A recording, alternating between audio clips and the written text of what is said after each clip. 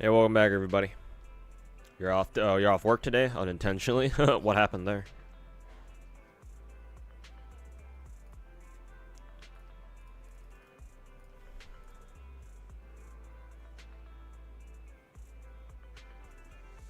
I think I already did my Nikkei dailies for today, right? At least I'm pretty sure. Also, what about Snowbreak? I don't even know. I don't know if I can even open up Snowbreak right now. Yeah, no, it just auto closes. Lovely. No, I'm pretty sure I did my Snowbreak dailies already. Yeah.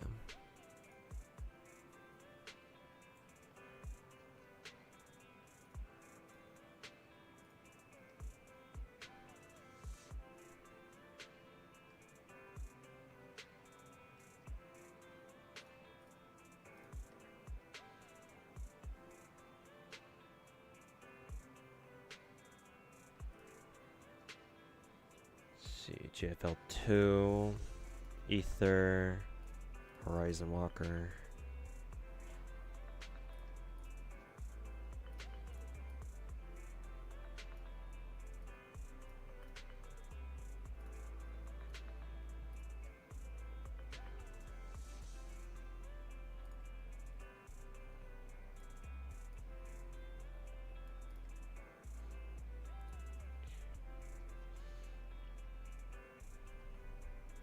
Hey, Holy Knight Sammy, welcome back.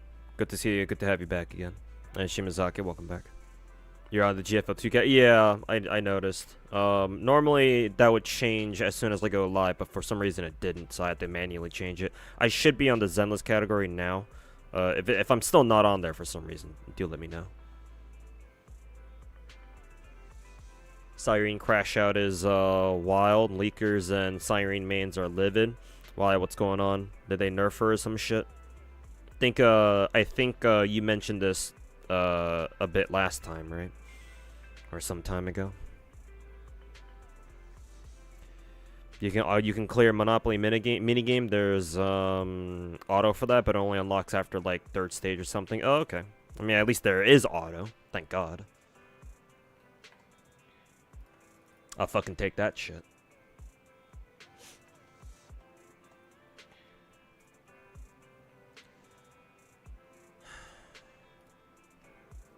Let's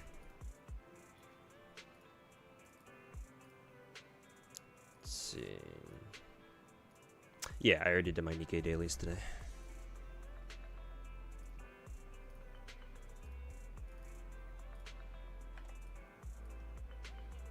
So I can worry about that later.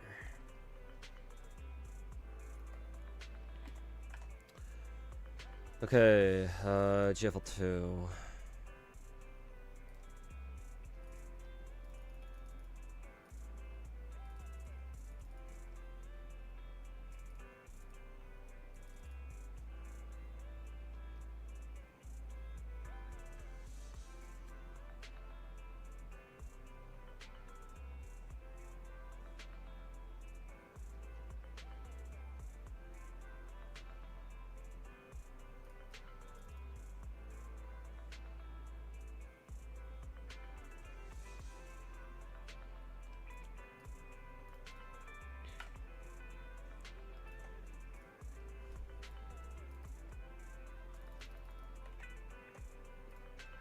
Edit display. Oh, we got a new guy here.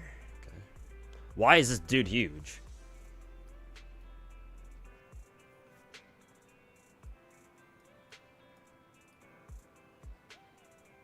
Big fucking chunker, huh?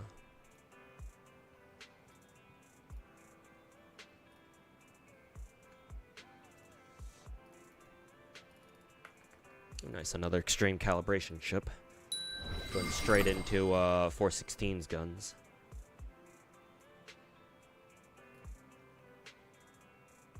Oh, right, yeah, I have no Sarkaz gold. Or whatever fuck kind of gold it's called. Yeah, Sardis gold.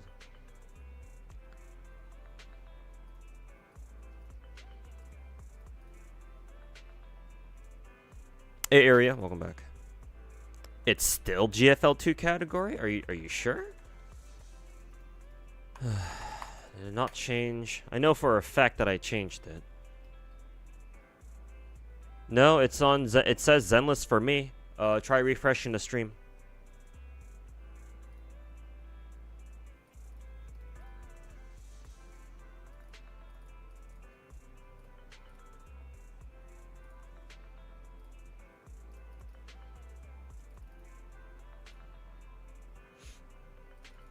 Nice thumbnail my stream got yesterday. Yeah, I saw. It's literally VSK's side titty.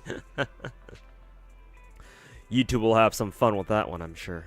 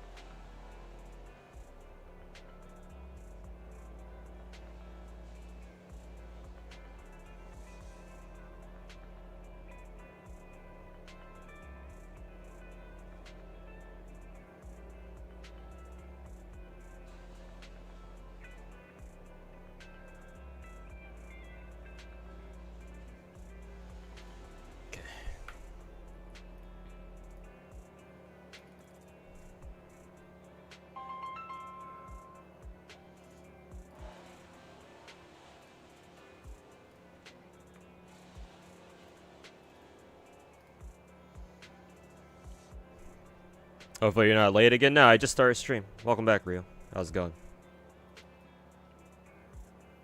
If you can ask me something about Nika, yeah, sure, go ahead. You can ask me any questions about anything.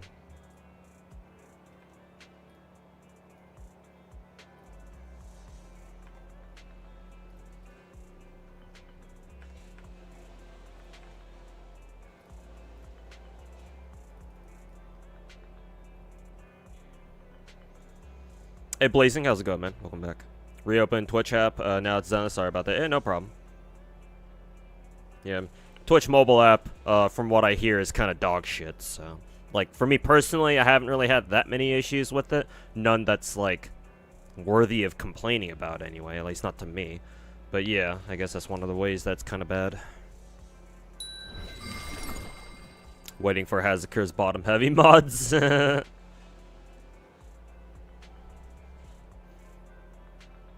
Do Abyss today? I plan to, yes. Did I do Arknights polls? Yeah, I did, yes. I think it was 2 days ago.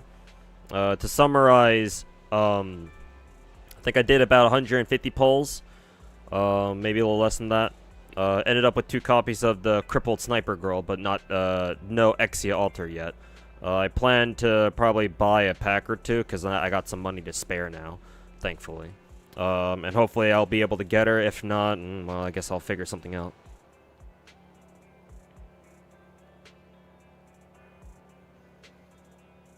You only have 200 mileage to spare. Are Jill and Ada worth at all, or use it on Delta? Delta is a much better design than the collab units anyway. If you're talking about gameplay, Ada is okay. I think Ada is by far the best out of all of the Resident Evil characters, I think. I forget what tier Jill is in. Pridwin's tier lists are kind of but it's the best I got for now.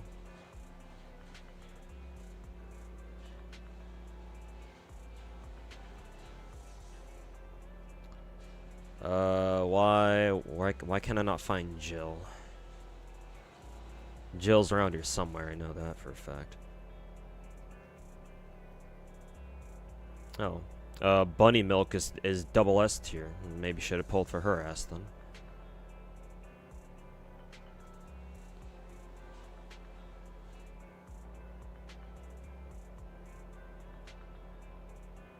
Yeah. I don't even see Jill. Oh, I see her. She's all the way down in B tier. So yeah, that means that Ada is by far the best one. We did use her in our recent electric raids, electric solar raids. She was useful there.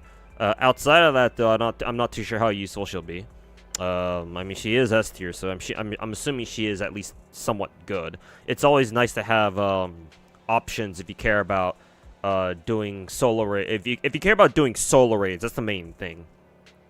So we have this game mode called Solo Raids in Nikke, where you are required to take 5 different teams. That means that against whichever boss the Solo Raid is up against, you need 5 different teams with 5 different DPSs at the very least. Because typically in boss fights in Nikke, they have like these quick time events, kind of, where they like pop up like red circles they have to shoot. A lot of the time, if not most of the time, you can only shoot those red circles, or you can only do those quick time events if you have a character that has that boss's corresponding weakness. So, having multiple DPSs, even if they're not top tier, just having them, as long as they're good enough, is still pretty important. But that's only if you care about doing solo raids, which is endgame content, like very firmly endgame content. So, if you care about that, then yes, probably Ada is your best pick. Apparently, Ninja Delta is not really that good. Like, she's just a trophy waifu and that's it. Ada is at least worth going for, I think. At least from a pure gameplay perspective.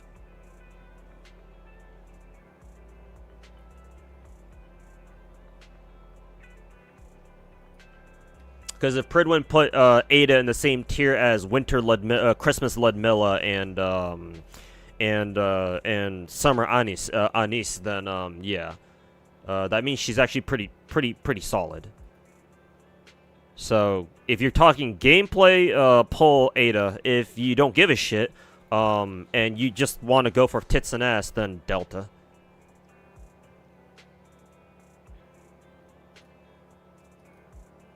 I should also add that remember that the RE characters, I'm sure you already know this, but the RE characters are also considered collab characters, which means that, past this event, God knows if they'll ever rerun.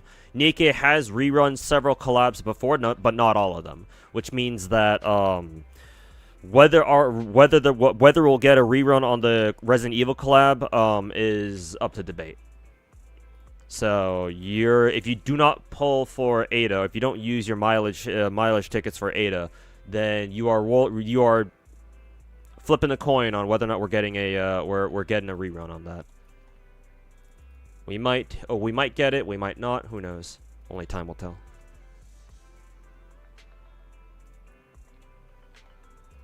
So that would be my advice.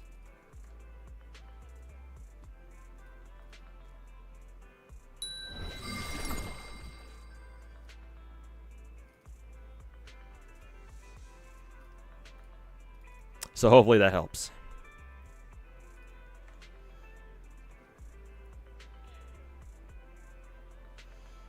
Kind of disappointed in current deadass rotation. Maybe you played bad, but you barely reached 20k. I mean, barely reaching 20k, that's all the same.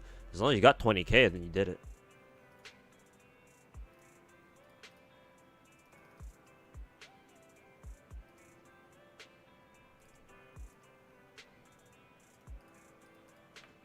Sounds good enough to me. Don't know about you.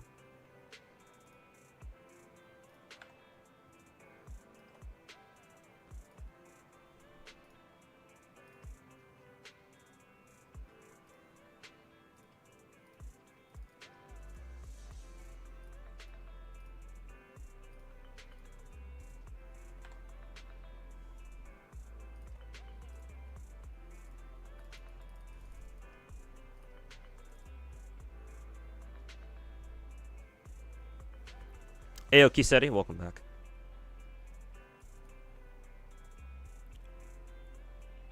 Do I whale on Horizon Walker? No, I haven't spent any money on the game. Haven't needed to either. But no, I have to be pretty, I have to be very careful with my money considering I don't have a lot of it. And I don't plan to spend on Horizon Walker. Maybe one day. I guess if I had to spend money, I wouldn't mind picking up that one Leah pass.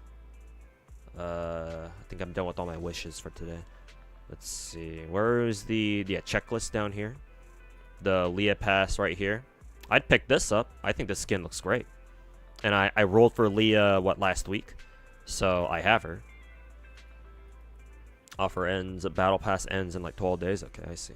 Actually, out of curiosity, let me full cam real quick. I'm gonna click on this and see how much it costs.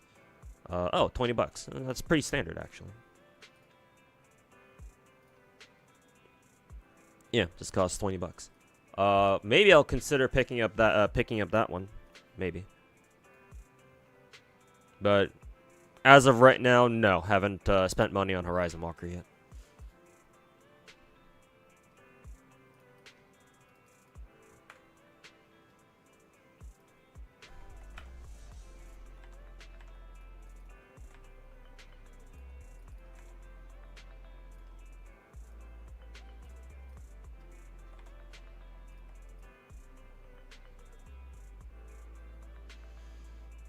New Tempesta ships just dropped. New ones, or were they old ones? I'm pretty sure we didn't get any new ones, right?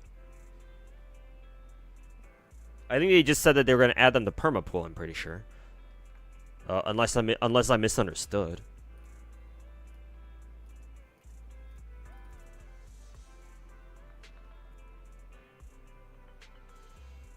You don't see them on Pridwin? I do. They're there. Ada is S tier, and then Jill is like B tier, I think. Same as Ninja Delta. Ninja Delta is also B tier.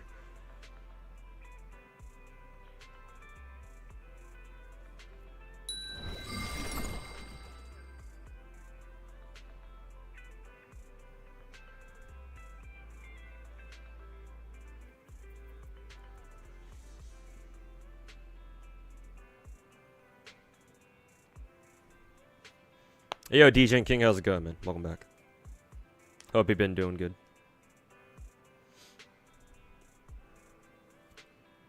Damn, you just pulled Ada from the free 20 pulls? Damn, alright, that's convenient. Thanks for your help. Might just use the mileage on Jill or just save. Yeah, you have a couple days left, so hopefully you can make a decision before then.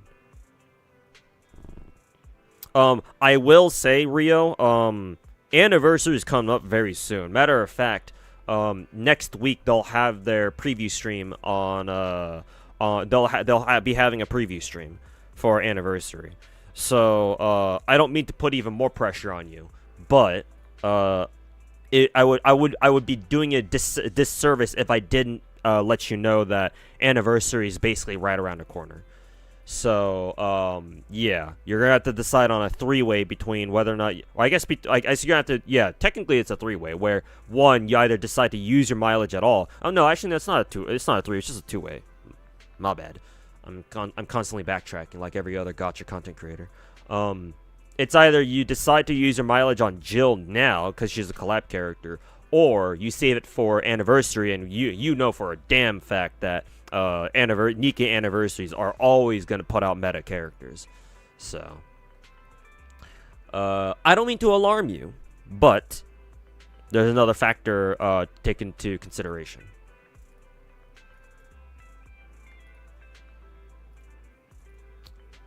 Bart, I don't mean to alarm you.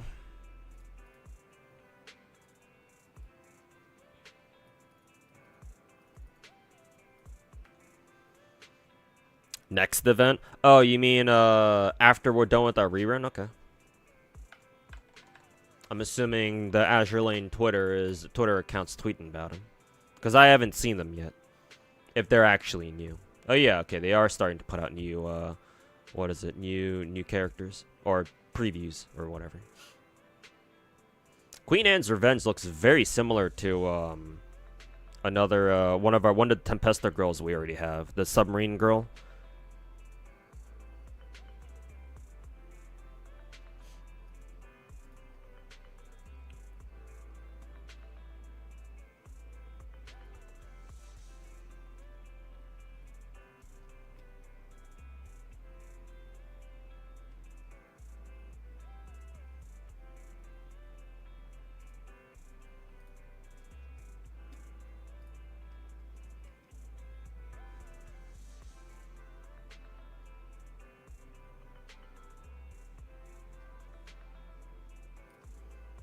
So yeah, I assume they'll be next week.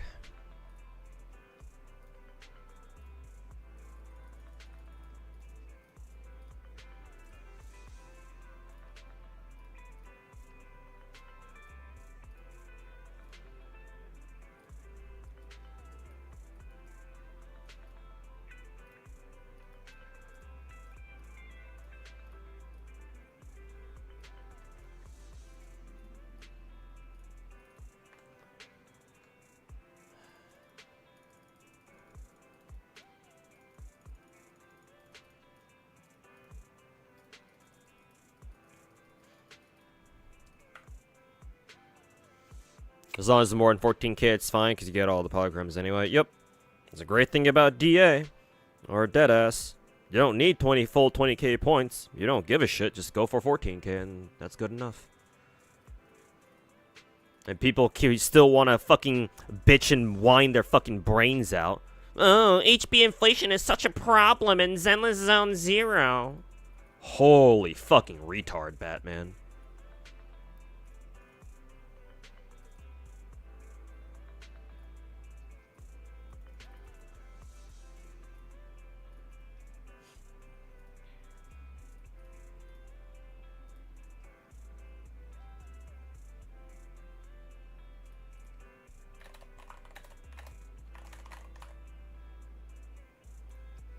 Okay, Ether Gazer should be done for now. I gotta remember to start doing Ether Gazer events. Can't procrastinate on them like I did last time.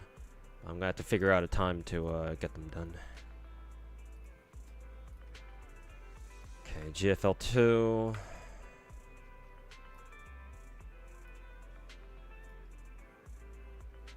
Oh, right, Dorm.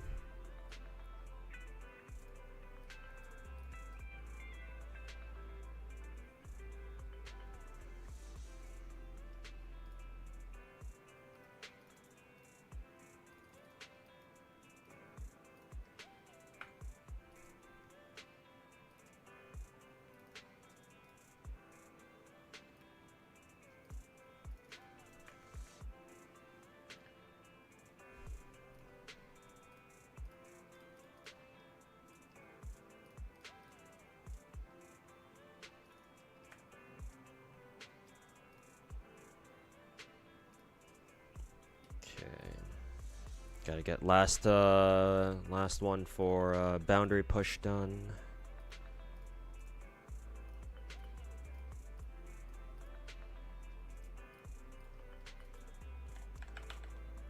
Shouldn't take too long. Hey, Cody, welcome back. Come back from the gym and I'm on. Nice.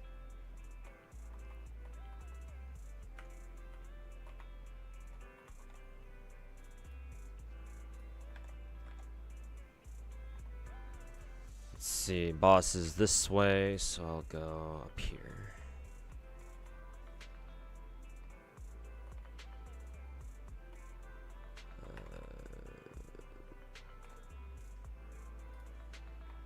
Blast our way through with the shotgun.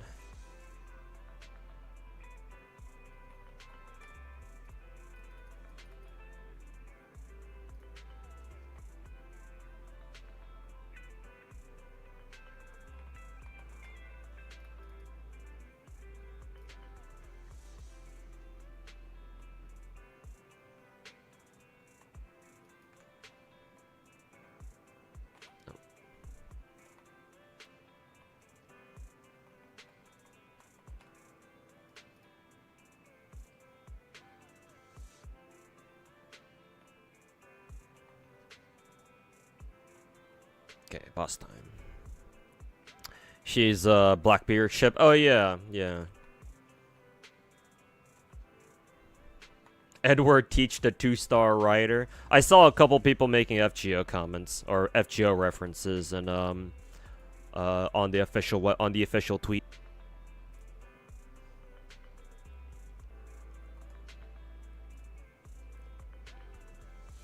I don't know how you power through all the events and all the games you struggle with 4. I'm not gonna say it's like like difficult or anything, cause like these are just video games. Like I'm not gonna pretend it's like a struggle or anything, but it does get pretty taxing sometimes, yeah. Like I ain't gonna lie. Like there are some times where it's like, damn. Like, oh god, I got all this to fucking deal with. But I power through them anyway. It is what it is.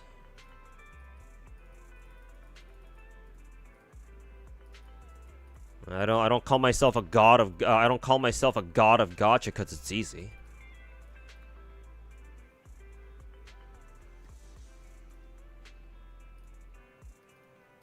Or at least, you know, not as easy as some people might think.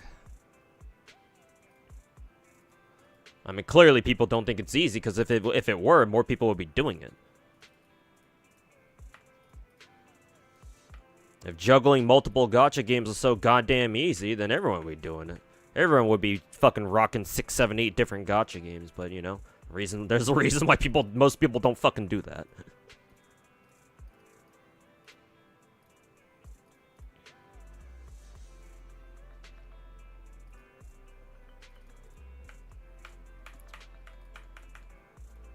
Okay, I should do it for Horizon Walker. I might actually, now that I have some spare cash to spend, I might splooge a bit. No pun intended. And I might pick up the Leah Battle Pass for 20 bucks. I do like this skin. It's kind of nice, actually. I think it said I had like 12 more days left. Yeah, and I'm basically done with the Battle Pass too, so I shall consider.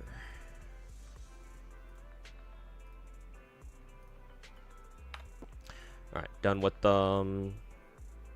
Horizon Walker for now. GFL 2 should be done too, now that they're done. Now that I'm done with Boundary Push. Still have to get around to doing Phase Clash at some, finishing up the rest of Phase Clash, but I think I'll do that on my own time.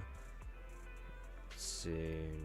Don't really have anything else going on in the event right now. Minor event anyway, so the only minigame we have is Frontline Survivors again. I might do that on stream, but maybe later. Okay. So GFL 2 is done now too. Exile GFL 2. There we go. Good for today. And I will pull up Uma, because it is daily reset time. Uma. you hate Frontline Survivors takes so long. It does take a long time. I do think that they should shorten down the time from like 15-20 minutes down to like only 10 and 15. But it's fun at least, so I can give it a pass if nothing else. But yes, I do agree. I think I've even complained about this a bit before, where I do agree that they should cut down the Frontline Survivors game time limit down from 15 minutes and 20 minutes down to like 10 and 15.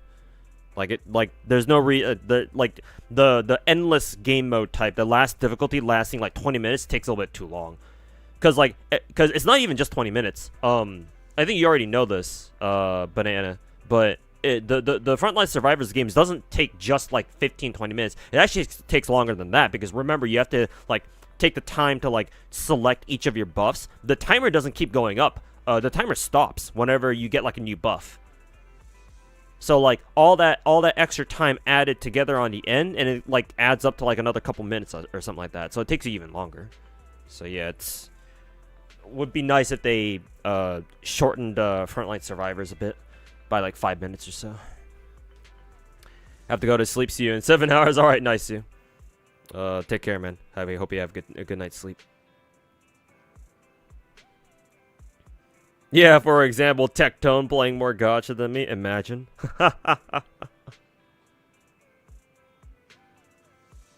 Imagine a world where Tectone isn't a bald piece of shit. Can't be me. Hey, Vincent, welcome back. Am I gonna try Stella Sora? People have been asking me that. No, I don't think I will. I don't, because how it was described to me was that it's supposed to be Yostar's answer to like Yostar's own Blue Archive, which is really weird because Blue Archive is published by Yostar in Japan. So like, why they felt the need to make another Blue Archive, or a Blue Archive clone, is really odd. But I mean, hey, I guess if they feel like they can double dip, then shit. If it works out, then cool. I have yet to watch a gameplay video of it. Matter of fact, I keep saying that I'm gonna I'm gonna take the time to like watch a gameplay video, but I never end up doing that. So actually, you know what? I'm actually gonna do that fucking right now, because I'm gonna fucking forget if I don't. If I you know, I'm gonna keep forgetting if I fucking don't do it now. Stella Sora gameplay trailer. So it's this video. Yosta! Okay, my internet source. Here we go. Stella Sora gameplay video. Yes, sir. Boom. Okay. Let me actually see what this game is about.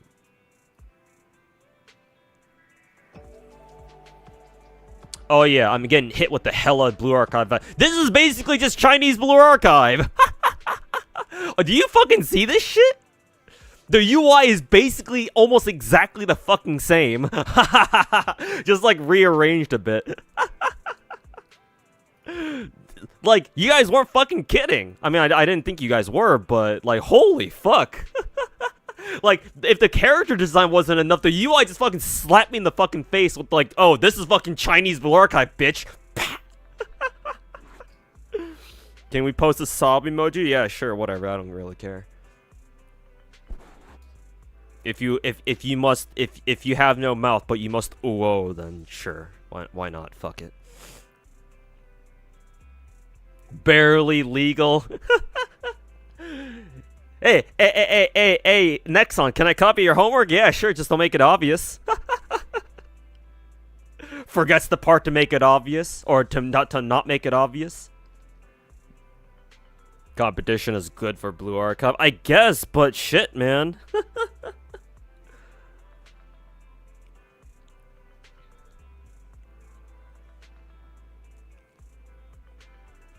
Like, there's competition, and then there's whatever the fuck this is. Not saying it's a bad thing, I just find it hilarious. But I mean, hey, leave it to the Chinese to fucking, you know, take a good idea and fucking, you know, fucking clone that shit until it gets old. Or until it doesn't work. The fucking Chinese copy all our fucking military hardware and God knows however whatever other industrial secrets that the rest of the world has. They might as well fucking copy all our games too while they're at it. At least we'll be able to enjoy their games.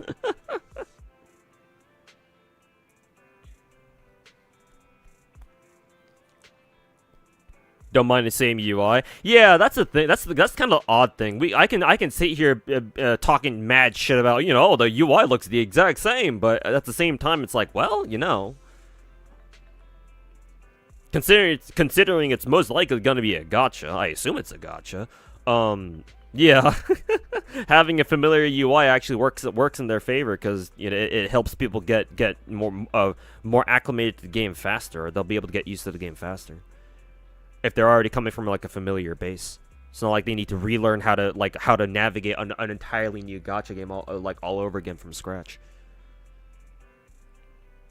Tencent's like, maybe we should make our own Nikkei then. Fuck it. They could. They could, yeah. Wonder how Yostar got Nexon to give Blue Archive their JP handle, and they fucking made a clone of it. I'm sure Yostar wasn't like thinking of making this game back when they got the rights to publish Blue Archive in Japan, but I'm sure I'm sure they got the idea to do it afterwards, after they saw just how wildly successful Blue Archive was. Not to mention, Blue Archive now has a Chinese server, so maybe they looked at that and was like, oh, actually, Blue Archive's actually doing pretty damn well in China too. Maybe we can do something of our own. Maybe, I don't know.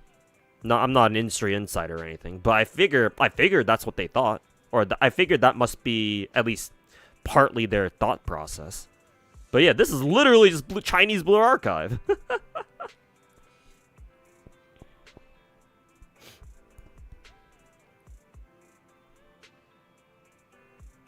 Stellar Sora Dev. Yeah, I know. Yeah, you were that. We were talking about that like literally right now. Yeah, Yostar publishes Blue Archive in Japan.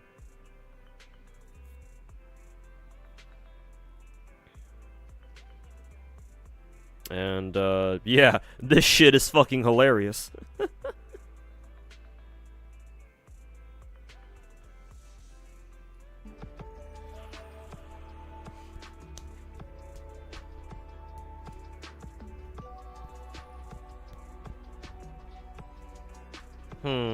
This is definitely a downgrade, though. I'm assuming they're just showing off, like, oh, this is their normal live 2D art. Oh, actually, no. Is this a downgrade? This is like a one step forward, one step back kind of thing. Because in Blue Archive, the normal art for characters are not animated by default, whereas in Stellar Sora, these characters are. Like, all these characters' default arts appear to be live 2D animated. So I guess in that sense, it's kind of an upgrade. But then, these remind me of like what is it? Like a GFL 1 style, like, actually that's not even GFL 1. Basically these are just like, oh, once you get them like leveled up sufficiently enough, or like if their affection rank is like high enough, oh, they get, you know, this is supposed to be like their memorial lobby, I guess. I don't know, actually. Maybe they do actually have their own memorial lobby, just like Blue Archive does. But until I see it, maybe we'll see it later in the video. But if they don't have a memorial lobby type shit, then technically this is a downgrade, because Blue Archive's memorial lobbies are just better, straight up better than this, because they actually give you an entire scene where this is just like, oh, an animated splash art. Like, they still look nice, I guess, but if this is all that, all that there is to this, then yeah, it's kind of like a one step back kind of situation. Has Mint played this game? Maybe, I don't know. This seems like it would be something like she'd play. I mean, she enjoys Blue Archive, I think, right? At least I think so. I think there was that one clip of her like openly talking about her reading a fucking Kisaki Dojin or something. Very based.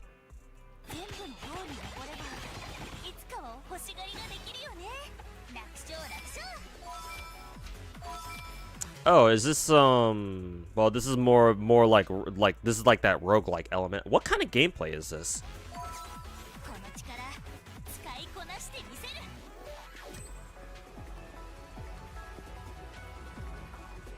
Like actual 3D traversal, huh? That's kind of interesting. I assume this is kind of like a button mashy thing.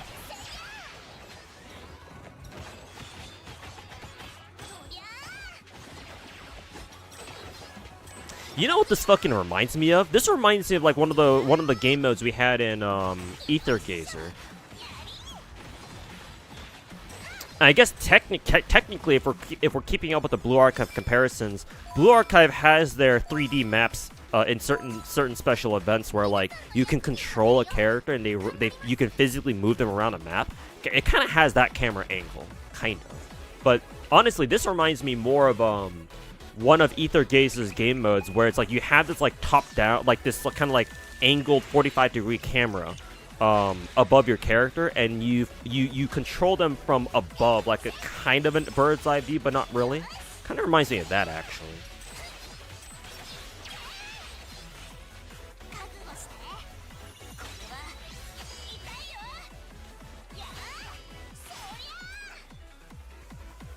But there was a squad too. So is it also like Ether Gazer where, okay, yeah, so you do have a squad here. Okay, yeah, it is like Ether Gazer, kind of. In a sense that you have your main character is the character you physically control, but then you have your teammates, you don't control them, but they support your character in some way. I guess technically those would be more like Snowbreak then. Because Snowbreak operates exactly like this. Well, no, not exactly. You can still switch to your other teammates. So I guess technically that means that this game is still kind of... It's still kind of unique in its own way. It just takes... I mean, it's a Chinese gacha game, so yeah, of course it takes a lot of elements from a lot of other gacha games. But it's intriguing, but would I be personally interested in this?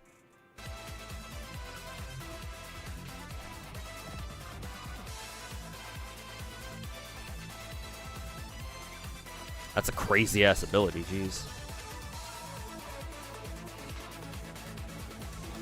Miku!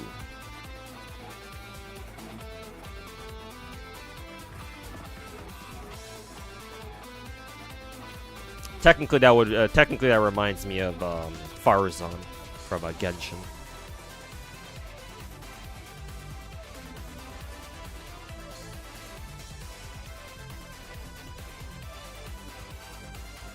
Also, am I crazy for thinking that this gives me a couple of like very slightly gives me like Azure Parmelia vibes? Something about the character models and the aesthetic.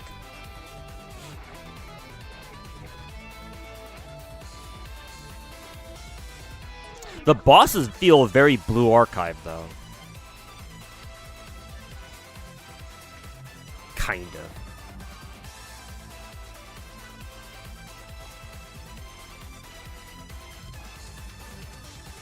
Ah, here we go. Now, okay, they do have memorial lobbies then. Okay, that's what I wanted to see. As long as they have memorial lobbies, then it's not a downgrade at all. Matter of fact, the what is it? Matter of fact, these splash arts are just a straight addition then, because Blue Archive doesn't have splash arts. They just have default art, and that's not animated, whereas these are. And then they have their memorial lobbies, and it looks like they have them too here too. Okay. But yeah, these background images, these are hella Blue Archive coded. Blue Archive does this shit constantly. I actually wonder if they got like one or two of the Blue Archive artists to come work for them, cause like this is so similar to Blue Archive's like the memorial lobbies are animated the exact fucking same. And like the way the background images like pan through and the perspectives and shit. And even down to the art style, it's not quite the same art style, I think, but it's so goddamn similar.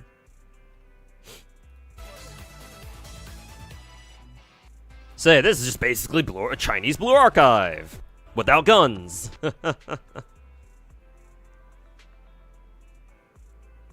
Designs look a bit generic, I guess so. I'm gonna be honest with you. Generic don't mean shit to me. I don't give a shit if the characters look generic or not. You'll probably find somebody you like. And honestly, if this is supposed to be a Blue Archive clone, as long as they clone everything, doesn't matter if the character looks fucking generic. As long as they're autistic enough, you don't give a shit about that.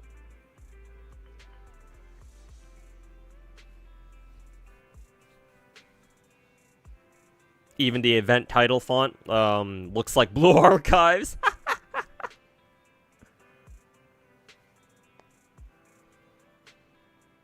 Game will last longer than Black Beacon. I know they're going through some tough times now, but I don't think Black Beacon will EOS or anything. At least I would be surprised if they did. As long as Black Beacon is doing well over in China, then that's all that really matters. To be honest with you, kind of looks like oh no, I know about Hades. I forgot about that game. Yeah, you're not wrong. The gameplay looks quite a bit like Hades actually. Yeah, you're right. Yeah, going from stage to stage, you got that camera angle, 3D map, well, technically 3D maps, and then you got the roguelike choices of like, oh, here are 3 options, you can only take one, you know, pick which one you want, right? So actually, no, you're right. It actually does. The gameplay at least is modeled heavily after Hades. Now that you mention it, I forgot about Hades and stuff. Hey, Zizar, how's it going, man? Combat looks cooler than Blue Archive. It looks like it'll certainly handle better than fucking Blue Archive's combat too. So yeah, I agree with you there.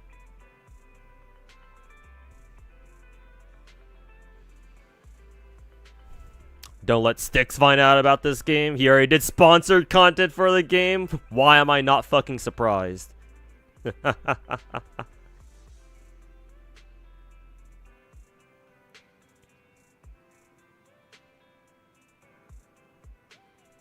Hey, start the clock, boys. Gotta time how long it takes for him to drop Stella Sora when they stop sponsoring him. Black Beacon ain't doing that great in China from what you heard either. Oh, well, assuming that's true, then... Yeah, I don't know then. Nice video, yes. Hey, thanks, Caesar. Thanks for watching.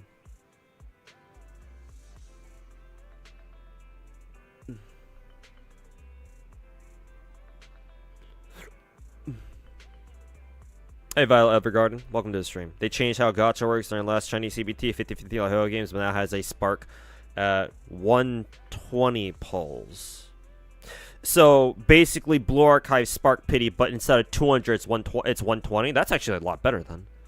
Almost half as much. Actually, that's just a straight up better version of Blue Archive's gacha then. Holy fuck. I mean, I know we complain about 50-50 gachas. Especially in light of CZN's gacha, but, wow. If Stella Sora has a 50-50 and, it has a Blue Archive style spark at 120, then, I gotta know what the, rates are for this game. What's the base chance, what's the base rate to get a, what, I assume a 3-star?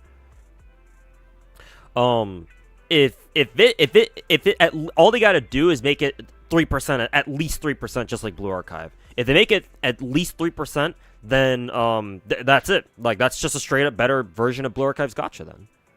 Like, ain't no way you can say otherwise. So as long as it's at least 3%, then shit, that's just a straight up objectively better gacha.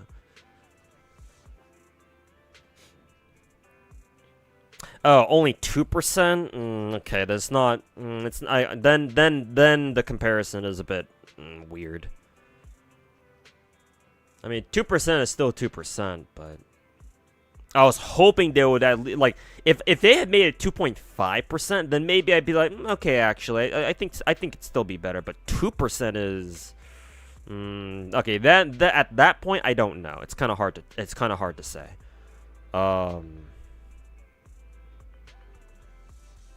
Man, I think Stella Sora would have knocked that. Well, it would have helped them. I don't know if they would knock it out of the park just if they just changed this one thing, but I think that it would have done them so much better PR if they announced, oh yeah, 3%, 3% 3-star rates. Or at least like 2.5. I think I would go with 2.5. Again, even better, 3%. Just to stick it to Blue Archive and be like, hey, we got a better gacha, fuck you. But guess they didn't. I guess it couldn't be that good, huh? Either way, though, at least it has its it still has its advantages, I suppose.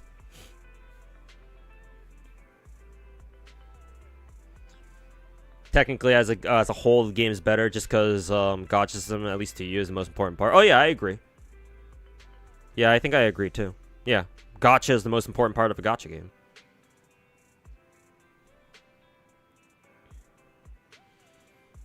So yeah, maybe even with the 2%, the gacha in Stellar Sora will still objectively be better. I just wish it were like at least 2.5 though. So that way there will be a lot less like room for error or like room for doubt. But you would gladly play Genshin if skipping dialogue didn't take so much goddamn time. Yeah, if Genshin actually added a proper fucking skip button, yeah, for sure. So many people would at least be willing to give Genshin a try again if they could just fucking skip all the goddamn story.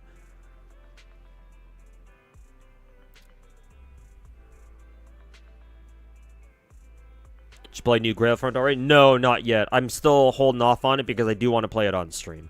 I don't know when I'll do it though. Maybe tomorrow. I don't know.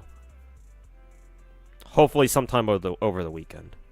But yes, I'm aware of the New Grailfront event, and I do want to play it on stream.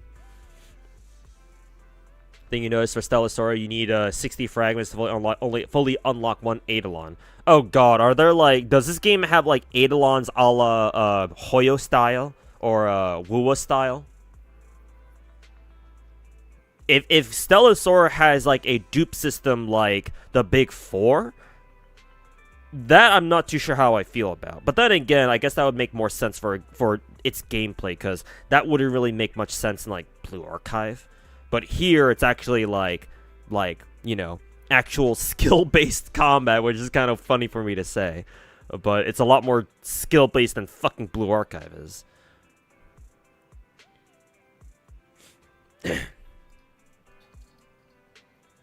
Been grinding Assassin Duel past couple of days in JP. FGA, bongos, burr. Nice. Did you believe there might be a way to get fragments outside of gacha? Well, if assuming this is a true clone of Blue Archive allows you to farm shards for 3-star characters in their hard modes. It's RNG. You can only do it 3 times a day, but it's still possible, technically. So if Stellar Sora wants to do something similar, then they would do something like that, I guess. And again, if it is a Blue Archive clone, then they should have something like that. Just how good it will be, or how quickly you can farm extra shards or tokens for 3-star characters, that remains to be seen. But I think for now, yeah, it's probably just speculation. It's probably a good chance that they'll have something like that, yeah.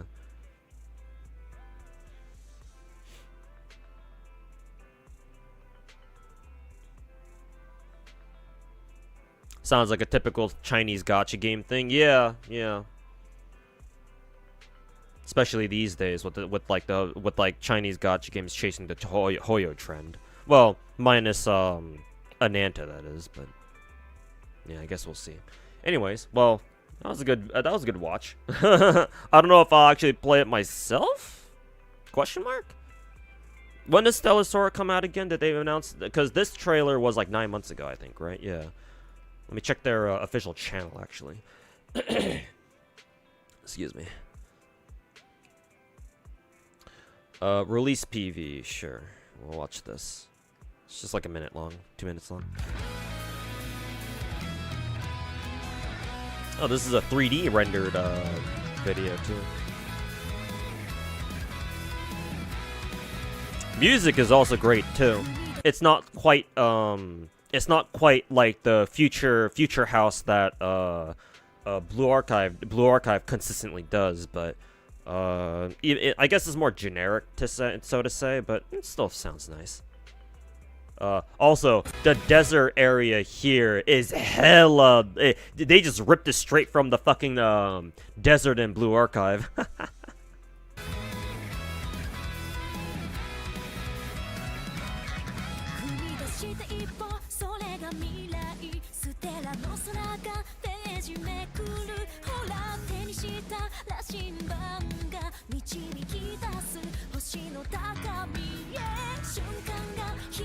DNA has no gacha, right? Yep, apparently. Now what's the catch?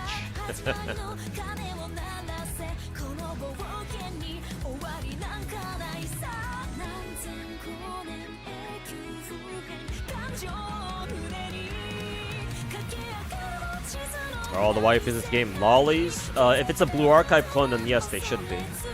But some of these characters have titties, so... Well... Oppai lollies exist, so...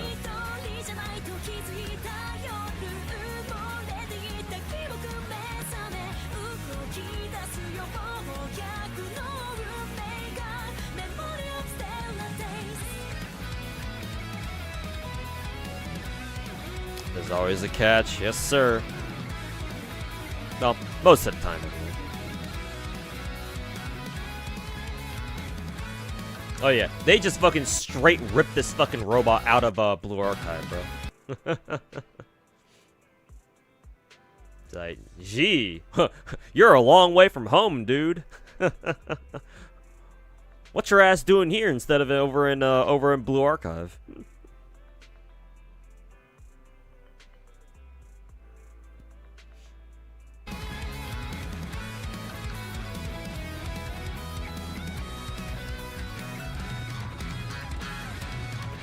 Oh, was that the, is this the, what's the name of the actor who does this meme?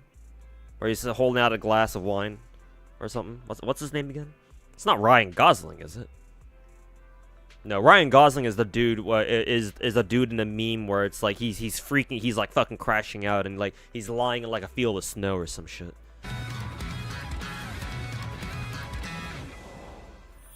Oh yeah, Leonardo DiCaprio, yeah. Yeah, she's doing the meme, guys. The DiCaprio meme. Yeah, Leonardo DiCaprio, yeah.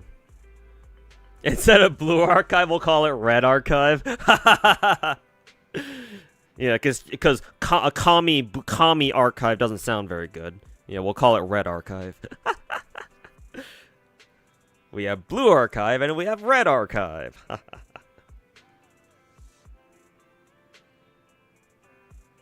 By the way, do we definitely know that Ananta isn't gacha? I mean, how we know? You know, no character gacha, but are skins the only direct buy, not any kind of random? Well, I'm assuming so, but again, I don't know if we have that level of detail about Ananta yet, but.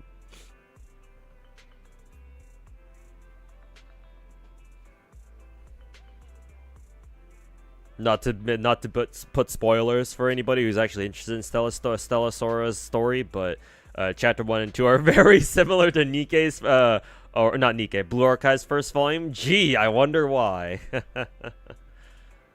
How could that be? I mean, at this point, it's basically expected, you know?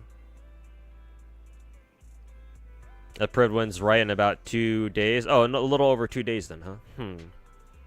I don't know if I would want to play this myself. Maybe I'll keep tabs on it. Maybe. Stellasaura, CZN, DNA were packed for the next 2 weeks. I know, right? Jesus. Especially if you're interested in all 3 of those games. Just want to buy some milk. Where the fuck am I?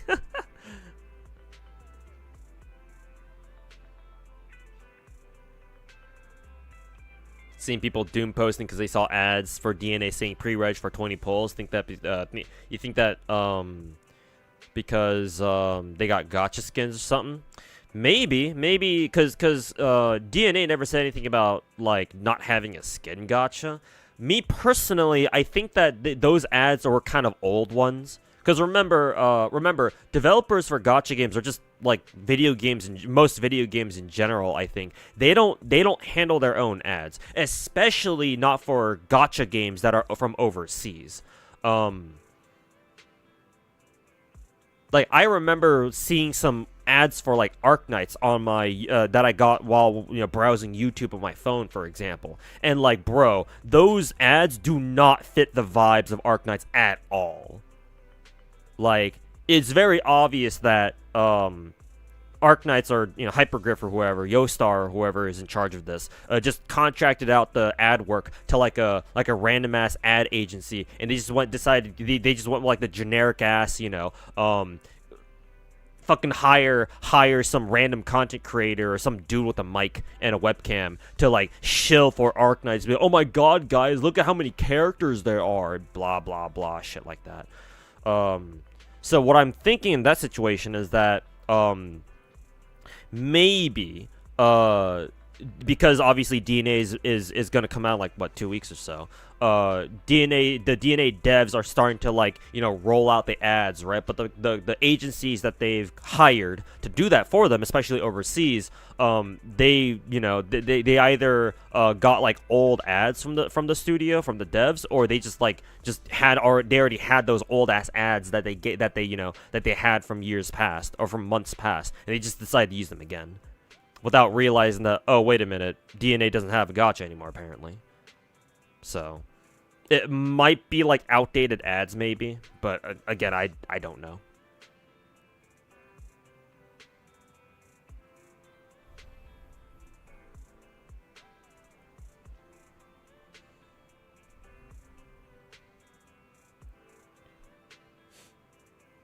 You'll pick up Stellasaur. All right, Rio. I guess for now, unless I decide to change my mind about it, I guess for now I'll rely on you to help me like keep tabs on Stellasaur then, because I am genuinely interested in, now that I know how fucking similar it is to Blue Archive, how much of a goddamn clone it is. I'm not saying that that's a bad thing. Like, I'm actually genuinely curious as to how well it'll do. I'm assuming it's gonna have a global release, unless it already has a Chinese server that's been going on for a while.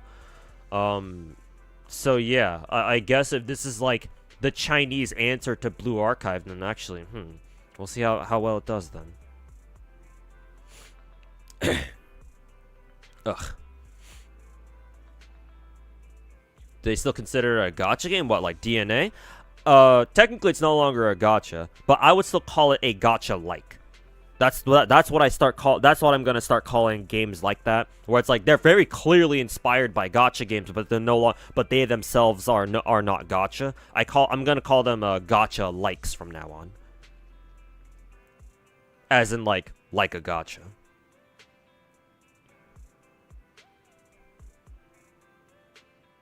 Yeah, you saw one of those bad ads for Azure Lane. It was so cringe, but you still played it anyway.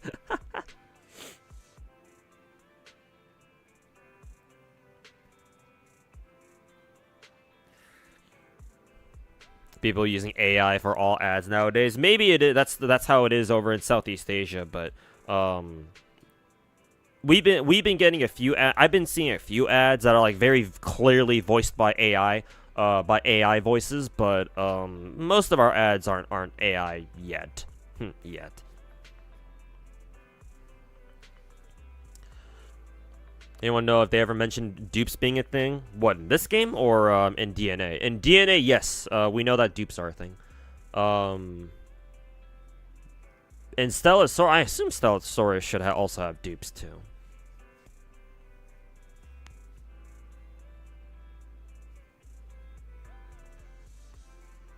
Some ads aren't made by devs themselves. Yeah, I would say that. Yeah, I would say that a lot of ads aren't made by devs themselves. Like they'll make some if they have to. But yeah, a lot of ads out there are more generic. Like, oh, they're trying to appeal to like your average fucking retard on Twitter or like on TikTok or something.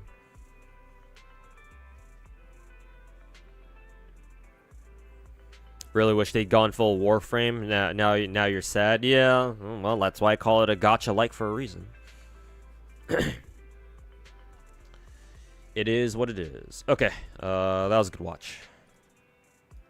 Now I know. Uma time.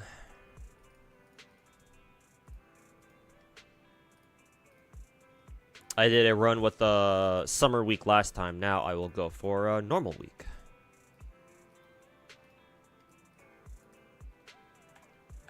Okay, in the meantime, finally, let's get some Zenless done. Gotta grind, gotta do, what is it? Dead ass, right? Dead ass time.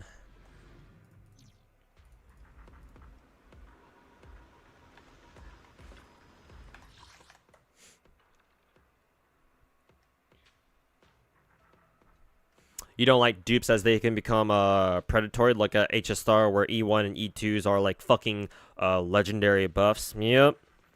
I mean, to be fair, it's not like you need them, but with how good they are, it's like, yeah, it's like it caused the community to be like, oh, you should really roll for these characters E1s and E2s, guys.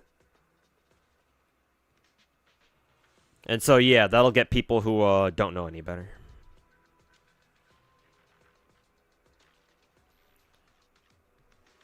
So yeah, it is what it is. We can max cons for characters for free or what? Technically speaking, yes. The DNA devs, the Pan Studio, who the name of the developers for DNA, did specifically mention that you should be able to farm for everything in their game. But the problem is that they also said that you can also directly purchase dupes for your characters, which means that my biggest concern with DNA is that, like, oh, that means that the mere I think I said this verbatim in my video that I put out like last week or so, talking about this, but I said some shit like, you know, the mere existence of the fact that you can buy dupes in DNA means that there's a big possibility that farming for characters is gonna take a long while, right? Because they have to incentivize people to buy dupes anyway. Like they got to incentivize people to buy dupes so that way they can make money, right? So how bad are they gonna make the grind to get people to just be like, you know what, fuck, I'm not gonna grind, I'm just gonna buy the extra dupes myself, or like, you know, buy the character directly.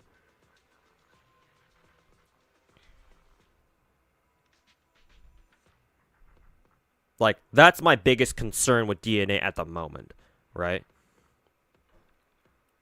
Because, like, as a hardcore gacha farmer myself, right? Because I've been doing this for, like, the past 8 years. Like, I don't mind if I gotta sit my ass down for, like, a month or two straight doing nothing but grind tokens for a specific character if that means I can get her for free. Or if I can get them for free.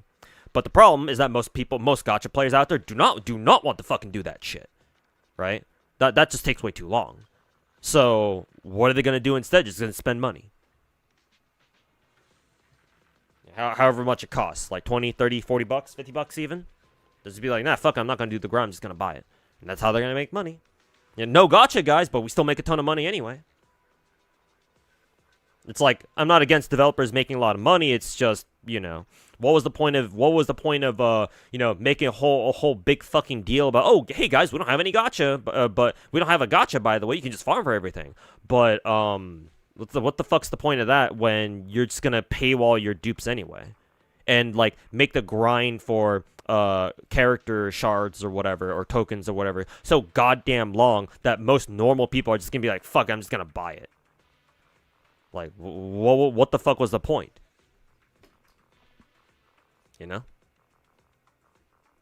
Well, I mean, there is still a point, to be fair. I mean, 50 bucks for a character, for like a whole-ass new character is still, you know, by normal gacha standards, that's pretty damn cheap. But, still. Okay.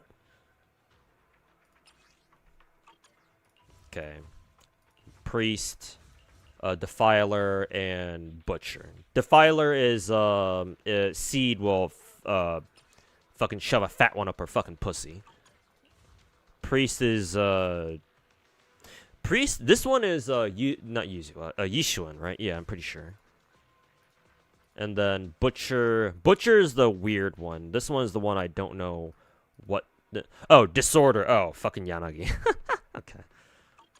Well, that was easy. Anomaly Proficiency, I'm assuming. Yeah, Anomaly Proficiency. This one, I can't use Astra because I want to save Astra for my Seed Orpheus team. Seed Orphe team. In which means I have to bring somebody else here. So maybe, what, Lucy? Yeah.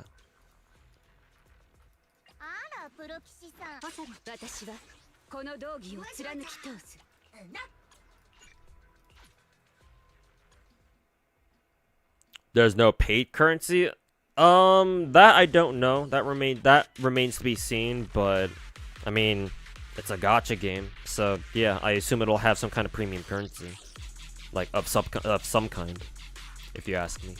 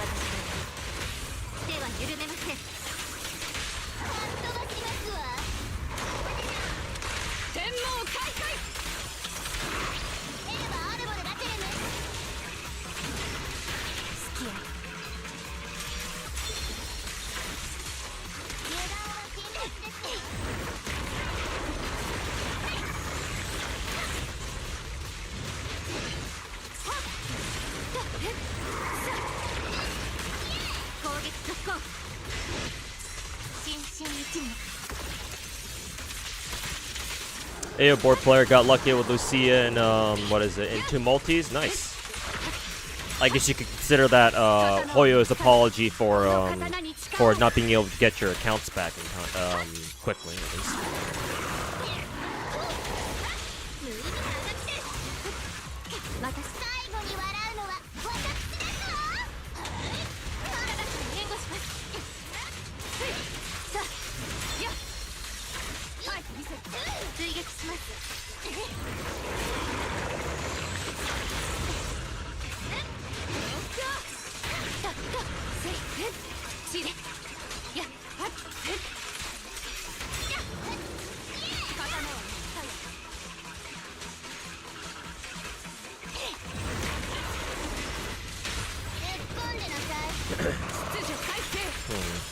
I've only been able to get what, 12k score.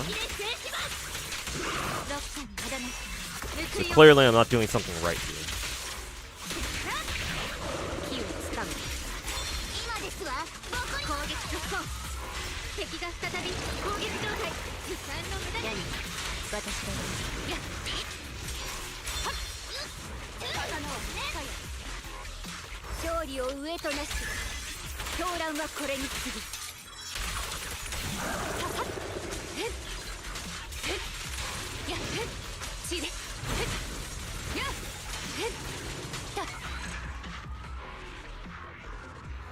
Have I tried new Zenless endgame? What do you mean new Zenless endgame? I only got 15k score on that, so clearly I'm not doing something right. Do I have Yuzua? I do, yeah.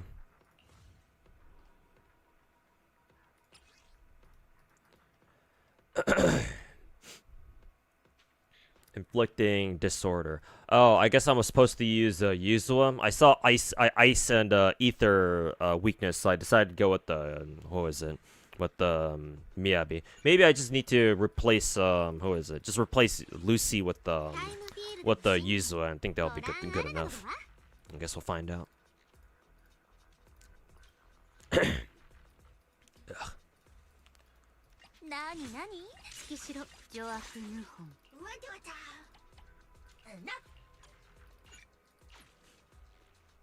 There's a new endgame dispatch. You should try it. Oh, are you talking about... Because I think I did it yesterday. Are you talking about the one where you have to bring like 3 or 4 teams in a row? Because I did try that yesterday, yeah. After I'm done with Deadass, I plan to finish the hard mode version of it. So if you're talking about that, then yes, I know about it. I've done it yesterday. Or at least half of it yesterday. I plan to finish the other half after this.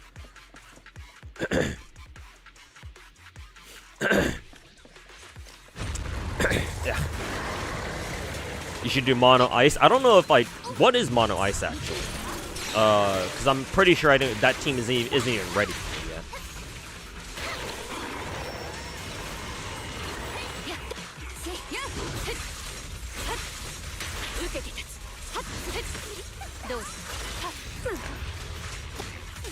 Almost got it.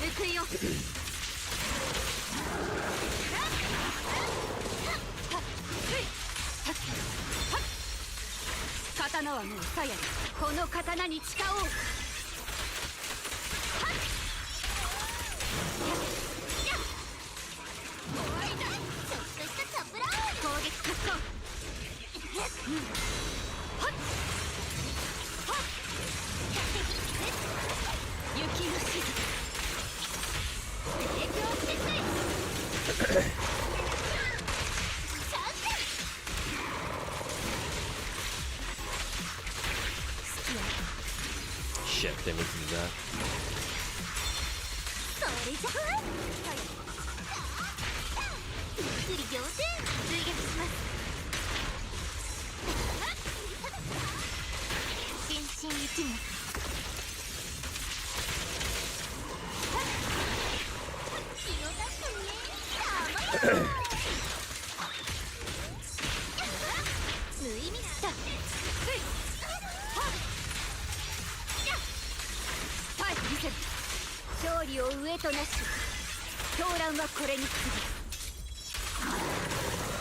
Ooh, almost. Wonder what I'm doing wrong there. Or wonder what I could do more. Because I felt like I played that pretty well.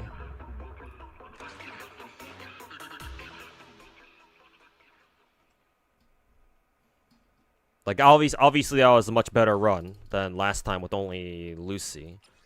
But, is there anything else I could do?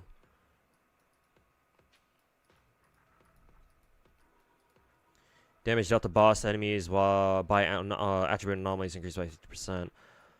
While Notorious Dead and Butcher is either in ether enhanced state, damage it takes is reduced by 15%. Triggering disorder on it immediately forces it to end. Okay, so they just want, yeah, it's pretty straightforward. They just want you to keep triggering disorder.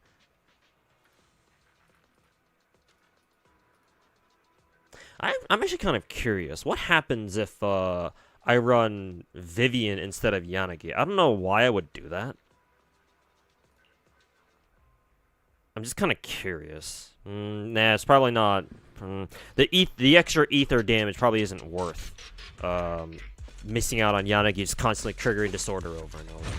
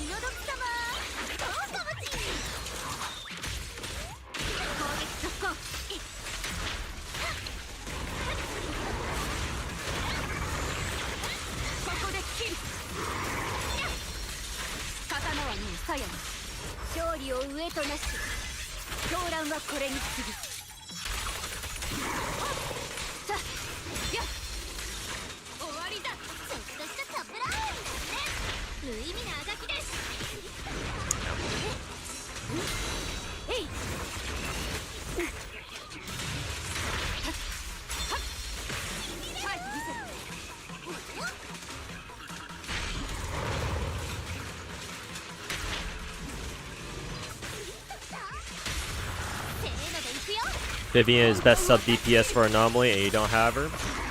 Well, guess what? She's on radar right now, I think. At least I'm pretty sure.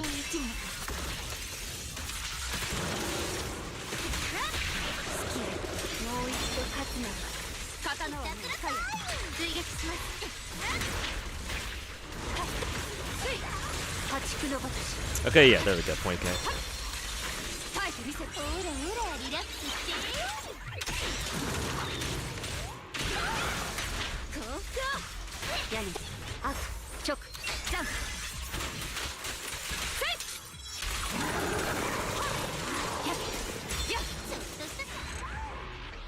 Okay, yeah. I changed up my strategy. Instead of relying so much on Miyabi, I just fucking went ham with Yanagi. Because I figured, oh, if I just need to constantly trigger the sword, then I'll just focus more on Yanagi. And just have her constantly just spam EXs. Just keep slamming that fucking butcher's bussy. Just a change in strategy, and that's all it needed.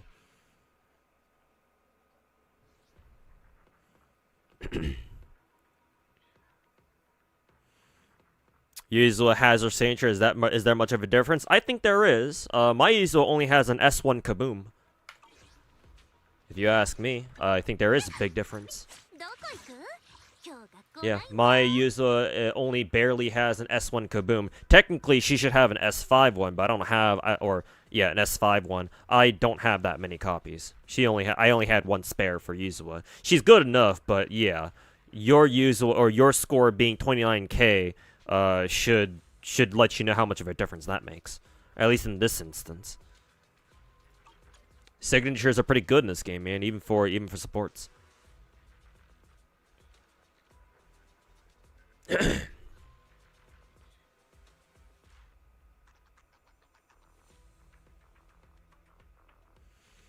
Down the road, you need support, attack, etc. materials to level up your agents from 120 to raise the level cap. Yeah, on your short work break. Hey, what's going on, Pokey? Yes, Pokey. If you want to level up your characters, and eventually you will have to, you have to start farming all sorts of materials. Might be pretty overwhelming at first. It's gonna take you quite some time, to be fair. Especially when you try to get characters to level 60, because the jump from level 50 to 60 is always the most expensive. But you need XP, you need Ascension XP, or you need Ascension tokens. Actually, let me just show you. Go to my inventory. So you need this XP, Investigator logs. These are your experience items. You need WNG energy modules. These are your weapon XP. You need these to level up your engines, which are your weapons basically in this game. You need plating agents. These things. These are used to level up the discs that you give to your characters. Because remember, every character in the game can equip 6 discs. These are basically their gear, and it makes them stronger. Much stronger. In order to get them to level 15, or whatever max level your discs are, because there are different rarities of discs, like 3, 4, 5 stars. You need the plating agents, as I showed before. And then you also have these little dudes called Bangboos. In order to level them up, you need these things. These things, I think, another, like, oh yeah, these things right here. Cooling fluids. These are used to limit. These are kind of like their ascension materials too. Kind of like how the characters need them. Like need these certification seals. These are the same for Bangboos. But you need these to increase the level cap of your Bangboos, and you need these, the widgets, to level them up. And characters also need skill chips. You have 3 tiers of skill chips. You need skill chips for every single element in the game. There are 5 of them. And then there are also now 6 classes in Zenless. So if you want to level up a particular character, you got to know what their class is. You gotta farm them the appropriate certification seals. There are also 3 tiers of this, so you need all 3. Engines as well need their own ascension materials. They're called components, and because there are 6 different classes, there are 6 different types of components that you need to farm to level up engines to. So yeah, it's a lot. You're gonna have to be patient, but you do need to do it in order to make your characters as strong as they can be. It's a lot of work, but if you can hang in there and get your characters everything they need, then they will pay for themselves in full, if not more. These signatures isn't as good as like Lucia's is for her. Yeah, I imagine so. Yeah.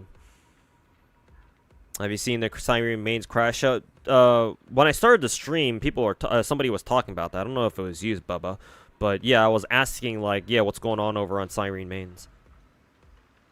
I assume it's because they keep nerfing Siren's ass in every single beta, but I don't know for sure.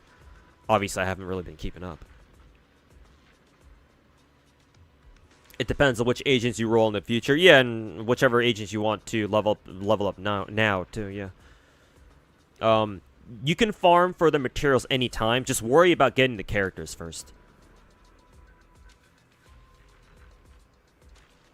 Because unless you know for a fact that you will be able to pull a certain character from gacha, like pre-farming for them when you don't know that you'll pull them is kind of dangerous, because what if you end up not being able to get them? That means you just farmed all those materials for nothing. At least you're not going to be able to use that for that character that you intended to use them for. Maybe you'll still use them again for other characters, sure, but like unless you know that you have other characters you want to level up, then you know, at the end of the day it's kind of like wasted effort, right? So for now, again, just worry about pulling the characters first. And then once you get them, then, you know, you can farm for them.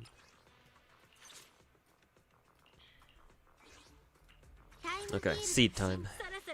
Actually, what weaknesses does this bitch even have? Electric, physical, and then ice. I'm still gonna bring Orphe here anyway, because fuck you.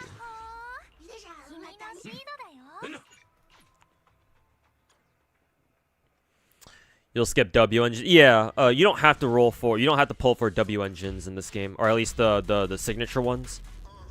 I've been able to make do so far without them. So.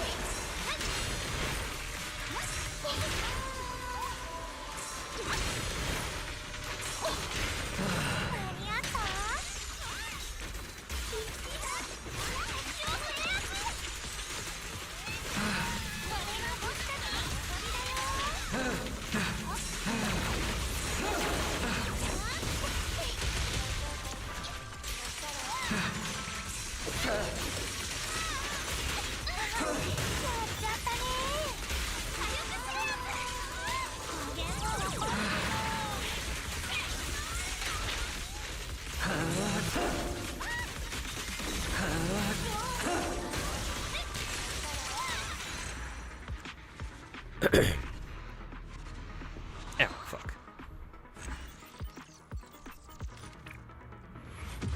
Alright, back to work. Alright, take care, Pokey. Did you know that certain Bang Boos at dupe level 3 can reduce their faction restriction from 2 to 1? Oh yeah, I forgot about that. Yeah. I knew that, but I keep forgetting that. Yeah. No, what? Actually, maybe I'll consider pulling dupes of certain Bang Boos then. At least the factional ones, or at least the faction ones that I tend to use a lot. Like Gulliver, for example. But if it's only certain Bang Boos, then I might have to figure out which ones exactly.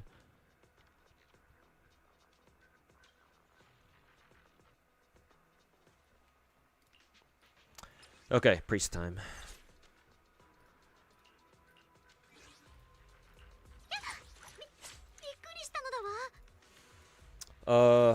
Which one do I use for this?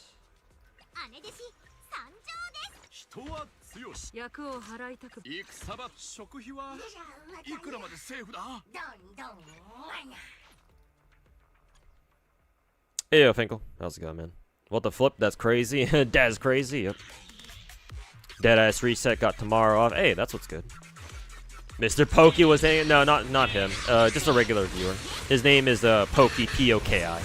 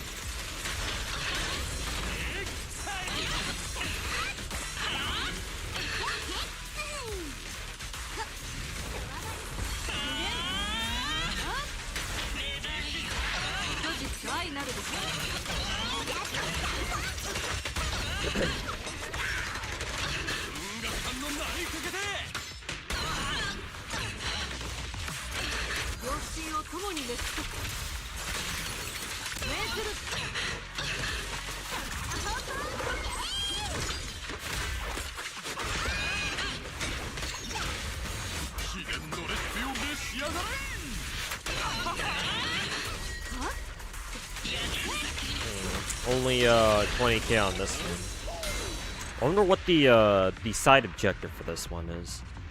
Normally the side objective for Priest is just defensive assist all day. But that time it didn't. I don't think that worked.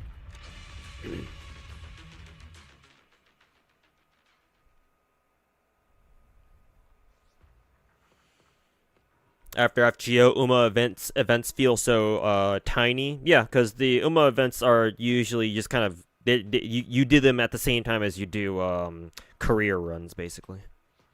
Usually, unless they're talking about like PvP cups, in which case go fuck yourself.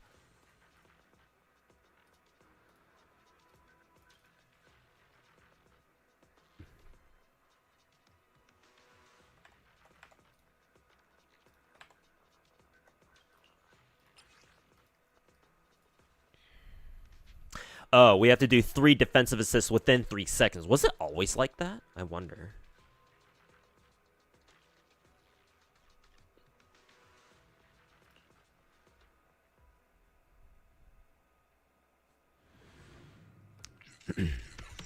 Am I still gonna use Panda? Oh, it's because my Lucia isn't ready. She doesn't have her own engine. I plan on waiting until, I can pick up, the Battle Pass support engine for Lucia, because I don't plan to roll for her support one.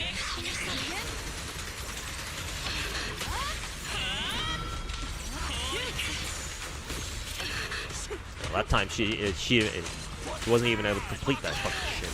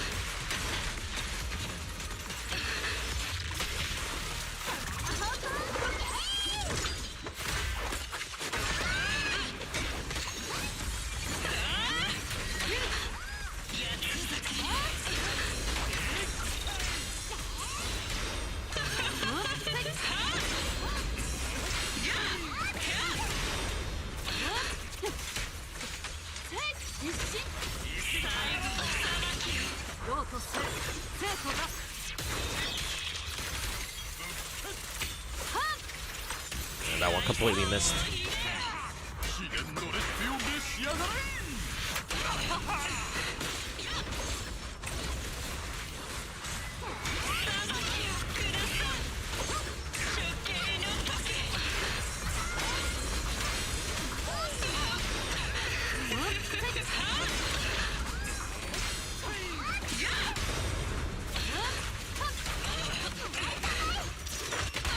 Okay, we're in a better position to get 20k here.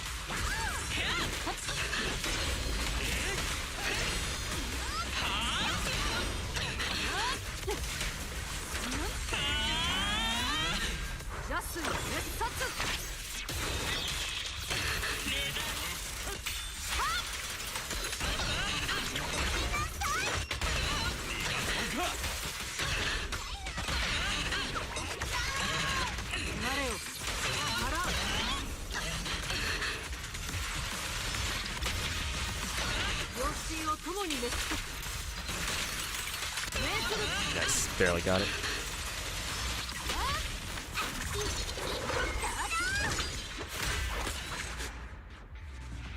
Hey yo, Full Out Alchemist, welcome back, man. Alright, take care, Rio.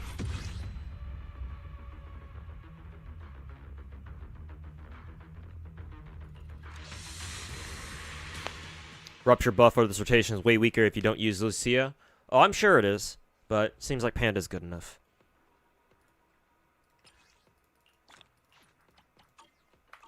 Because, yeah, the reason why I'm not using Lucia is because, I don't have her engine yet. Because the only suitable engine that I can realistically get for her is, I think, Spring Embrace, that's on her battle pass, or that's on the battle pass. This one right here. Actually, is it this one? Oh no, not Spring Embrace. That's the defender one. Unfettered Game Ball. I think it's this one. So, unfortunately, I can't use her yet. That and I would like to get her skills upgraded a bit more too. Prefer, I guess she's all right. I think the only skill that she really cares about is her skill, or EX skill. Maybe she'd like a few basics along with that too, but I still need to farm more ether chips for her anyway, regardless.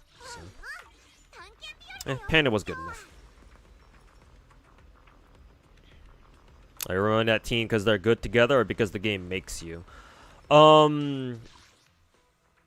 Actually, Hexen, I don't know if you play Zenless. So, if you're talking in terms of like a game infrastructure, like how this game mode is set up, if you want to score like at least 20k, or if you just want to go for like super high scores, then yes, you basically have to run teams that the game wants you to run.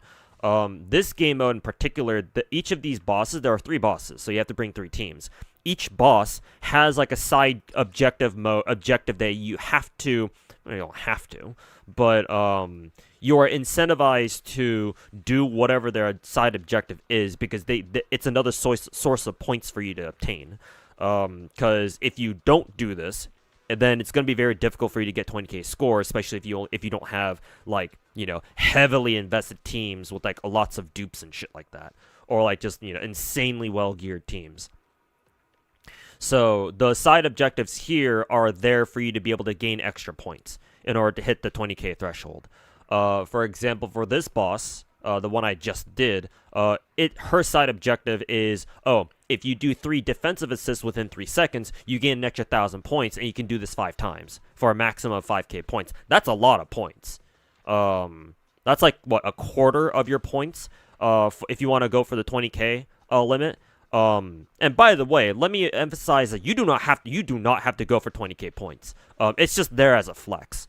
At least you don't if you don't want to, you don't have to. Because for this game mode, if you just want all the gem rewards, like the polychrome shit, this is the material you use this is the currency you use to roll gacha. You only need 6 stars out of 9. 6, 9, nice. So the rest of the star rewards don't give you gems. They just give you extra dennies and some like extra shop currency, which are nice, but you don't have to have them. You can farm both of these in other places. You just can't farm polychromes. Well, you know, I guess you can, but these are the most valuable. So if you don't want to, if you don't give a fuck about getting 9 out of 9 stars, all you need to do is just get 2 out of 3. And at that rate, because 2 out of the score threshold for 2 out of 3 stars is only 14k. That's super low. You don't have, at that point, you don't have to have super well geared teams, or you can use the exact wrong teams and you'd still be able to get 14k score.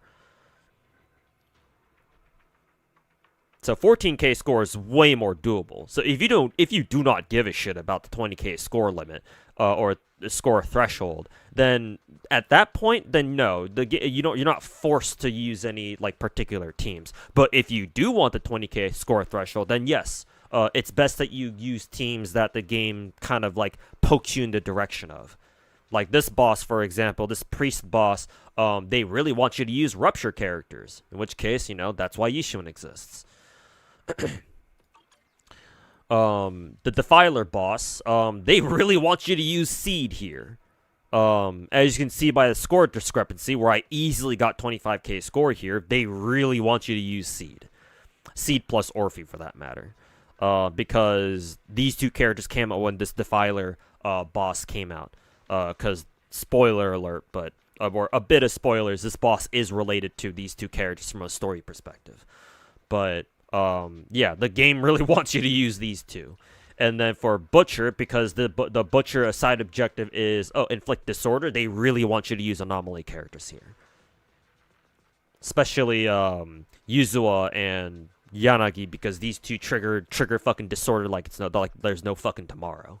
So yes, if you want the maximum score, or if you just want to go for high scores in general, then yes, you are forced to use the teams that they want you to use. But if you don't care about that, if you only care for a 14k score and you don't care about full stars, then yeah, whatever, just use whatever you want. It's probably good enough.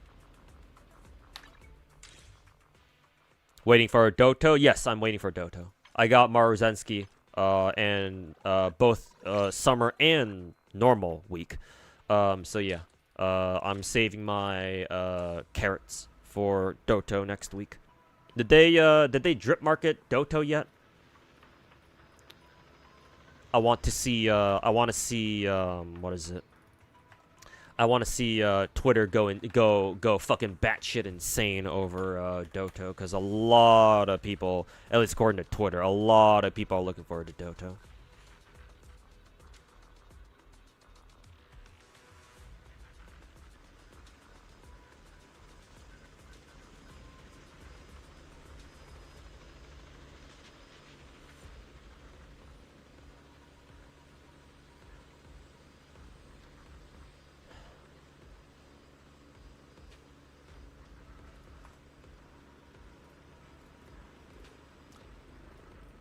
Doto.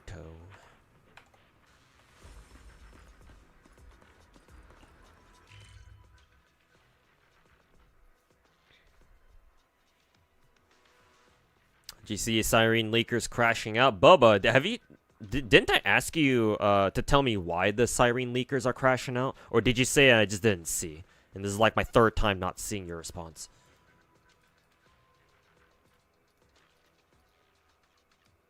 Where do I need to go again? Yeah, this one. You can use Trigger instead of Panda if you want. I actually did use Trigger before Panda. I actually did do that, yeah. I decided to go for Panda instead because, you know, I built him, so may as well get some use out of him. Whatever, 20k score is 20k score.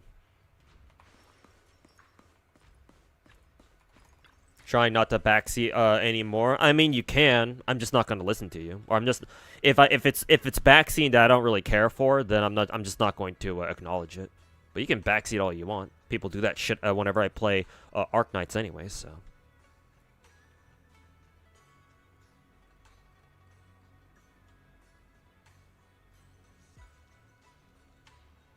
Using Yushu and ult outside a stun window damage and damage. Oh yeah, I did notice that some of the times I was using her ult, they weren't getting as many points as they could. So I was like thinking to myself, maybe I should be saving these ults for like, cause I did read a description where Priest has like this window where like you do a lot more crit damage if you hit her during that phase or during that window. I just didn't know what that window was, like what it looks like. What is it when she's like stunned or some shit? Because I think whenever I think I remember whenever I ult her ass while she's stunned, I get a lot more points out of that. So maybe it's just when she's stunned, pretty much. I don't know.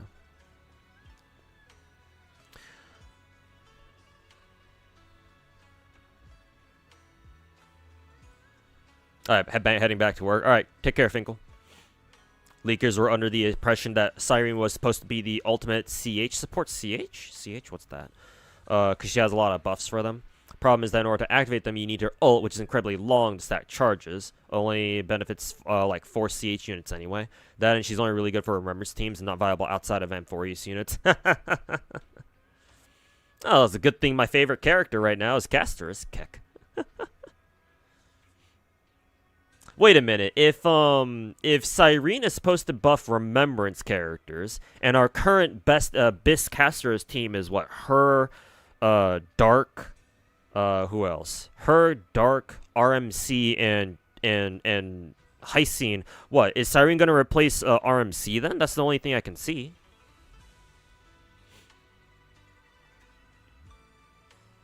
Now I must cook for this new endgame mode. Good luck. Alright. Maybe, let's see. Oop, I clicked on exit instead of enter. Let's see, because I did do the easy mode. Now let's try the hard mode. Let's see if I will get cooked or not.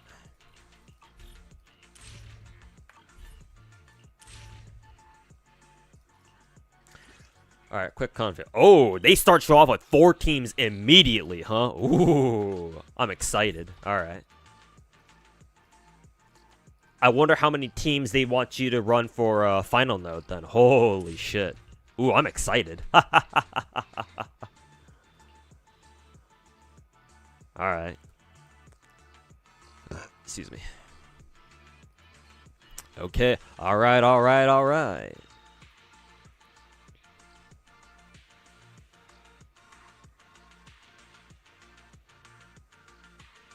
Okay, what specifically while boss is stunned? Okay, so yeah, basically just save your ults and fucking blow your load all over the priest when she's stunned. Okay, easy enough.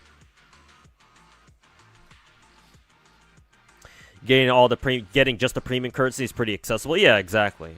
It's only when you go for 9 stars it can be tricky depending on the matchups. Yeah, exactly. So yeah, you don't have to deal with 9 stars if you don't want to or you don't feel like it. Like, either you can't, or you don't feel like it, or you just don't want to. Yeah. All the polychromes, you get all the polychromes within 6 out of 9 stars anyway, so why even worry about it? Fuck it, dude.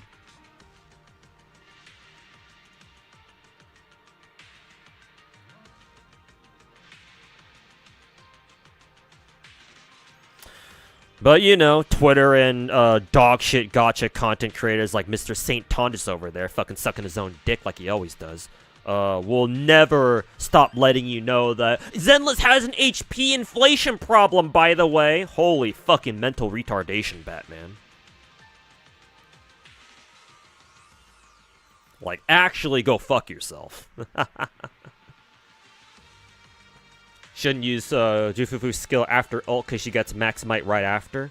Don't use Jufufu's skill after ult because she gets max might after ult. So just wait until she spends it until for after. Oh, okay, I see. All right, I'll keep that in mind. Actually, yeah. So don't EX skill after Jufufu's ult. Wait for her to use her aftershock shit, and then once her yellow gauge gets low, then I can use her EX. Okay, I'll keep that in mind. Thanks. Like, tips like that, I don't mind. Especially when I'm not even playing Jufufu at the moment. So. Might take me a while to get used to it, though.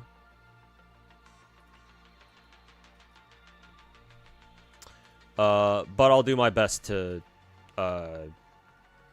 modify how I play Jufufu, I guess. Physical, huh? Physical. Then that makes me want to run these 3. Esme, Anomaly,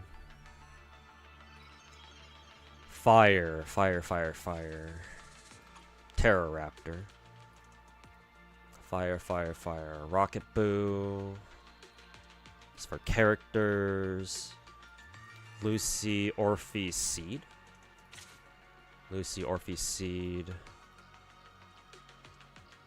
Probably this one. For this one, ooh, Thracian. All right, this bitch. Thracian, and then god, Marionette. Oh fuck. Okay, well, I don't think, for some reason I don't think I'll be able to use my Vlad team here. Just a hunch.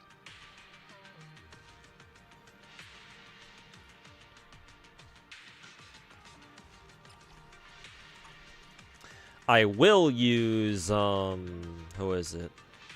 I will use my Astra team against, actually, yeah, I will use Astra, Miyabi, Yanagi here. Astra, Yanagi, Miyabi, Gulliver.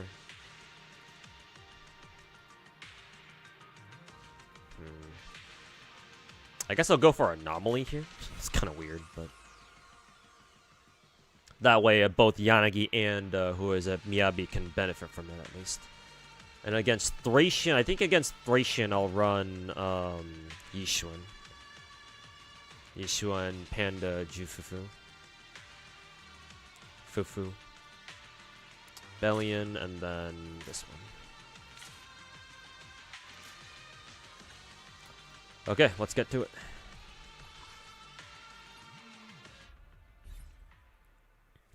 Are people currently not able to clear Zenless endgame? I imagine it's because they it asks you to run so many goddamn teams. Because like I'm doing hard mode right now. Now you gotta run 4 teams. So I'll see just how difficult it is, if it even is to begin with. I get the feeling that this game mode is kind of like the theater mode of Zenless. I'll see if it's actually actually difficult or not.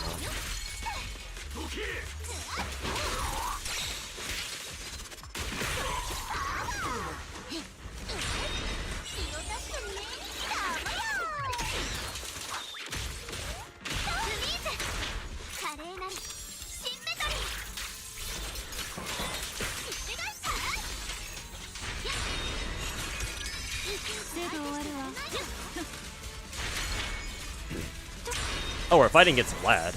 I didn't even realize.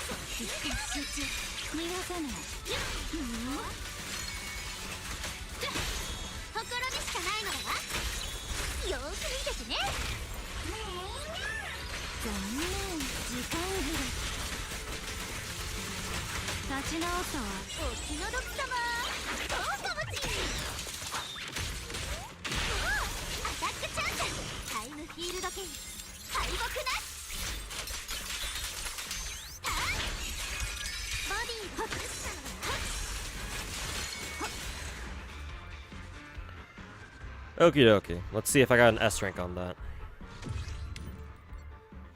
Yes, sir. S rank.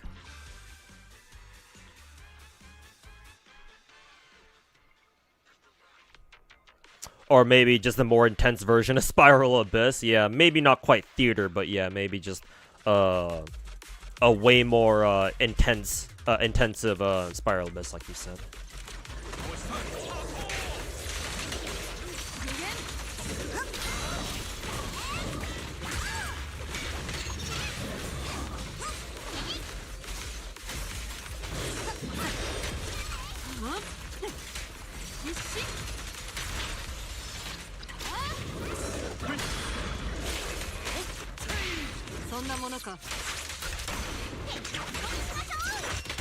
Slightly easier to build characters here than in Impact. Oh, if you're comparing it to Honkai Impact, then yeah, I imagine so, yeah. I ain't doubting you there.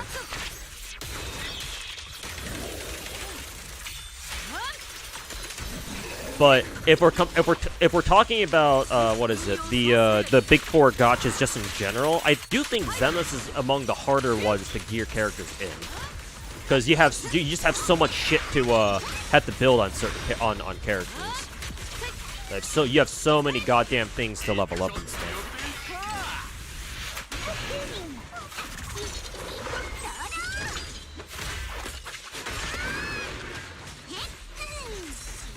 Okay, don't use Fufu's EX skill there.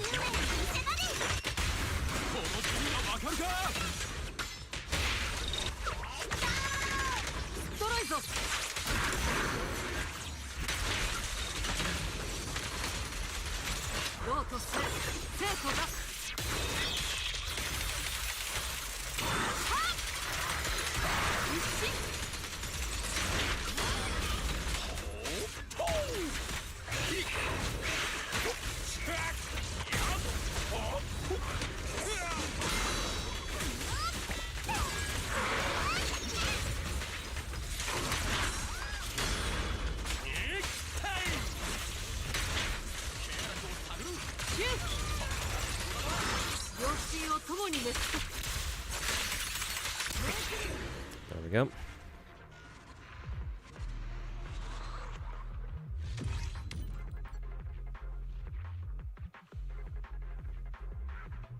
The fact that you read it and even consider it is good enough, yeah, compared to most other content, most other streamers out there, right? What is reading? I just be retarded and spend money on gacha pulls.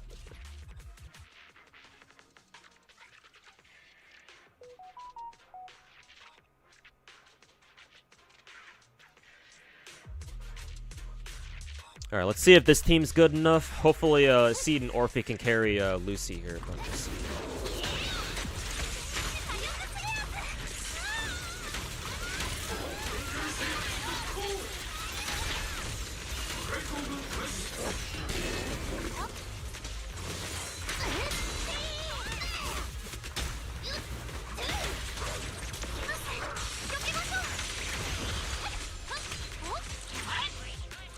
Come on, EX skill there, damn it.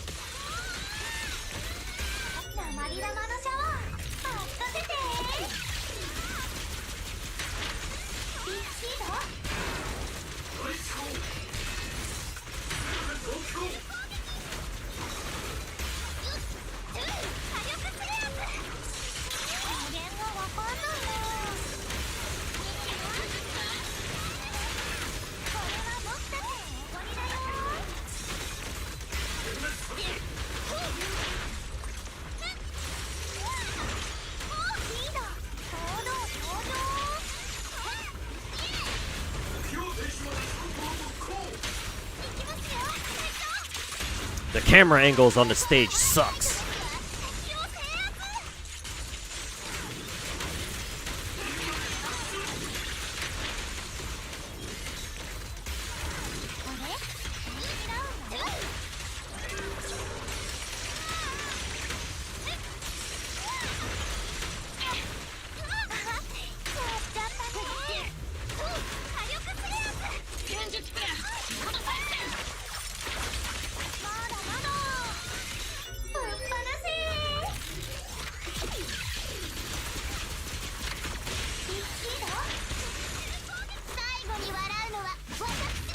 Should have waited until I had Lucy's ult there, but whatever.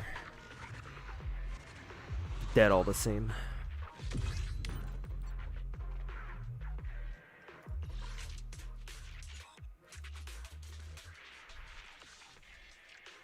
Final battle with the last one, aim to break 100k to get the flex name card, and I guess we'll see. We'll see if I can get it.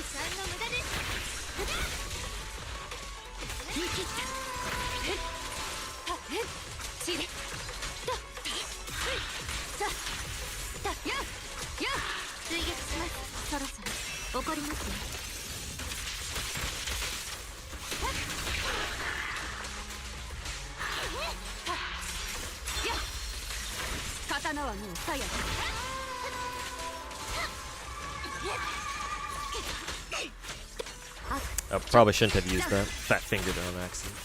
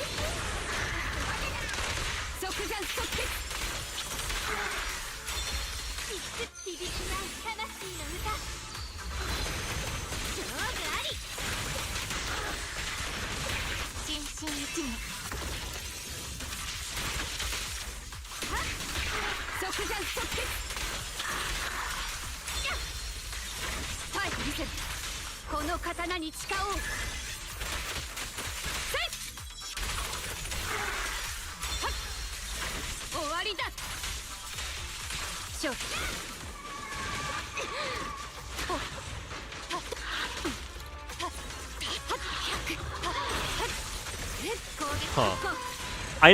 I remember for a fact that whenever the marionette does that attack where she throws clones at you, they used to give you what is it? They used to give you like warning indicators or like evasion indicators, but that time she didn't. I wonder if she doesn't do that for this game mode. Not that it really matters because they don't do that much damage, but.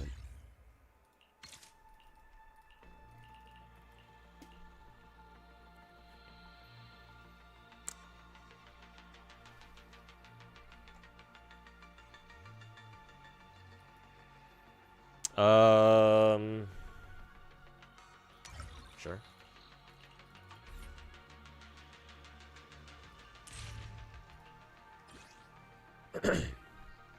All right, 4 more teams.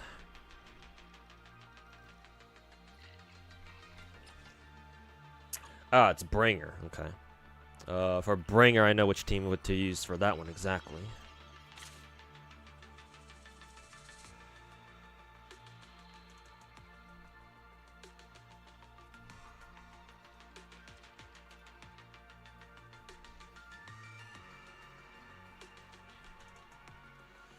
Agent anomaly buildup rate by 30% and disorder damage by 40. Probably this one then. Electric weakness. Let's see. Fire physical. Oh, that's easy. That's an easy team to put together.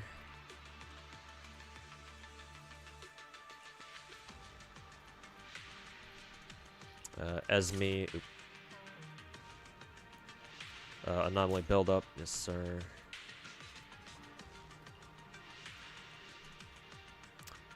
Ether damage, huh? This might be tricky, actually. Because who... What ether? Oh, right. Fucking Yishuan. Yeah, duh.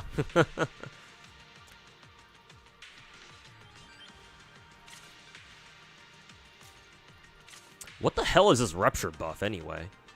When an agent with rupture specialty has HP below their attacks, ignore of ice res? What the fuck? Why ice res? Oh, either way, it seems like that's the right one to take. All right, now electric characters. Which support should I run here though? Is the question. Oh, Lucy, duh. Fucking duh, I guess. Mercury. Actually, no, can't take Mercury because Mercury is fire damage. So instead, we'll take Plug Boo. Plug Boo, and then this one. Okay, let's have at it then. Oh, that's where you Hari. Oh yeah, that's right. I forgot. Oh yeah, that's right.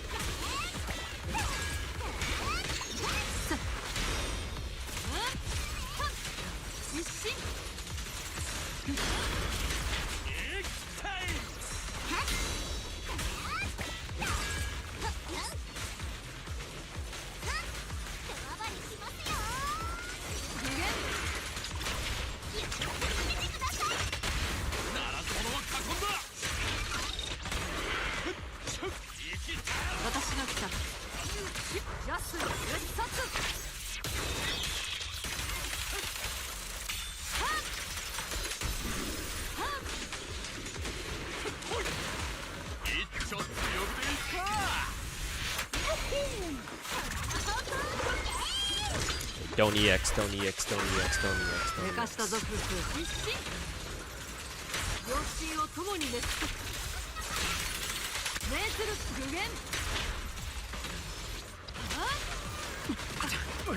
Ow, ow, ow.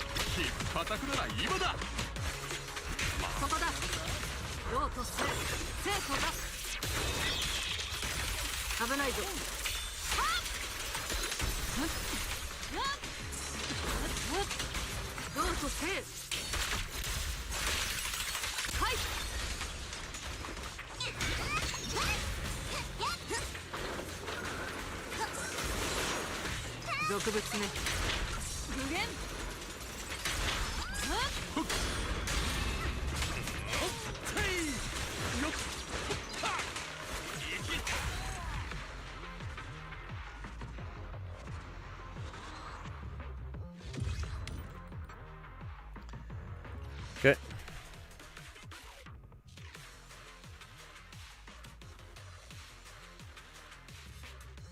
On to the next one.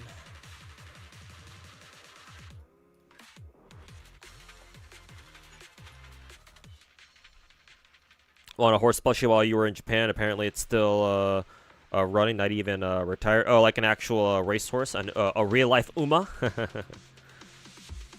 But hey, that's really cool. Do you know the name of the racehorse? Like which one?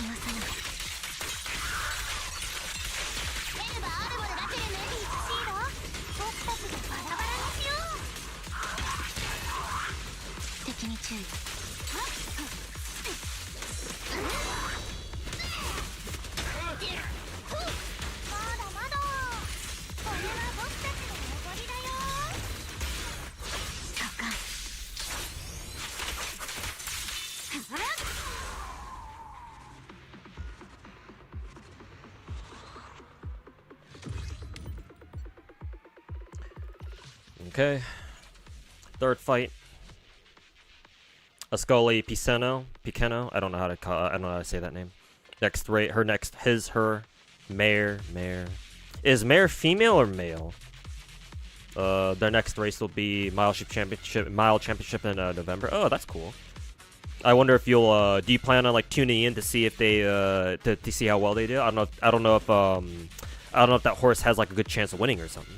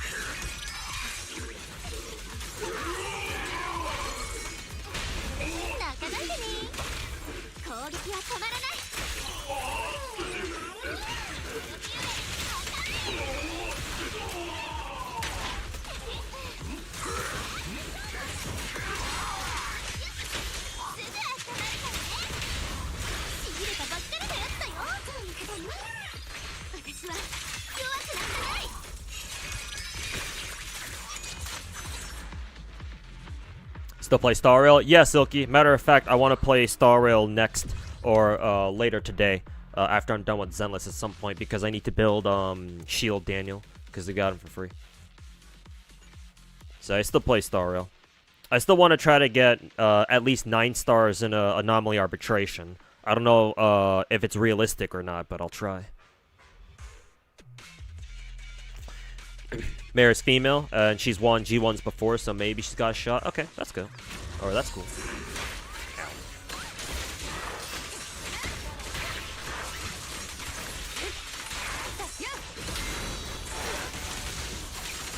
Hey, Lolface, how's it going, man? Thanks so much for the 5-month reset.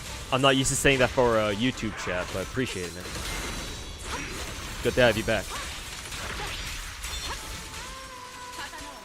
Hopefully, you had a good start to your weekend because today's Friday.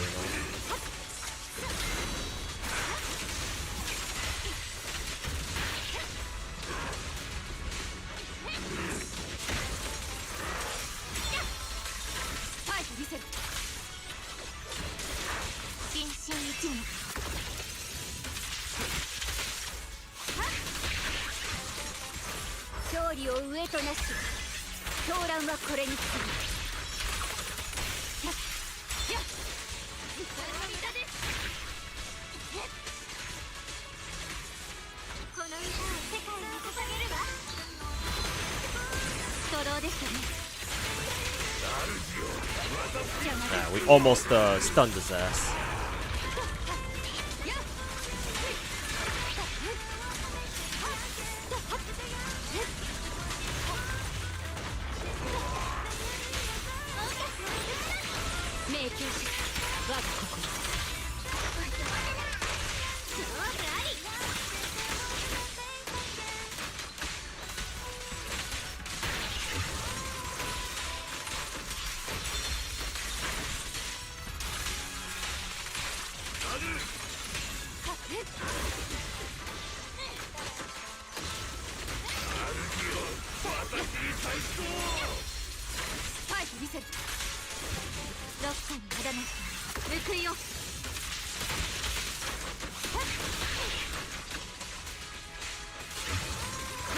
刀に誓おう。せいやや終わりだ。こう実行です。心ゆくまで聞いて。即断即決。私の歌がついてるわ。ストローでしたね。覚悟。刀はもうさや。そろそろ怒りますね。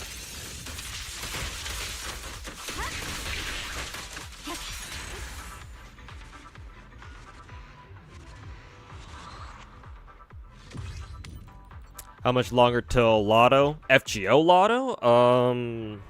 Probably a month or two.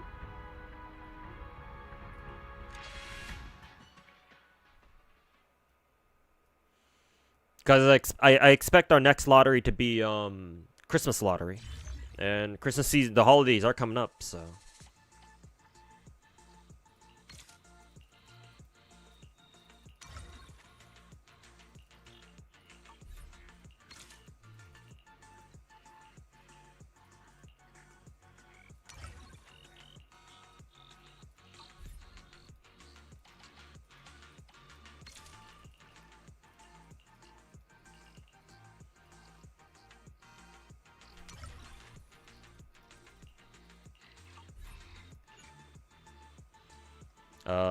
Oh, it's inaccessible. Okay, I see. It's because I chose a previous one or something. Soon you'll be able to use your apples? Yeah, perhaps so.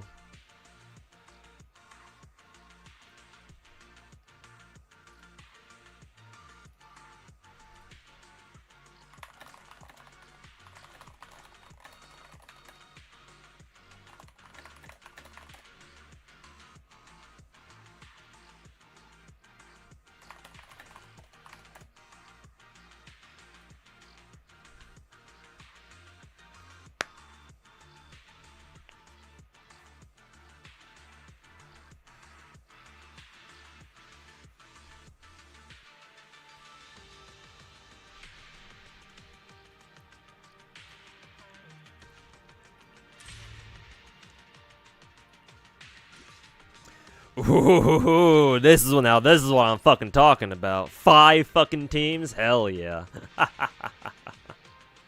Stream died for a minute. Sorry about that. My internet here at my current place is really bad. Or it drops a lot. Next week I'm moving back. I'm moving back to my old place, and that place has fiber internet, so I should not be having these kinds of internet issues. But yeah, my internet does that sometimes, where like it drops for a minute.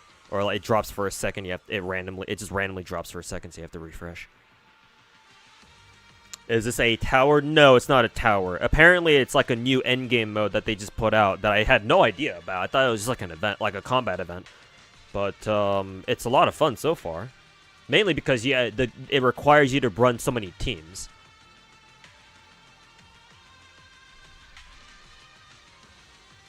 Just trying to catch up in Star Rail, lacking good relics and support characters. Yeah, if you fall behind in Star Rail, for sure, it definitely feels like that. Sorry about that though, but yeah, unfortunately, it is what it is. I want to run my Vlad team here, but I know these 2 enemies are fucking annoying, so I'm not going to.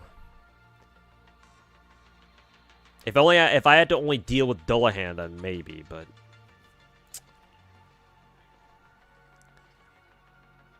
Unfortunately, right now, not a viable option. Alright, so how do I want to go about doing this?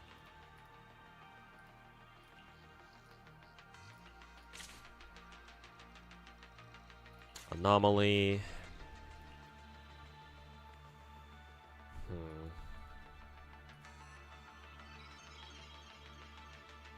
I wonder if Nicole, Lycaon, and Ellen would be able to do this. My Ellen is not very well built, though, is the fucking problem. I have no idea if she'll be able to... She alone will be able to, I don't know if I don't know if she's strong enough to be able to carry. Maybe I'm just overthinking it. It's not like these fights are that hard. But...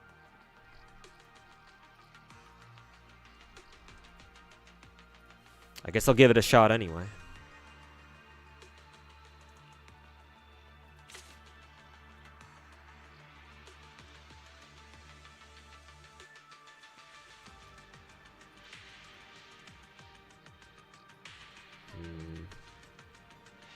We don't have any aftershock, and we don't have any aftershock effects here either. So that team, if I'm not gonna get, if I'm going to fail to get an S rank anywhere, it's probably gonna be this team right here. Honestly, I want to play this team first and see if they even able to get it done in the first place. So I guess we'll try it out. We'll try out this team first and see how it goes. Because my Ellen is not very well built right now.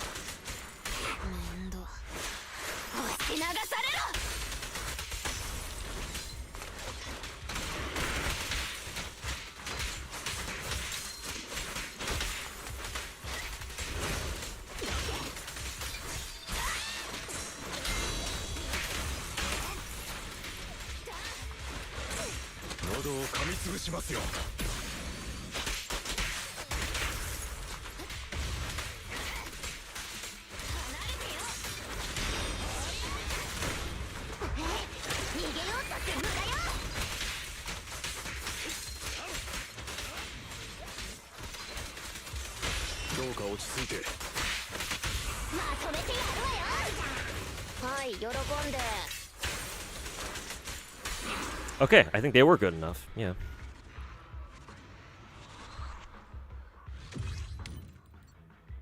Yes, sir. S rank. That makes it easy.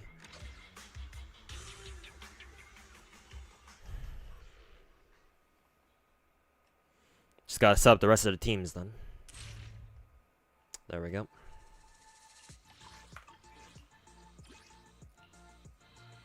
Lightning. This is fire weakness. Lightning weak. I wonder who I can. Which support should I use for lightning weakness? Actually, you know what? I think I can use Rena. Fuck it. Let's run Rena. If my Ellen works, then shit, man. I can run Rena and not have to worry about it. At least I think so. Fuck it, dude. Let's do it. Let's see. For this team, which fight is this one again? Oh, Miyazic Priest. Okay, this bitch. For Miyazic Priest, that's where we use Yishuan then. These three. Fucking Temple team. In which case, I can actually use Astra for this team then. It makes it quite convenient, actually. Let's see. Orphe and Evelyn. Cool. Got our teams then. Let's see. Resist. Might want to get Neko out of the bench for this one. Me? I don't need Nekomata, though I do want to build her still. But luckily I don't need her for this one, at least not for now. Thunderboo. I could run Mercury, but I'll run Thunderboo for this one, or Plugboo rather. Aftershock. Let's see. This is fire, fire, fire. Can't take Snapboo because resistance to ether, so Rocketboo it is. Aftershock, and then this one is. We'll take this one actually, and then Bellion. All right, let's get her done. You really want to get some SSRs in XGO? Which ones are you looking for? Or which ones are you interested in? Do you even have enough characters? And I forget them being leveled. Do you even have enough characters? This, honestly, like, so far, the fights haven't really been that challenging, to be honest. It's just, this is just a test of, do you have enough characters fucking leveled up? That's it.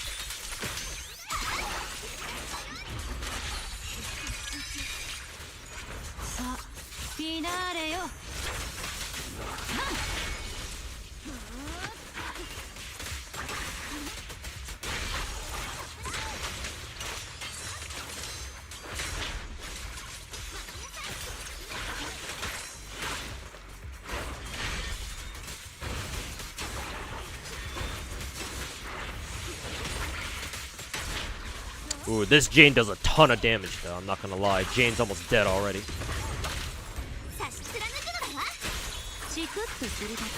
Or at least my Jane is.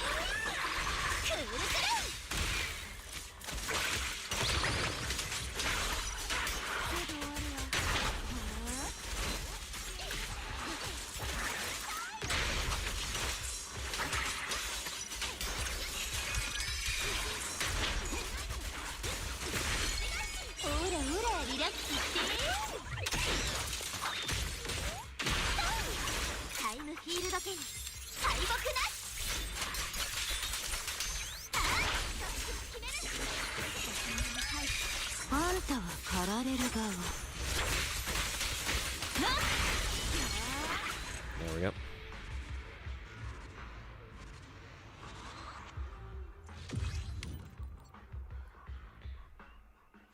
It's basically just a did you level up enough characters test? Yeah, pretty much. Yeah. So yeah, this is kind of like the theater mode of Zenless. Not fully, obviously, because in theater mode demands that you have a lot more characters leveled. Actually, because 5 stages, that's 15 characters. Well, no, I think Genshin can take up to like 20 or something like that, so it's not quite there, but it's, and actually no, the comparison is still valid. I think I'll still call it the theater mode of Zenless, to be honest with you.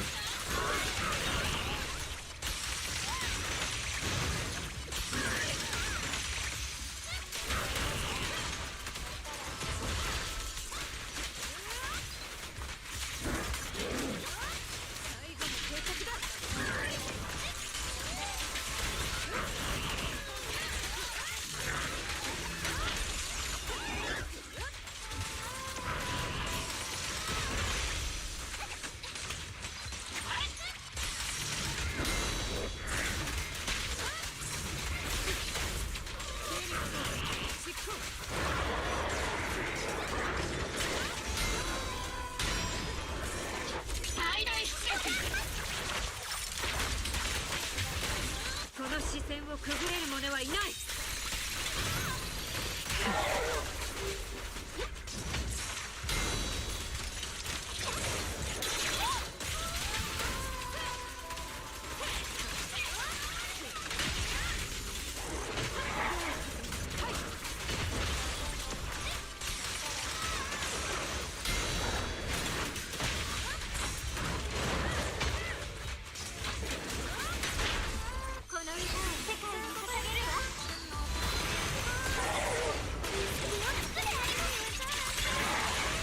出口すべて封鎖。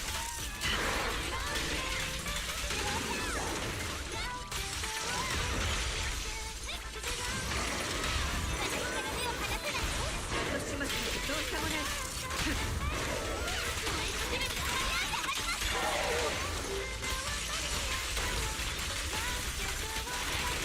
私こそ貴様にとっての終点。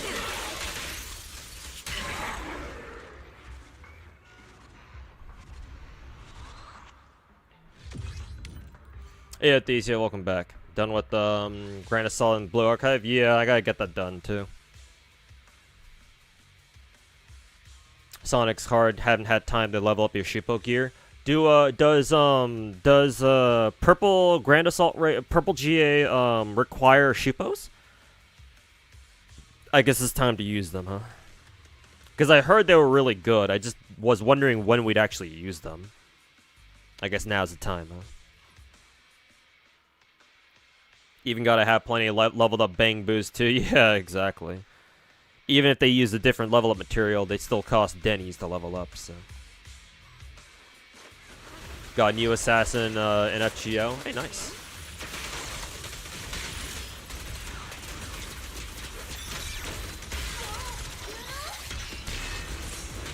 Ow.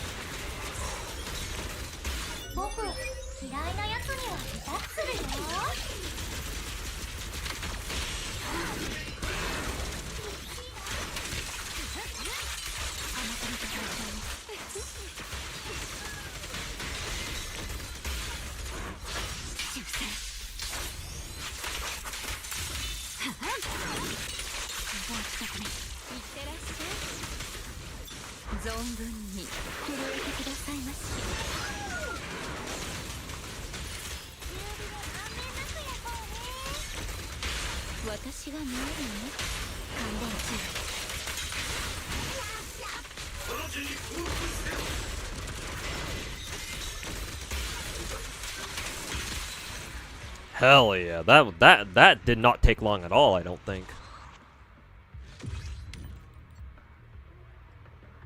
Yeah, it only took it didn't even take me a minute and a half. God damn, all those Rena spooks coming in handy there, huh?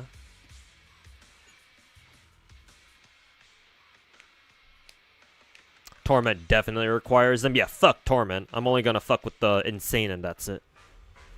Torment and the Lunatic can go fuck themselves. And Nexon can go fuck themselves too.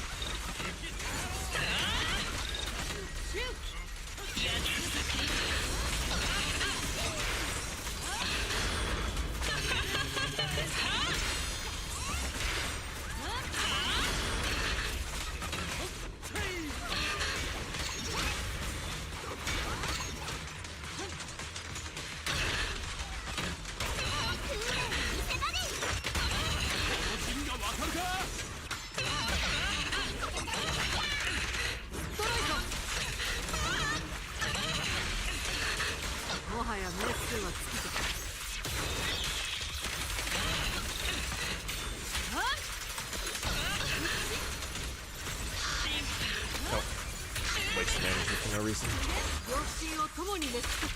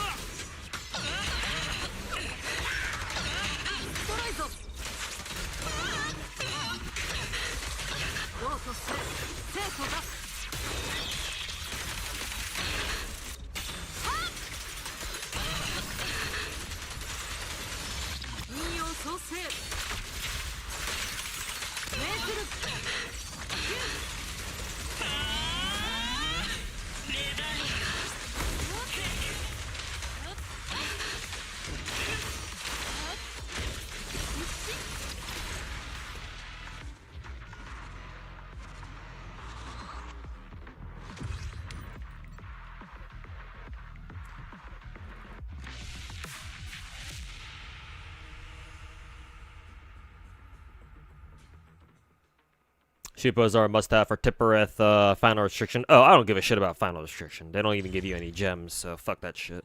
But it's nice to know that they're used there.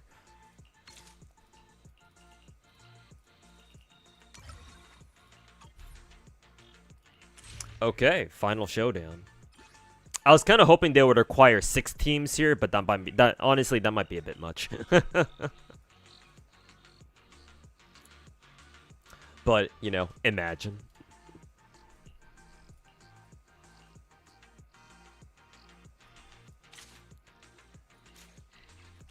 This is Anomaly, right? Yeah.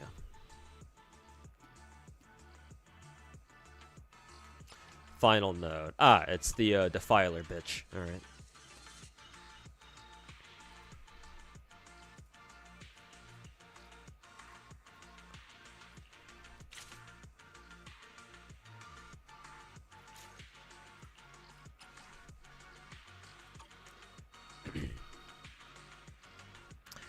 Everyone else is kind of whatever, I guess.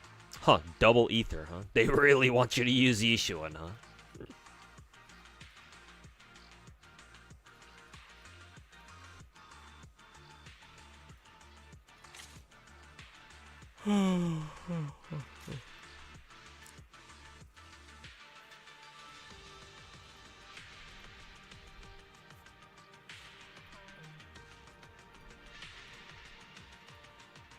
This one has only ether weakness, actually. The only other ether DPS that I have is, what, Vivian? So that's kind of awkward, actually. I wonder if this is, if I just throw in, like, a whatever team here.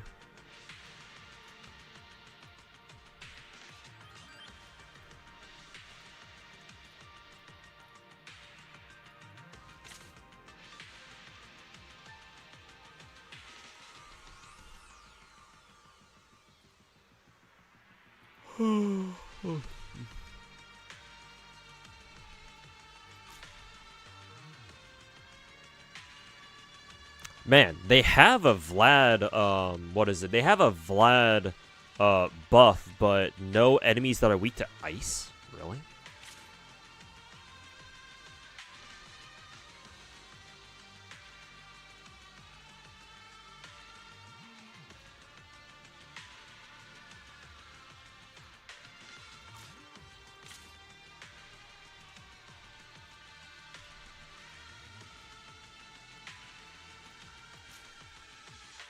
I guess we have to take this one. They're not going to be able to use the other half of this, but whatever.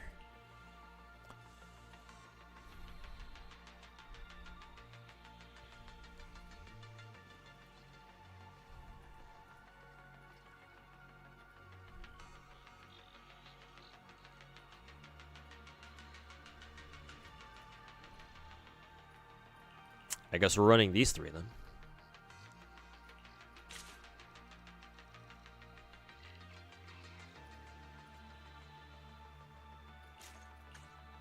Sure, fuck it.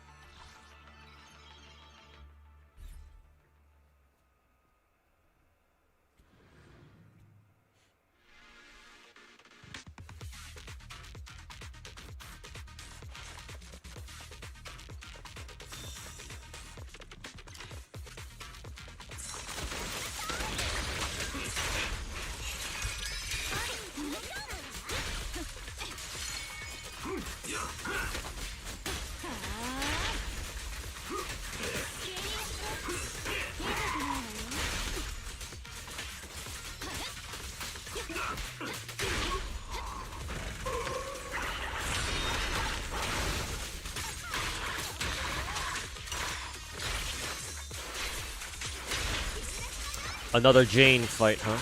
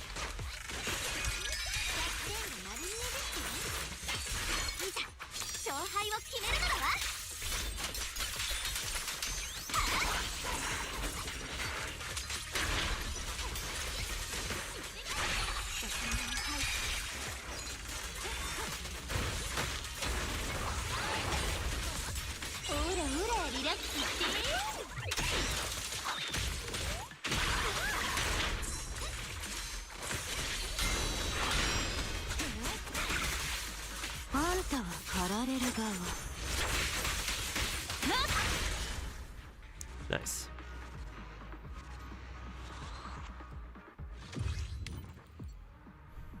Survey on GFL2 Discord server asking for people's opinion on boundary push, blah blah blah. Surely they'll listen to the players' feedback this time. Yeah, surely. Surely. Well, actually, they might because they do rely on their global server for a lot of the money that they make too. So actually, unironically, they might actually, which is kind of funny to think about, but realistically, yeah, probably not.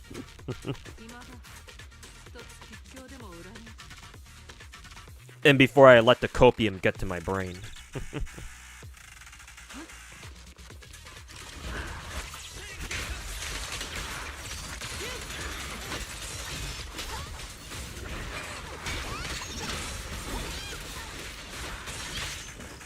was fast attack.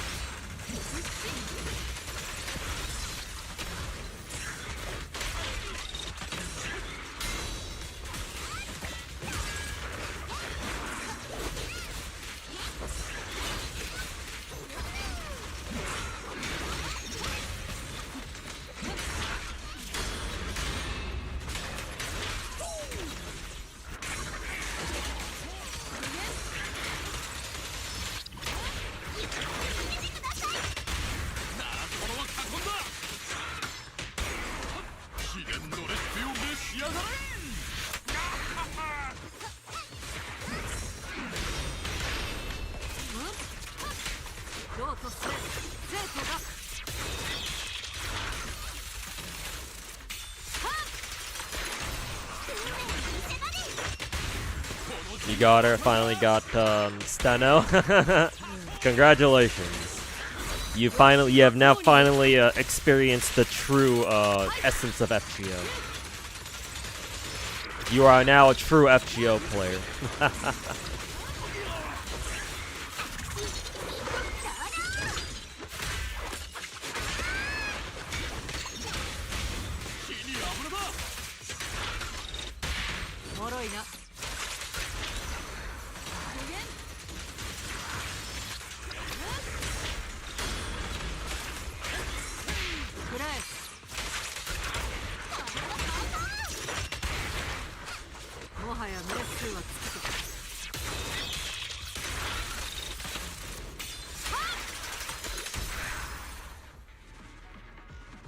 Yeah, Kisetti, I heard about that too. Somebody brought it up earlier on stream earlier this week. Yeah. Some dude has been playing JP for like 10 years and never got Steno once. Finally got her after 10 years. Fucking insane. My condolences, I know. But still.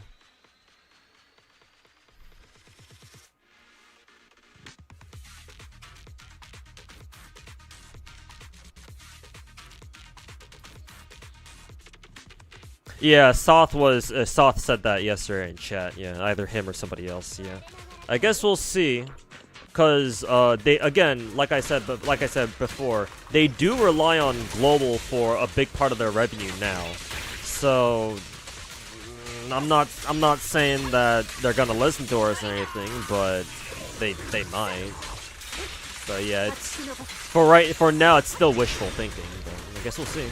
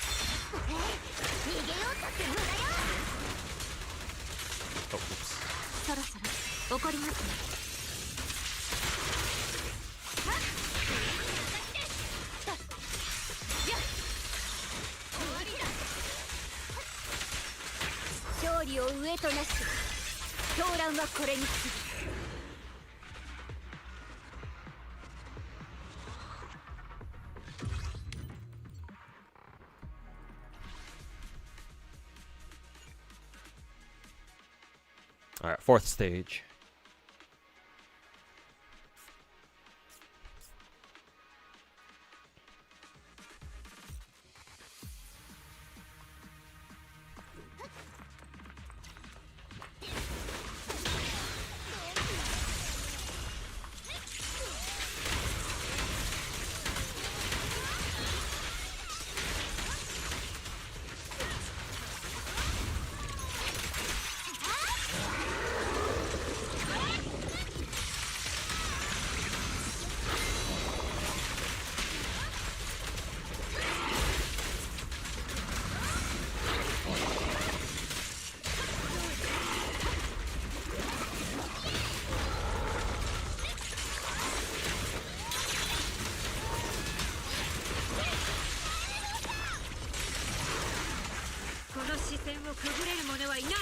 Have I done tower? Battle tower? No. No, I haven't touched battle tower in God knows how long.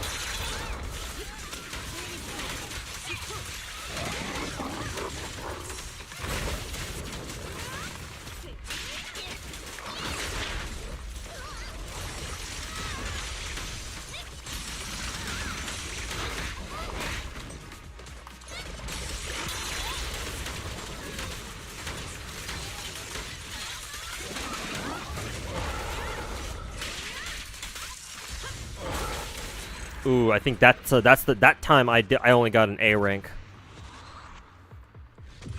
Okay, I took too long on this fight now. Yeah, so I need to kill him within 2.5 minutes. My first A rank. Okay, let's do that again then. If I play better, then I should be able to get it, even with this team.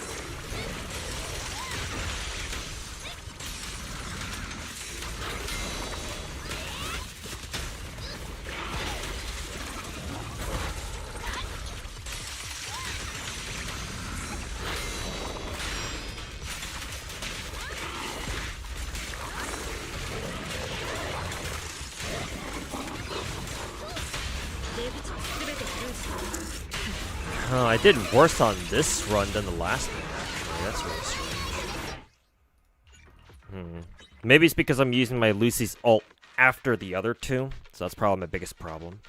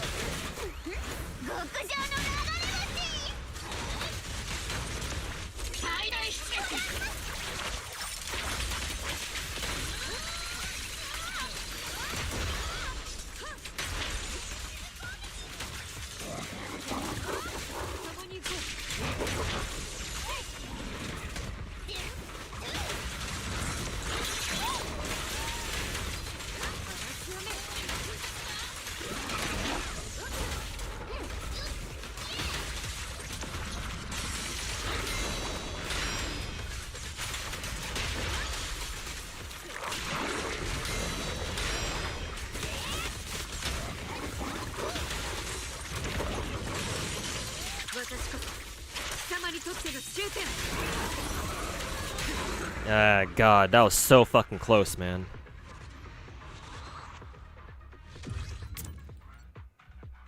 Hey, actually, I swear to God I saw the rank tick down from S to A, but I guess it was barely in time, huh? Unless the game just was like, oh, you're close enough. Here, have the S rank.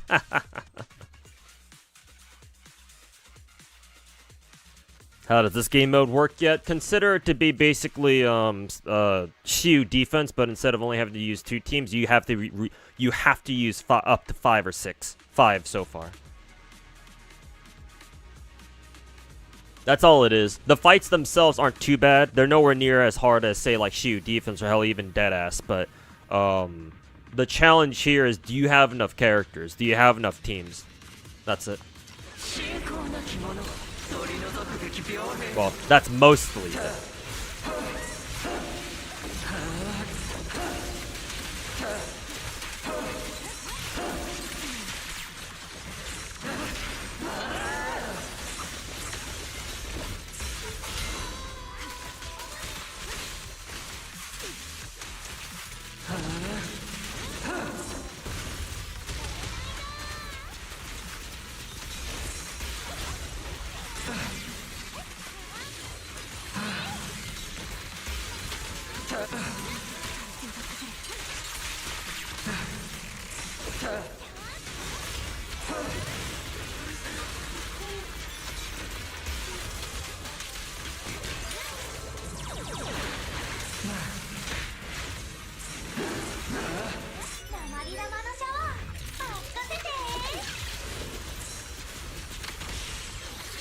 I think that was a waste of an ult there because I think I need to parry those.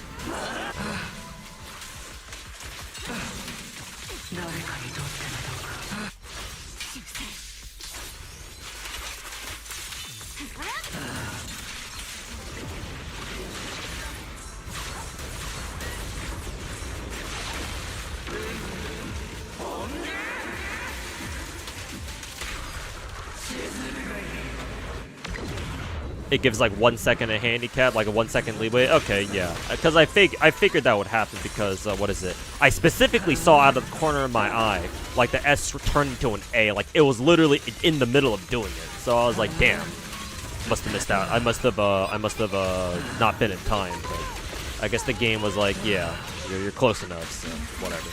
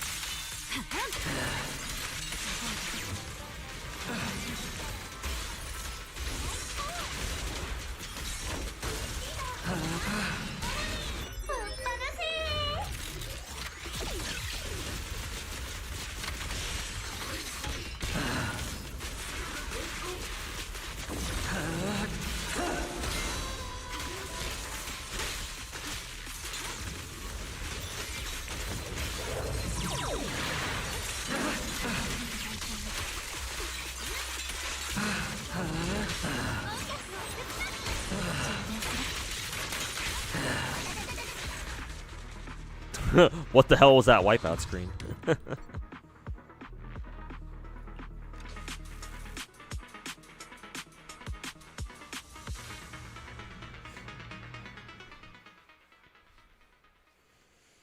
Okay, I think that should be about it, right? Yeah. And it's done.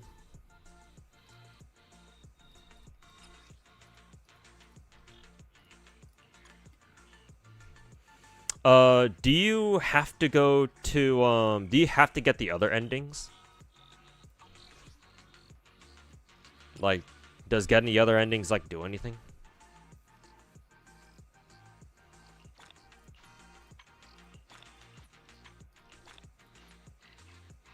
Let's see. Achieve a high score of 400k points on hard mode. 400k. How many points did I score? Only not even 300k. Damn, 400k? That's pretty serious.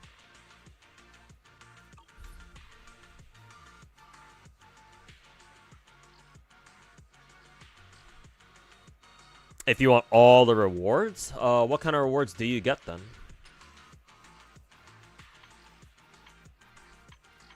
Let's see.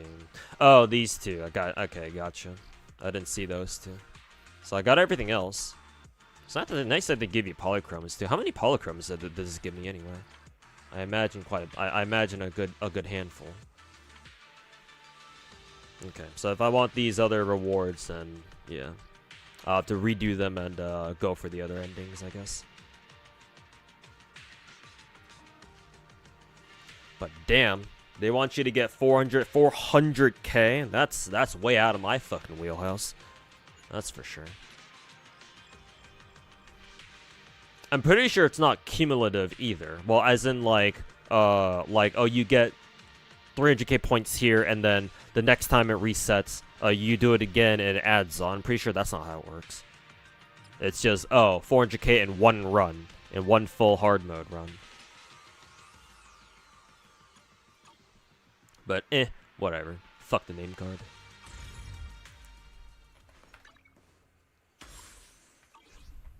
Alright, that was pretty cool though.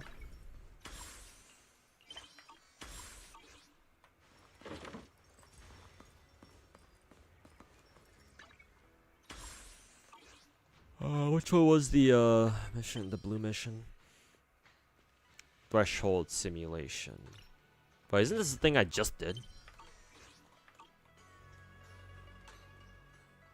Oh, I guess it's like a epilogue thing. Cool.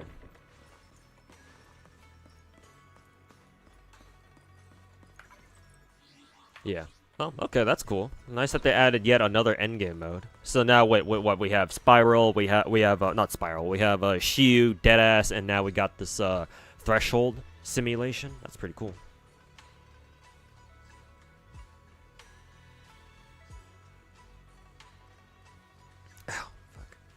Like you told me, 100k each. Oh, as in if I want to get the name card, let's see.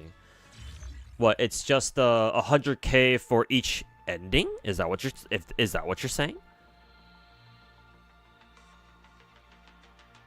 So like, oh, I got slightly under 300k here. If I do another ending, will that score like add on to will that score add on to this one? Is that how that works? I don't know.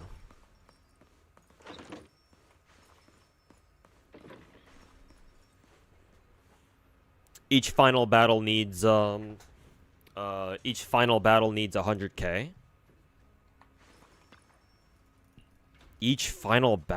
100k. But then that would mean that's only 300k then, right? Let's see. Oh, as in, let's see. Each final battle needs 100k then. Oh, so hold up. You're saying the ultimate reward, but the ultimate reward here says you got to get a high score of 400k in hard mode though. Let's see. Oh no, there are 3 endings in hard mode, so they all count towards hard mode score. Oh, that's why, or that's how. Okay. Each final battle needs 100k, but just the final battle? It's not the entire thing. Because best total score is 291k. That means that it's taking what?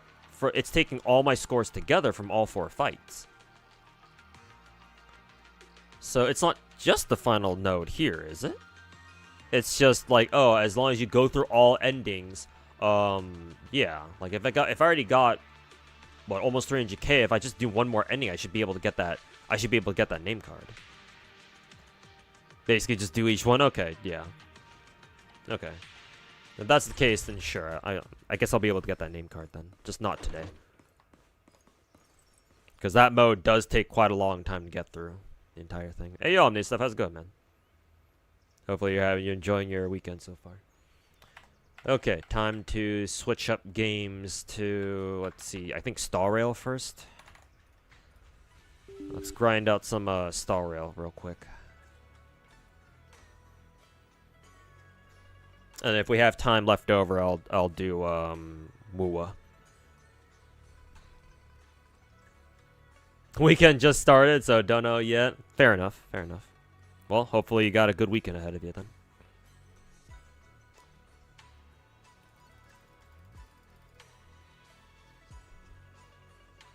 Each battle itself has a final battle. That's what you mean? Oh. Okay, well, I won't question it too much. I'm just kind of wondering some things in my head, but it doesn't matter. I think I know how it works now. Well, hopefully I do. Hopefully everything's good with you. It's been better, yeah, actually. And I hope it stays that way, actually. But we'll see.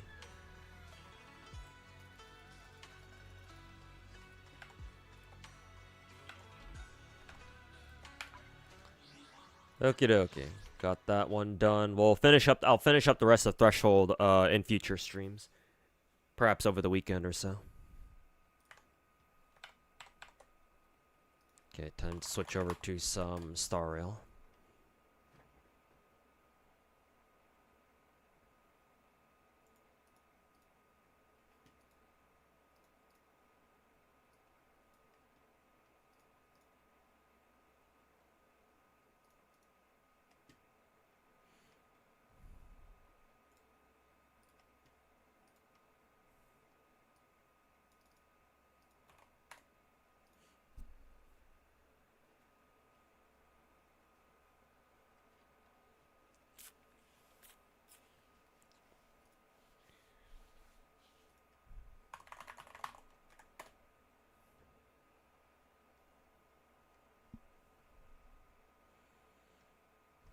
Glad to hear it. Hope so too. Yes, sir.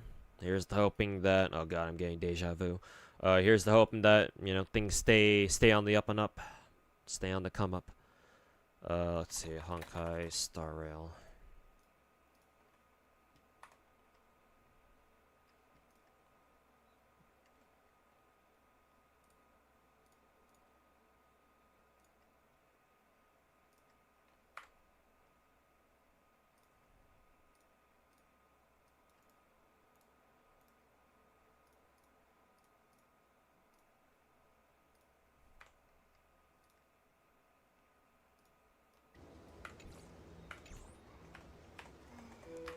Let me exit out of Zenless real quick.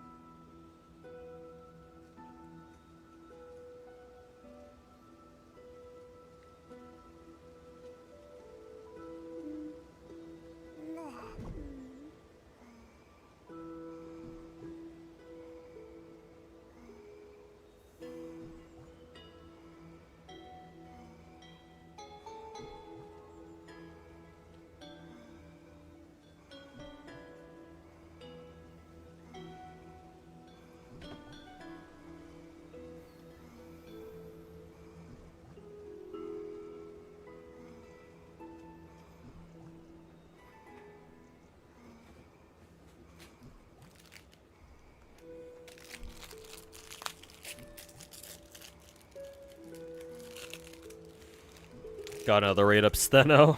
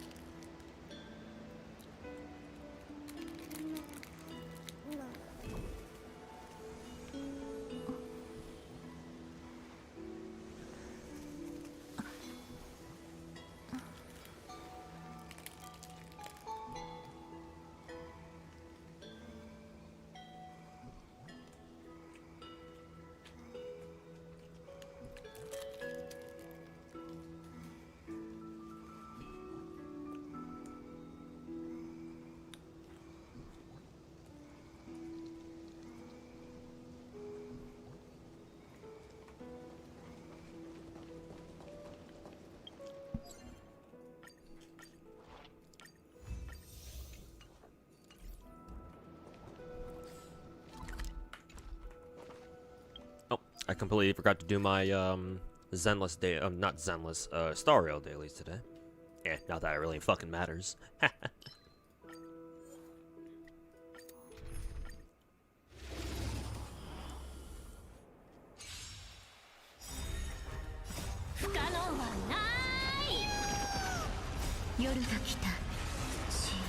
Tokyo Stream Race is gonna have a Hall collab. Oh yeah, yeah, I saw that Omni stuff.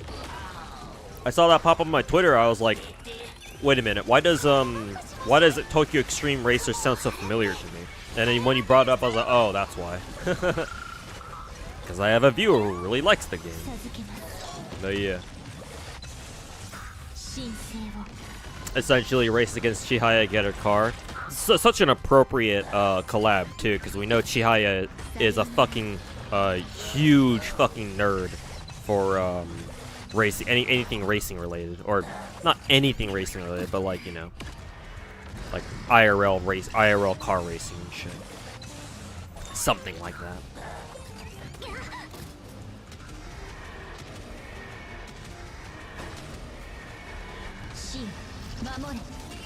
Huge collab.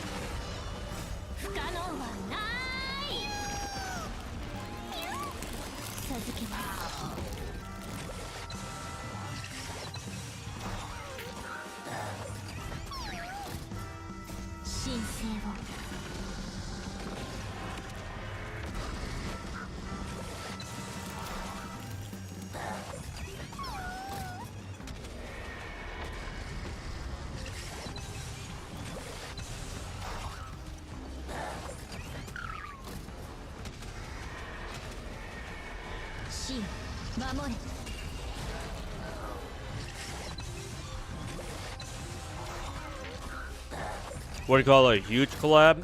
Since it's just one race. Oh, yeah. I didn't know how much content there would be in the collab itself. It's just I was saying like huge just because like I feel like it's probably one of the most appropriate collabs that I've seen Hololive do for one of the talents. Because usually whenever they sell out their talents or their VTubers to like do like collabs and stuff, it's like some random ass fucking collab, either for like a gacha game or like, I don't know, to promote some sort of product. But like for Chihaya, it's like I don't really watch Hololive that much anymore, but I know at least I know at the very least that Chihaya was like the fucking racing fanatic in Hollow. So it's like, oh yeah, her getting a collab that actually like she would actually fucking love and is like would be personally invested in. It's like, oh, okay, at that point, it's like, okay, yeah, that collab is actually, you know, a huge dub. I just meant in that sense. Like, I didn't know how much actual content there would be, but, you know, it exists. So. Well, welcome back, Enthusiast. You genuinely answered the survey. We'll see if the devs actually fucking listen or not. Yeah, I guess we'll find out. Sooner or later. Excuse me.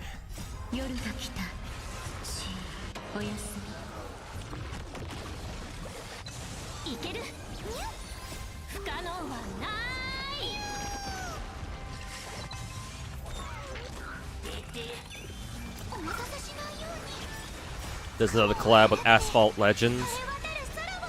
Oh yeah, I think I know about that one. They got like that's the one with the yeah, I think I saw it with the Narissa and somebody else. I forget who the other one was, but I know Narissa is a part of it. I assume it must also be another like racing game or some shit. That's what I would assume just based off the name.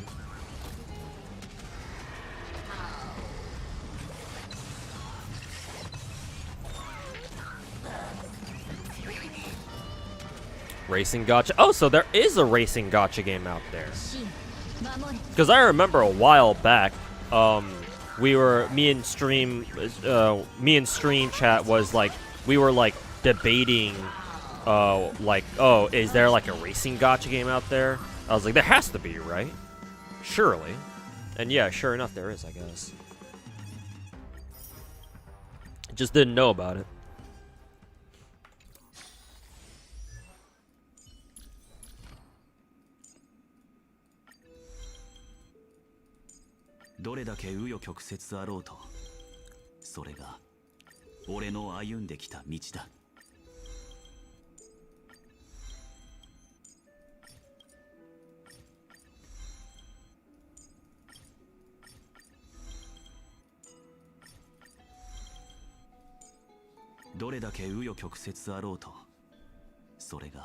It's kind of gacha where the gacha itself doesn't give whole cars, but just blueprints towards a car. And if those let you get a whole car, I don't know. I actually don't know how I feel about that. I think I would prefer if the gacha just straight up gave you a whole ass car. Let me guess, is it Japanese? Because that sounds like something a Japanese gacha would do.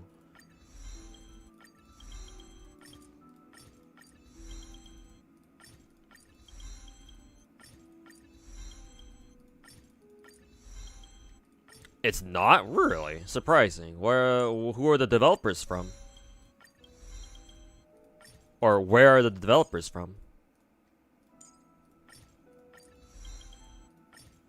Gameloft. Oh, I recognize that name. Is it Korean? I guess I'd understand. If they were Korean too, I guess I shouldn't be surprised either. But I don't know. I just recognize the name Gameloft. I just don't know where I recognize it from.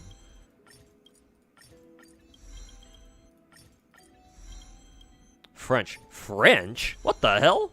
The French know the Frenchies know how to make a gacha? Well, I mean, Ubisoft is French, I think. So.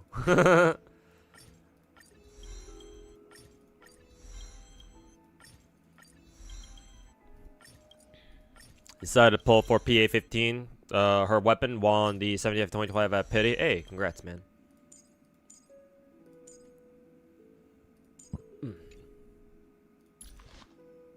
Okay. How do I build shield Daniel? He's physical, right? Yeah. Okay. So what can we use on him? I don't feel like rolling for his 5-star light cone, so fuck that shit.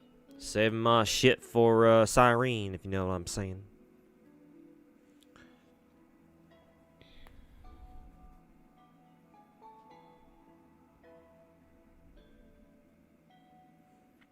Asphalt is MTX heavy. What's MTX? What does it stand for? Out of curiosity. Also, Uma. Hanses. Journey Forever Peaceful. Which one is that?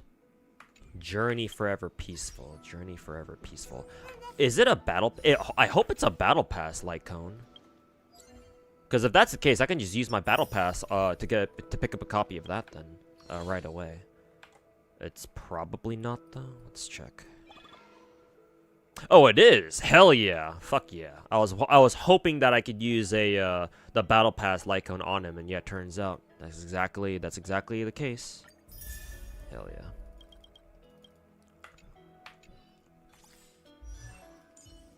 Heck yeah.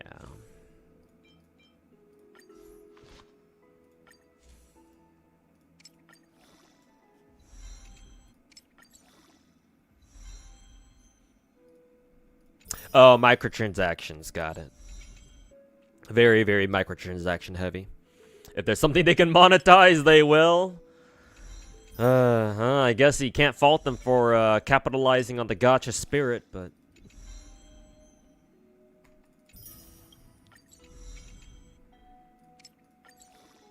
Got lucky getting his Lycon after one multi. Damn, board player, you've been rolling everything, huh?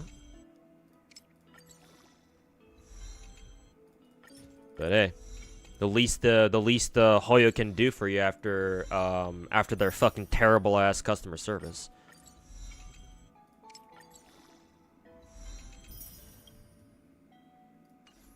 By the way, board player, you did get all of your Hoyo accounts back, right? Because I know you got your Star Rail account back. I think you mentioned you got your Zenless account back.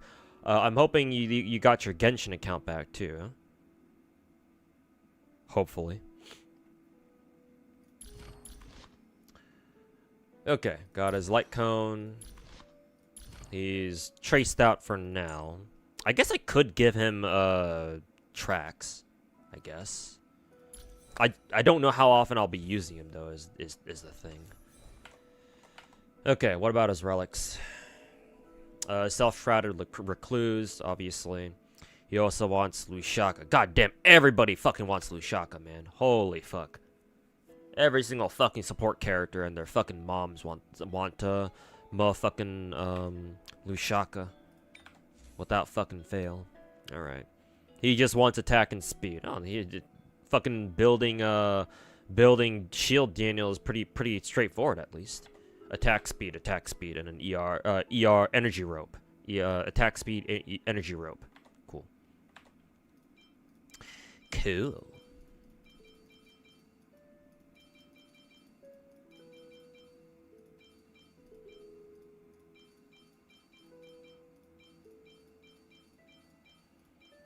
Let's see. I doubt he cares about crit rates. Honestly, defense percent is probably legit better on him. Got them all back. Hey, congrats, man.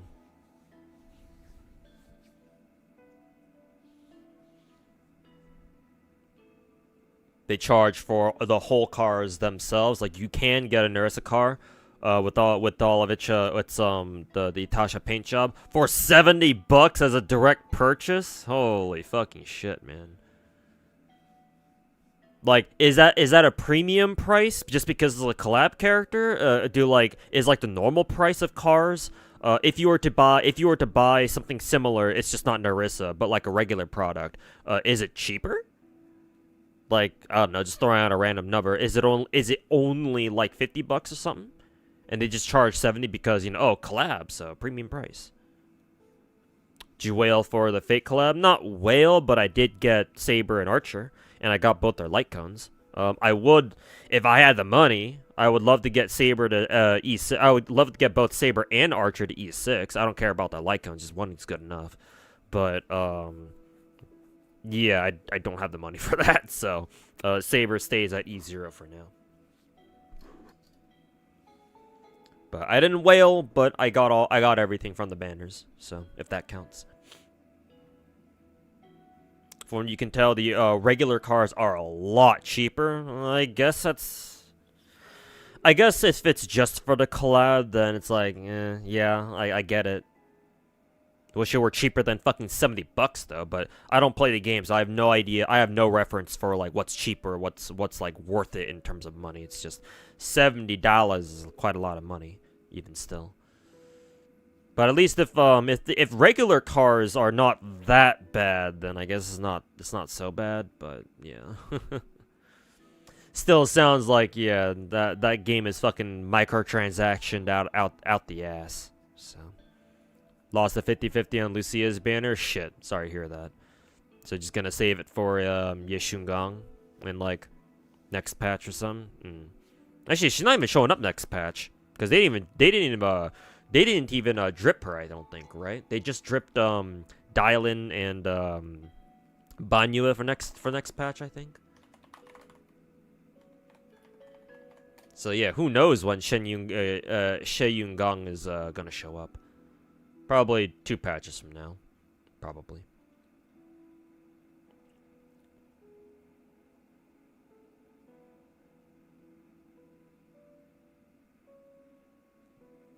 Excuse me.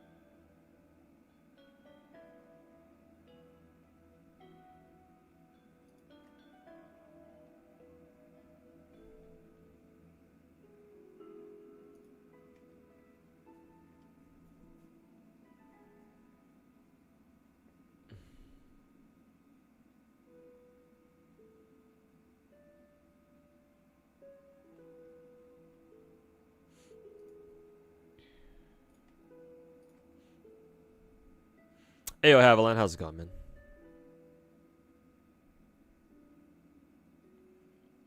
Literally started today. All you've seen, everything you said is just based on what you've seen so far. I see. Gotcha. You're probably not even gonna play for that long. Same reason as why it didn't keep me 6 years ago when it first. Damn, that Asphalt Legends gacha has been out for 6 years. Holy shit. Clearly, it's doing something right, I guess.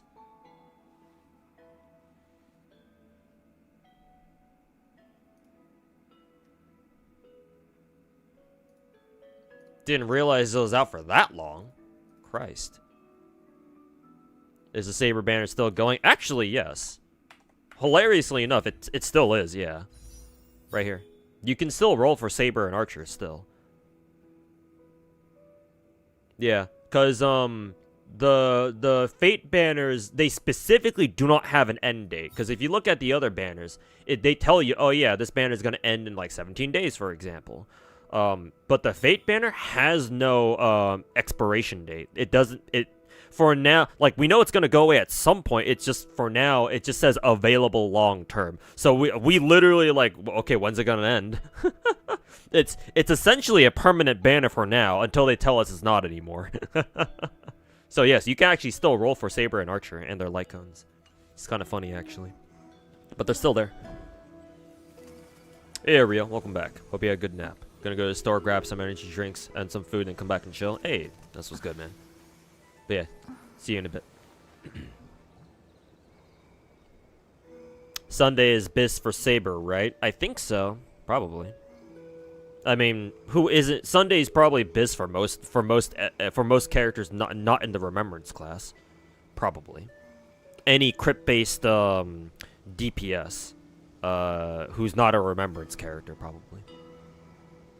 But yeah, Sunday. I use Sunday with the Saber a lot, so I assume that's the case.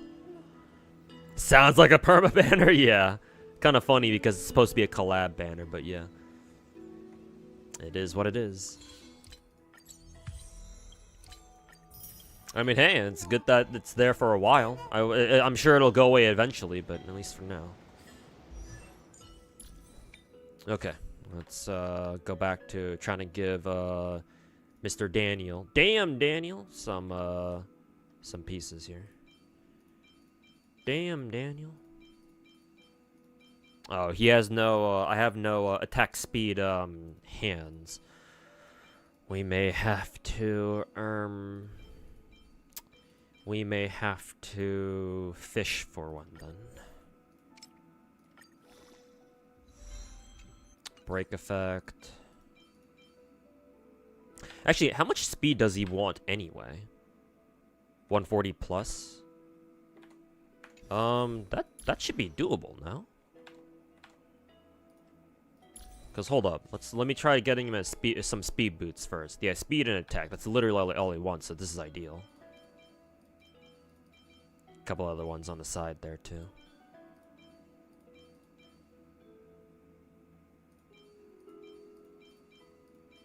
Let's go speed attack or speed attack percent with the res, with effect res.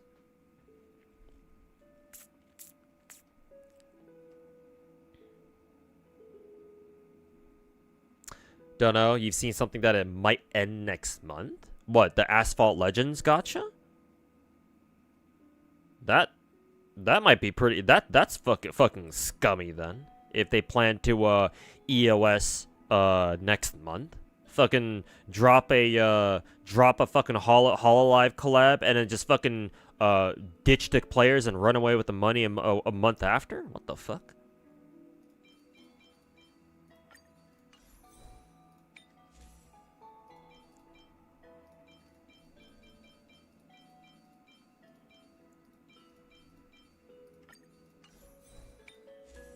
Huh, surprisingly I got a lot of Lushaka pieces. I guess I shouldn't be that surprised, but still.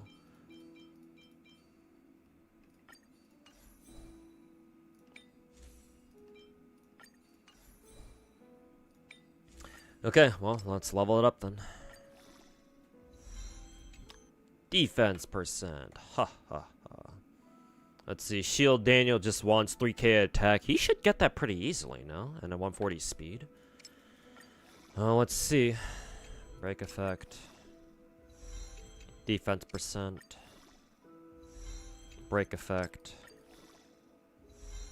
Hey, one roll into attack percent. Nice.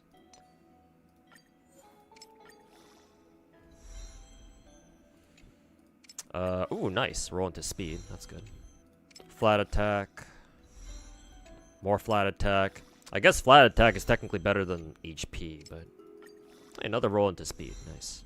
There's an HP roll.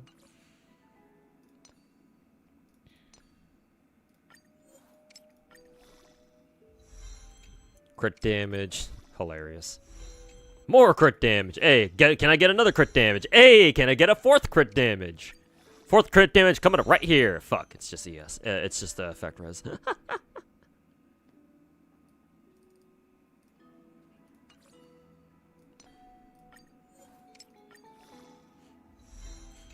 Hey, flat attack. Attack percent. Hey, speed. Nice. Flat attack. Defense percent. Oh, another attack percent. Nice.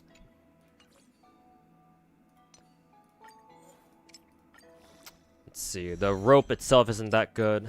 I guess flat attack is the best thing I can get here. Either that or effect res, maybe, but... There's a effect res.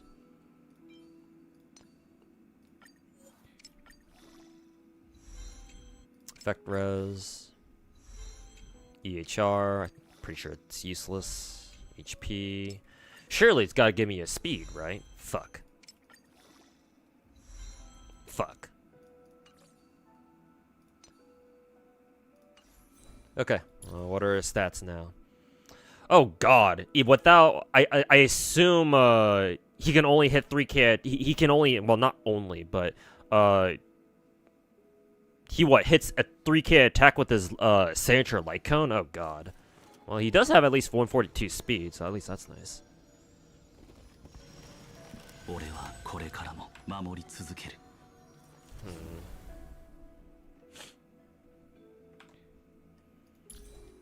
I figure he...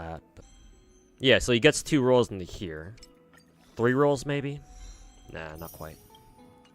Are not too bad anymore, to be perfectly honest. Can't replace his, Don't think I can replace his, what is it? His fucking body piece. It's literally just a jacket. But, yeah. Maybe I can replace his speed boots? Because I have a couple of speed boots here that have attack percent on them. These two specifically. This one still has a roll. So let's see if I can. Let's see if this one rolls better into attack percent. Which one can I sacrifice? I'll keep that one for now.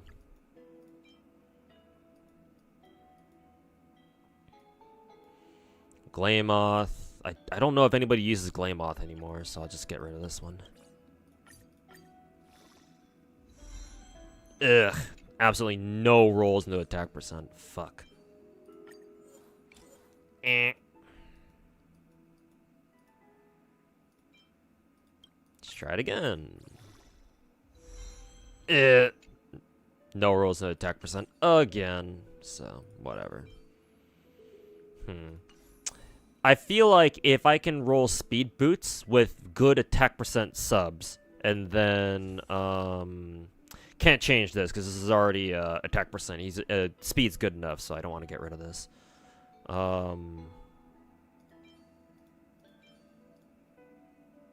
Unless I roll this shit and then it rolls more into flat attack. Actually, that might be the play. Legit, that might actually be the play here. Because it's not like this one got any speed rolls, so it's like, fuck it. As long as it has a speed substat, should be good enough, right?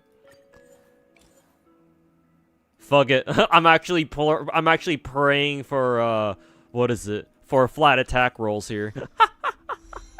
Hey, got one. Even got a speed roll too, just for shits and giggles. Hey, two speed rolls too. Nice. God, what has this game come to where I'm actually rooting for flat attack rolls? Are you fucking serious?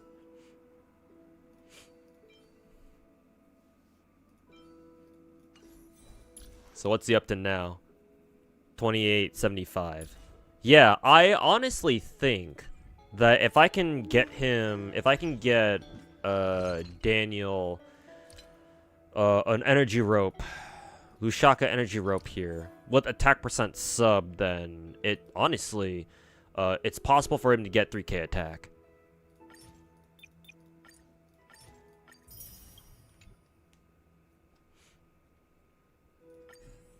How many resins do I have? 5.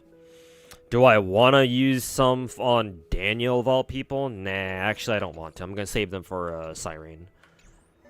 Just gonna save that for Cyrene. I'll just farm who is it? Daniel's Lushaka piece, I guess, and see if that gets him to 3k attack or something. But yeah, it seems pretty good for now. 146 speed, decent amount of HP, almost 3k attack. Still working on it, obviously. All right. That was easy.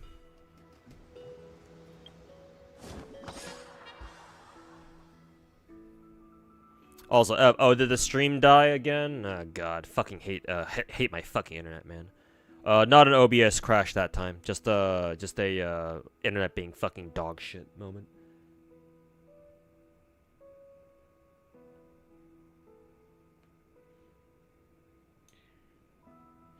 With new Daniel, with Shield Daniel, Sunday is actually even more broken. Really?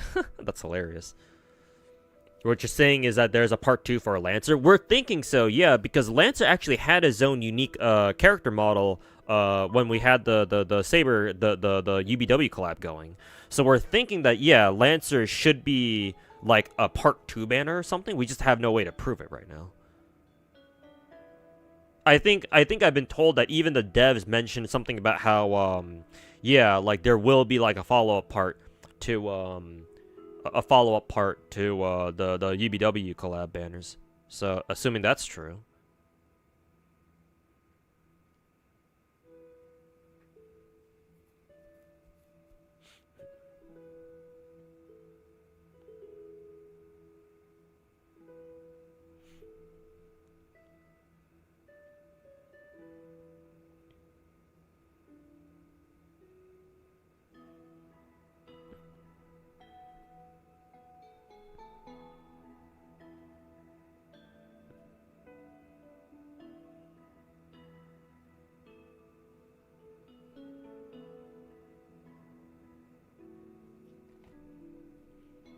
But yeah, sorry about the internet, guys.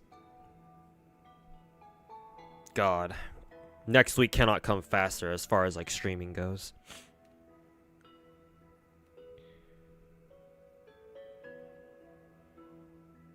Hate your gacha luck right now. Yeah, I went through it too myself, Haviland, for the past like couple of months. Yeah, where all my Hoyo gachas fucking shit down my throat.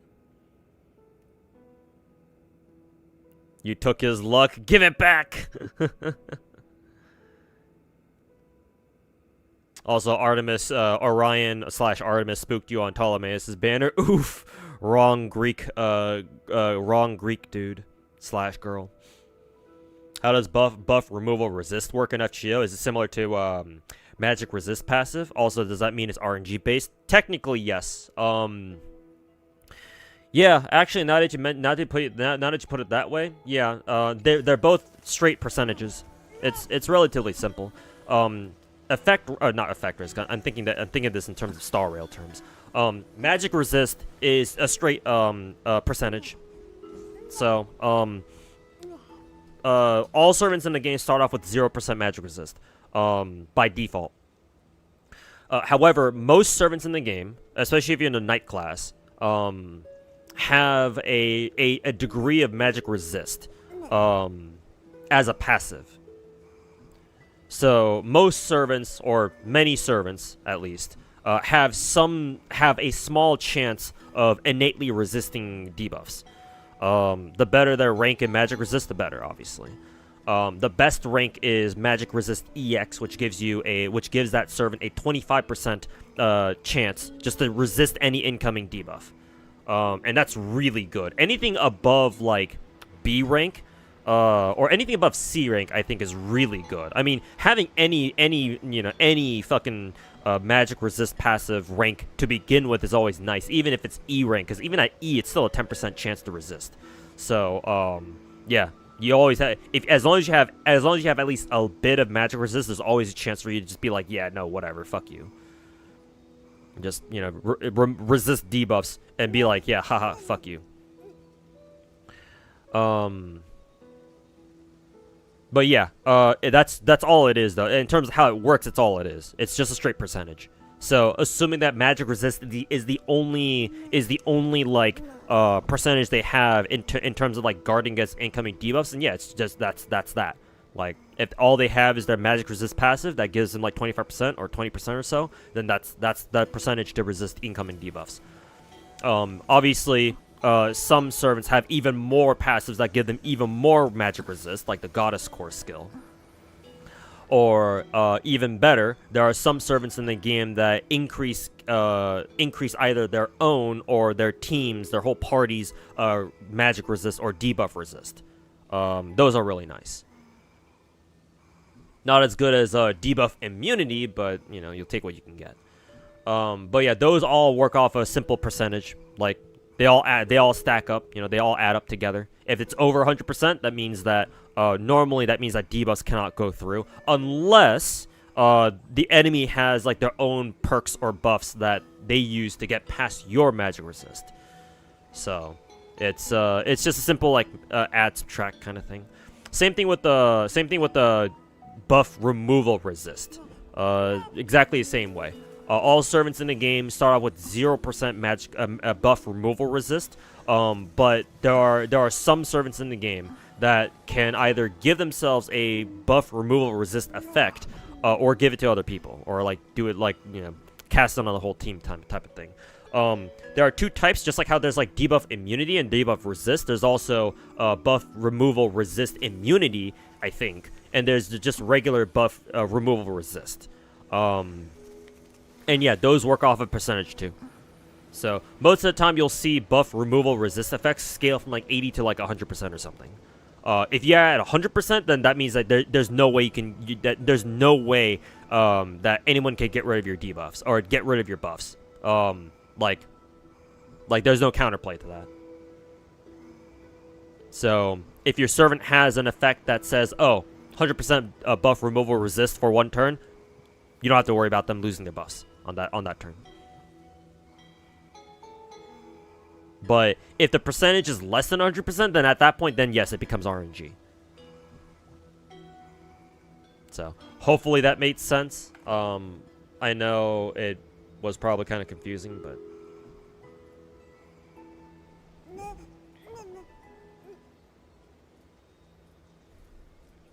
but that's how that shit works.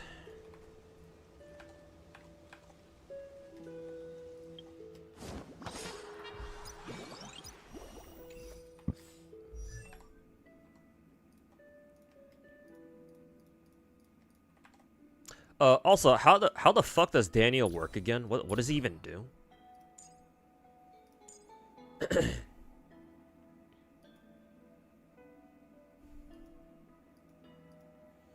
something bondmate. And gives the whole team a shield. Cool. When an ally character becomes bondmate, Daniel summons Soul Dragon. Dispels one debuff from all allies. Oh, AoE debuff cleanse. That's nice.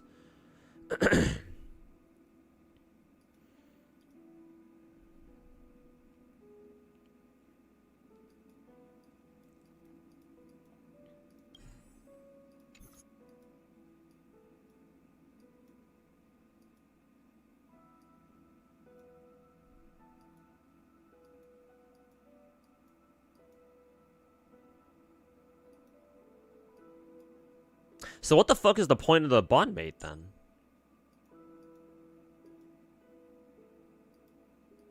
Maybe it's his ult? Because I think I saw something down here, yeah.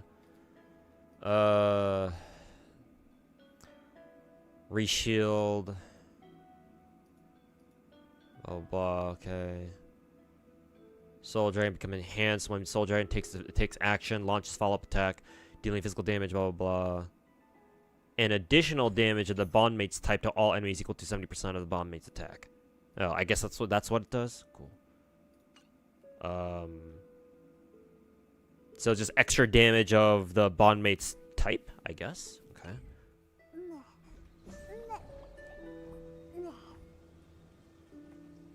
I assume that's good. Anyways, let me do my Divergent Universe run.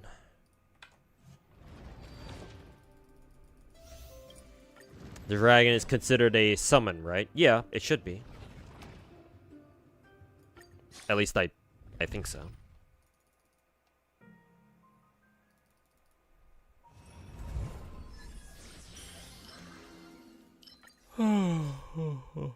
Hey, welcome back, Rio.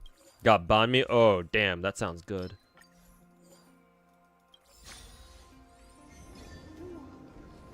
I am a fan of a good banh mi.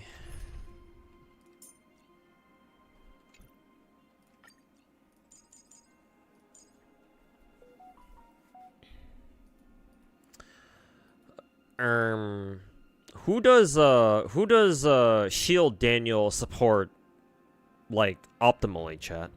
Does he have like a DPS that he most optimally supports, or just is he just kind of like, yeah, whatever, just kind of throw him into anything?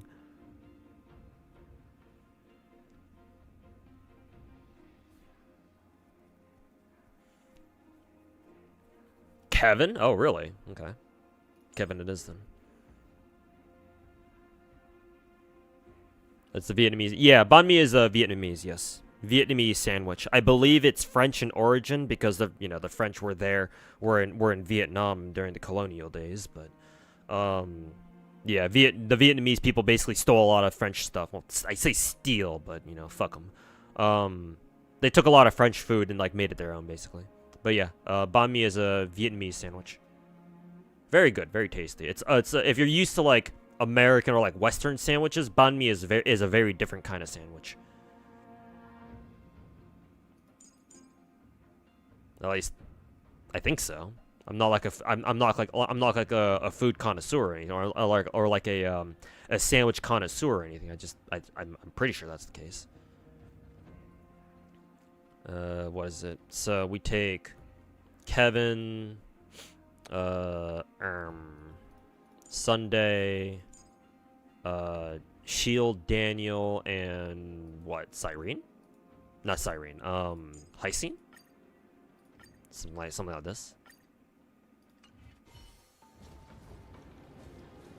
Kevin, Ceridra. Oh, and well, unfortunately, I don't have Ceridra, so Sunday it is.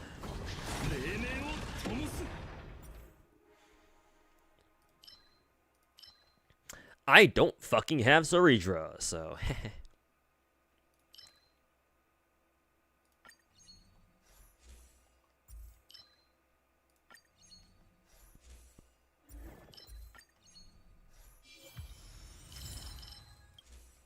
Saber. Oh, he supports Saber really well too. Oh, that's nice. Maybe I'll try him in a Saber team next.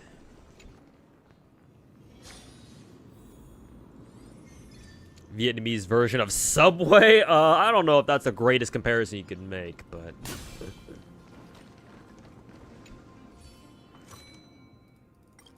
But actually, honestly, in a weird way, you're not wrong, I guess.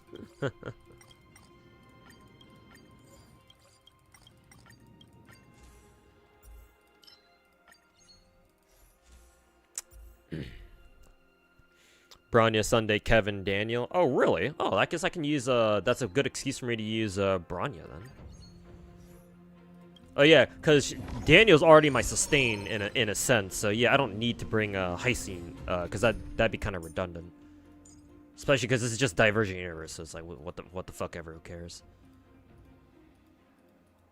Perfect excuse to use my Bronya, though.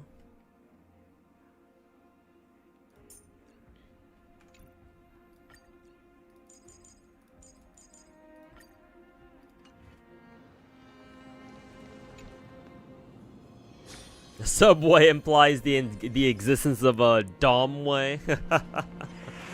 Perhaps. Perhaps.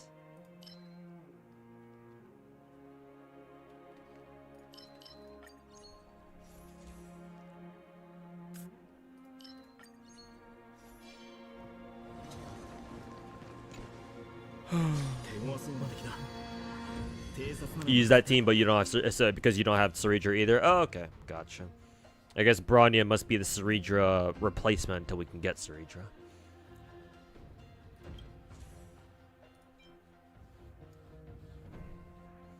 I don't really give a shit about this.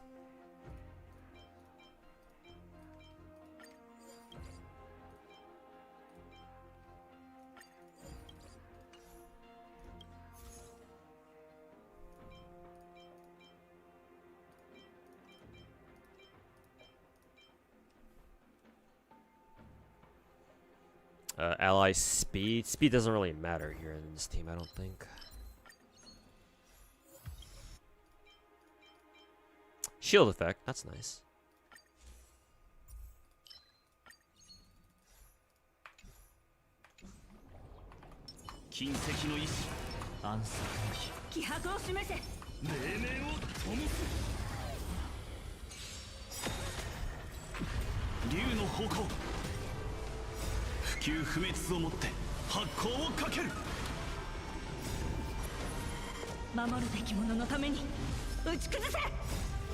Is Kevin the best character in the game or something? Because you just don't see any competition. I think just individually, probably, yeah. However, you'd be folly to think that all you need is Kevin and that's it. That's not how this game works, unfortunately.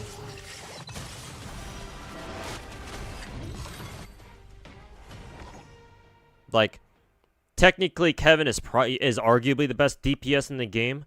But the issue is that he's not going to work everywhere. There will be some fights where it's like, oh, actually, Kevin doesn't really work that well here.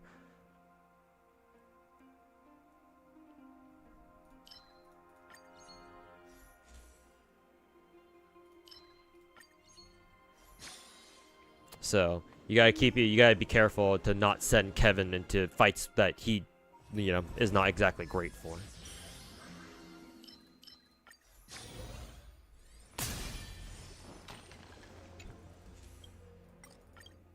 But if you don't care about that, if you don't care about the nuance, you just care about, oh, is he the best DPS in the game? Yeah, probably he is.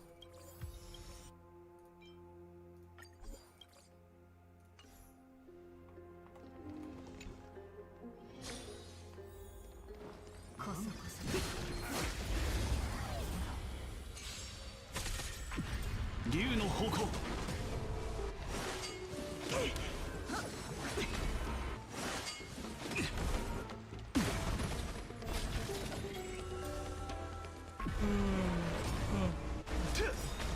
不朽不滅をもって発光をかける。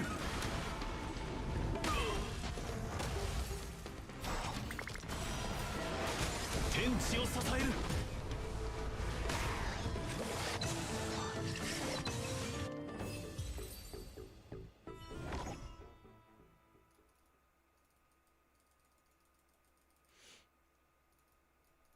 Ah, fuck! I forgot to check what normal week's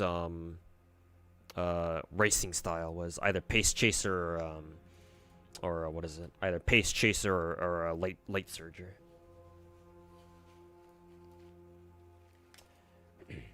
Frick.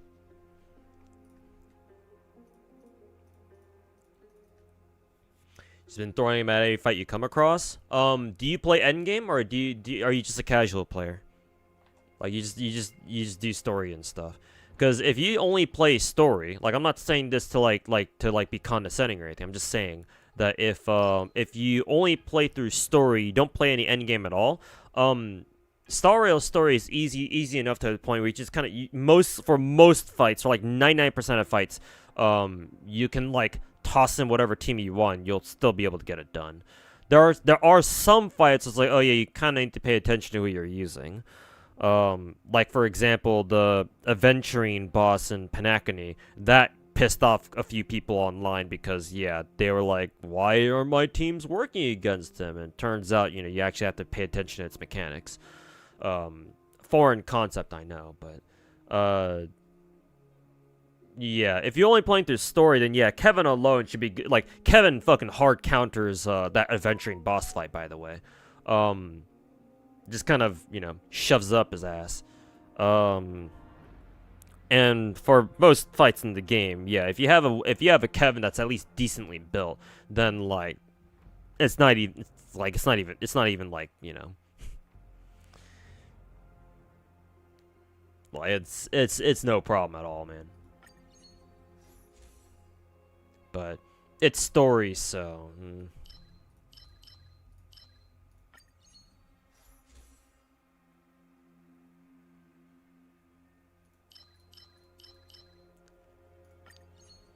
こ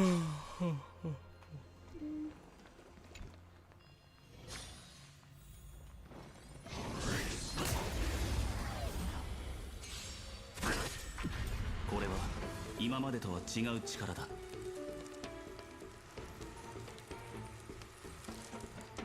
竜の方向。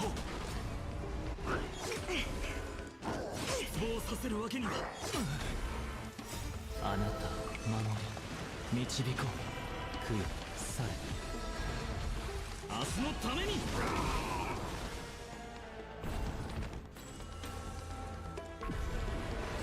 You haven't played story in so long. You only play the game modes at this point. Well, besides the event ones. Which game modes? Like, do you actually play endgame?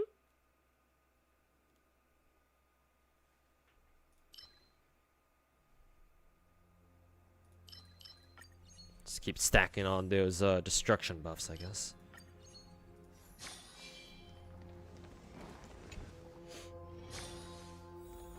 Ugh.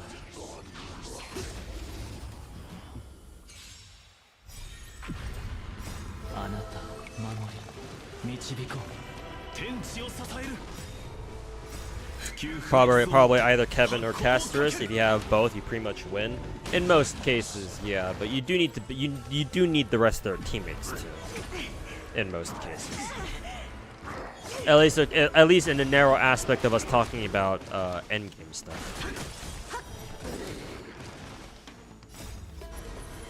守るべき者のために打ち崩せ。竜の方向。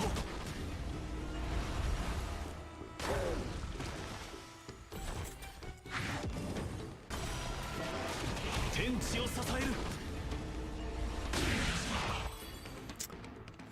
Ninja Delta and Nikkei feels like a downgrade. There was some people on Twitter who were like, yeah, like we like Delta because of her whole like tactical get up, right? So they weren't exactly happy with you know, her fucking dressing up as, you know, American ninja and stuff like that. But, you know, hey, fat fucking titties, so. That's you? Yeah, yeah. Though, to be fair, it's kind of a challenge. I'm not gonna lie, it's kind of a challenge to make like a Gunner like tactical design. Actually, I scratched that. I've seen like Gunner tactical designs before. Like I know for a fact that I've seen like cosplayers on Twitter who like dress up or like they gear up in like tactical, like all this tactical gear, like tactical gear, but they still have the fucking, you know, big fucking titties flopping around all over the place, and they still show massive fucking thighs and shit. So it's like, well, I mean, if they can do that, then surely they could draw it, right?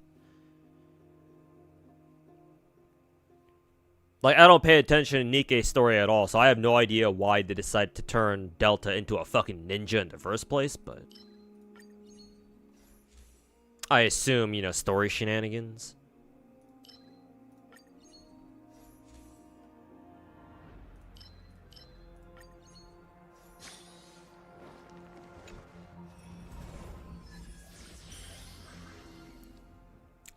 Simulated universe. Oh, just for SU. Yeah. If you're just using him for a simulated universe or divergent universe, yeah, I can imagine he just kind of steamrolls everything.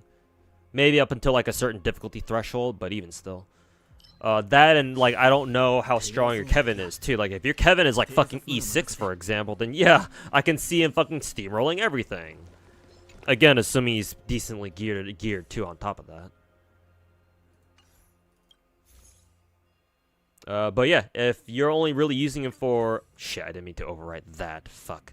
I guess we can take this then. Yeah, if you've only been using him for what do we call it? For Sim Universe, then yeah, it should be fine.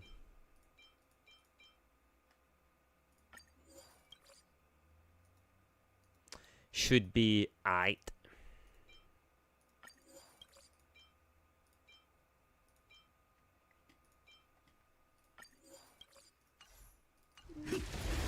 Oops.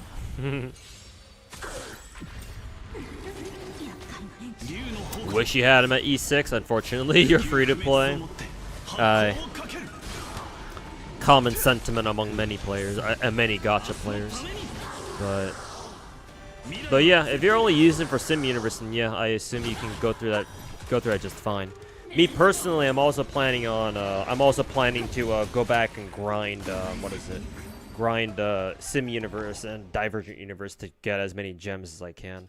Now that we have teams like, you know, Casterus and Kevin teams and whatnot.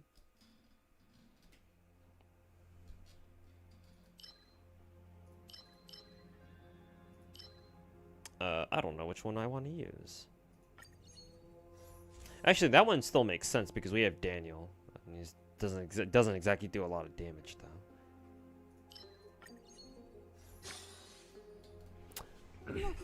Maybe I'll re-roll that at the boss fight.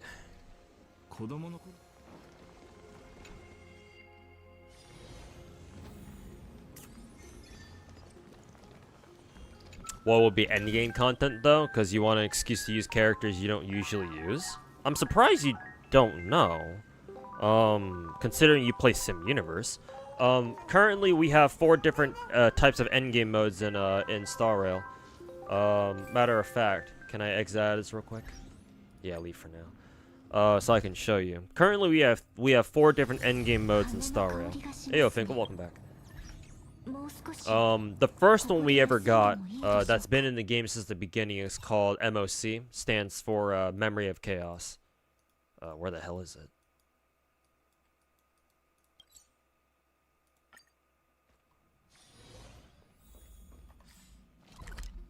Where on earth is MOC?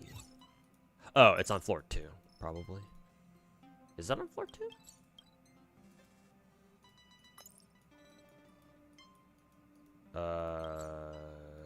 No, this is our room. Where the f... Parlor car. Excuse me? Shouldn't there be? I think this is anomaly arbitration, I think. Yeah, this is the anomaly arbitration. That's our most recent endgame mode, but too early to talk about that now. Where the fuck is the MOC car? Do we not have access to it anymore? Because I remember that the girl we hit that's usually in front of the MOC thing got fucking yeeted during our last story mission or some shit.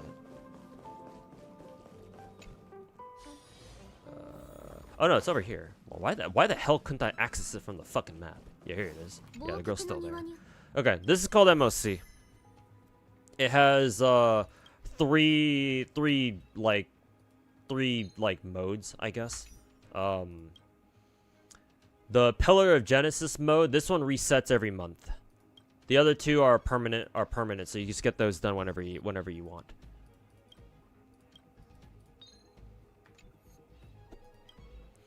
But MOC resets every month or so.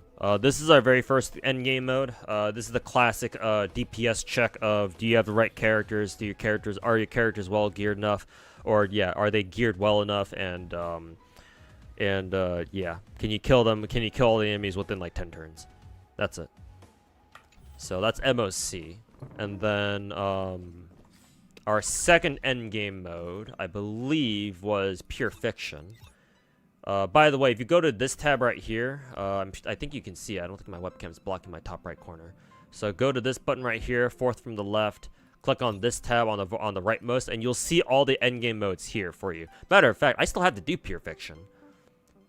Totally forgot about that. But yeah, I have to get that done. But yeah, Forgotten Hall is MOC, as you can see here, Memory of Chaos. Pure Fiction is our second endgame mode. You really want AoE characters here.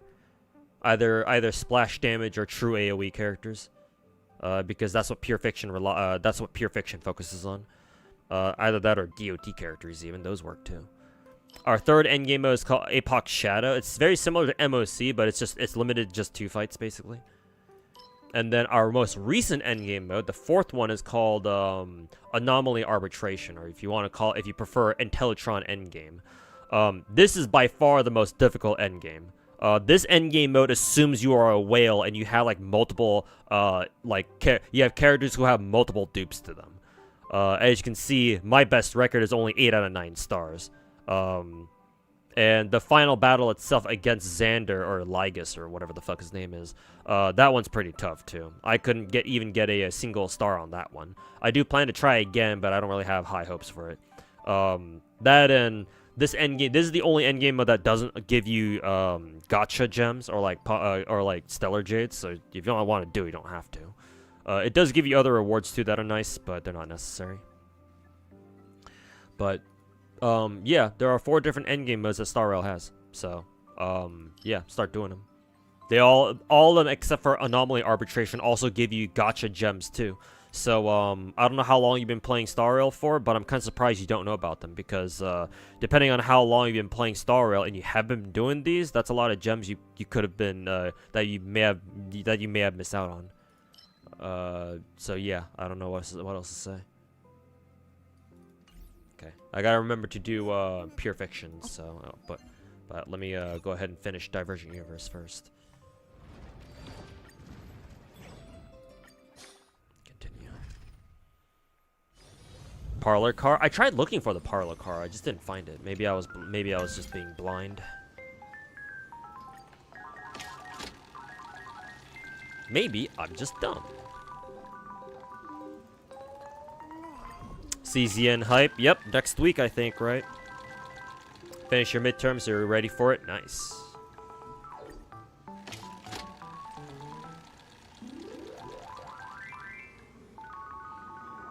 Working on 120 boss. King level 100 is piss easy. Level 120 is the one there where people use E6 S5 teams. I see. Maybe I just have a skill issue then. I do plan on retrying Anomaly Arbitration again, but yeah.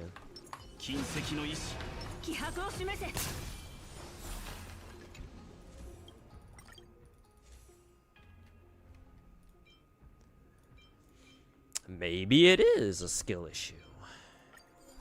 Insert the meme with the monkey pointing his finger at his mouth and looking up at the screen. I guess it's a skill issue. No. Fuck you! Ha ha ha.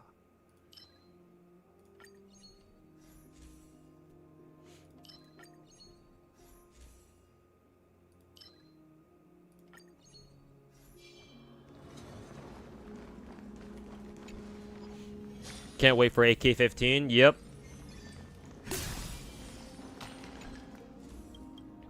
She looks like a fucking beast. I think she's like really fucking broken in the game too, which makes it even better.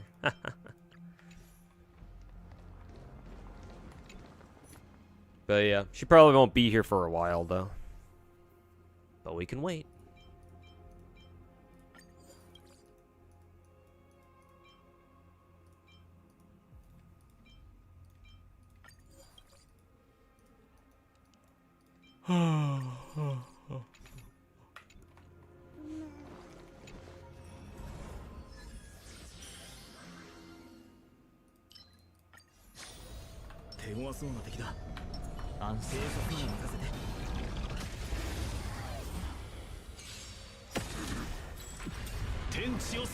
Helps if you 9-star all the Nightstars. Yeah, I'll try to 9-star. I'll try to get a 3-star on the break effect. On the break effect fight.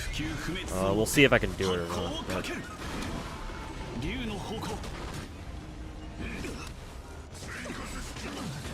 She might come during December. Really? Is AK-15 really that close? Is she really that close? Holy fuck.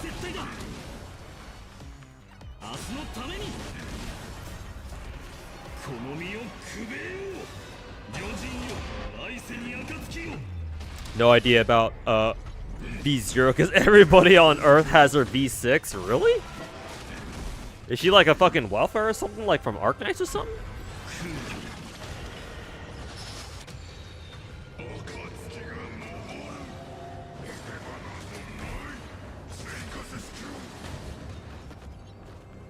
She can finish most fights before they can even start. Yeah, because she like attacks enemies before the fight even begins properly, right?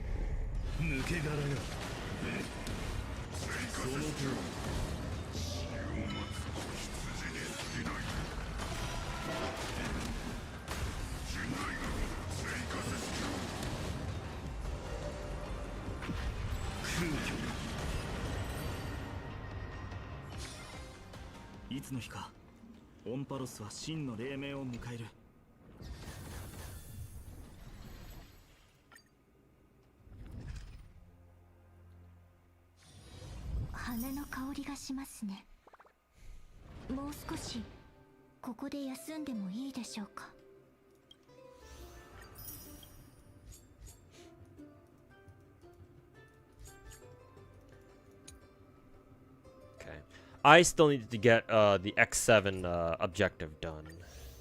Maybe one day I'll get around to doing it. Maybe one day.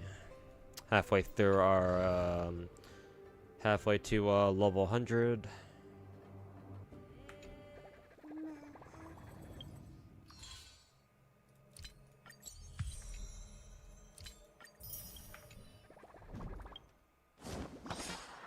Oh yeah, right. And go do Pure Fiction now.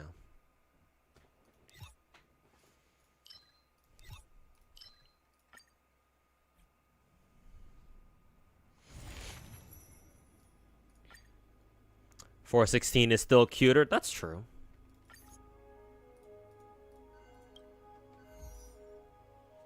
Very true.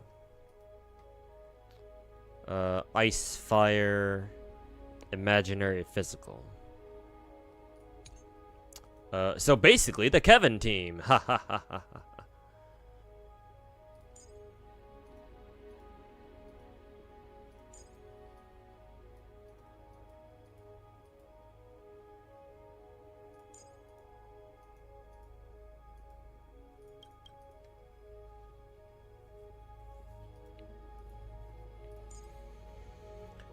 Let's see, Bronya, Shield Daniel, and Sunday. DOT, no. When they activate, blah blah blah. Increase all eye speed. Speed? Why would Daniel want that though? After using skill, apply 1 stack of resound to all allies.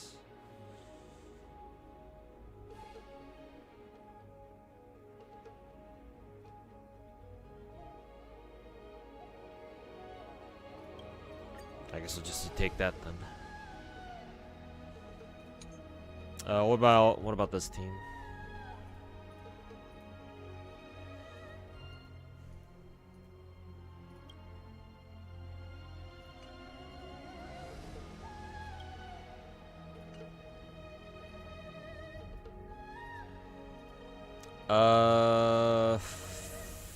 Fuck it, Kester's team.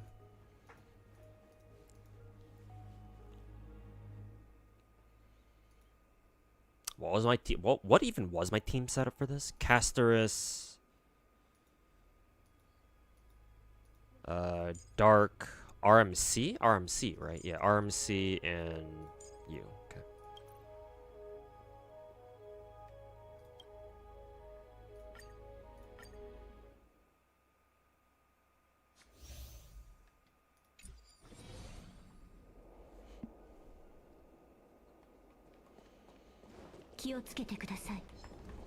She's not a gorilla, so therefore she's not cuter.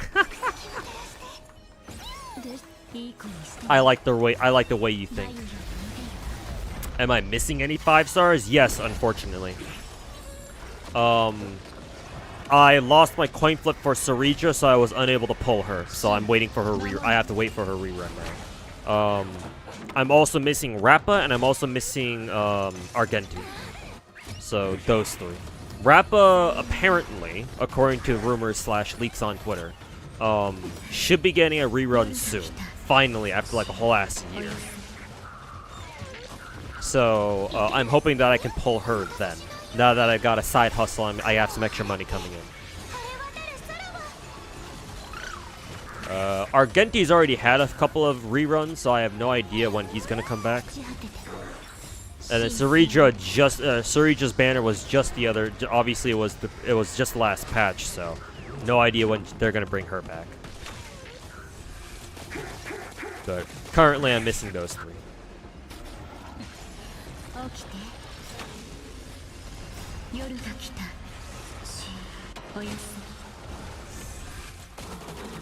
Also, why did why did Mem give her buff to Dark and not Casterus? Excuse me? Rappa's the fastest farming unit. Oh, really? Is she? That's kind of funny.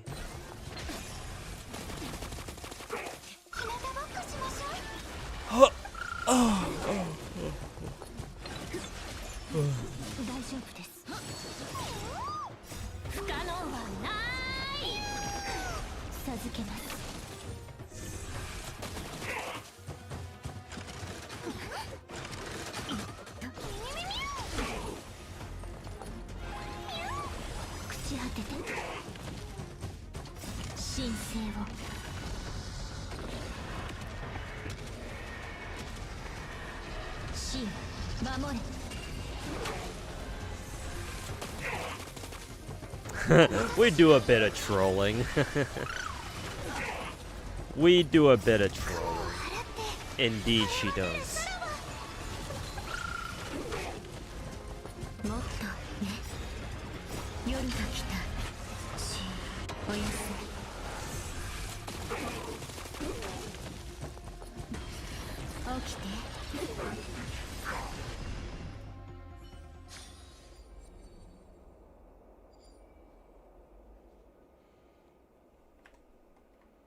Nice, they got a perfect 40k score.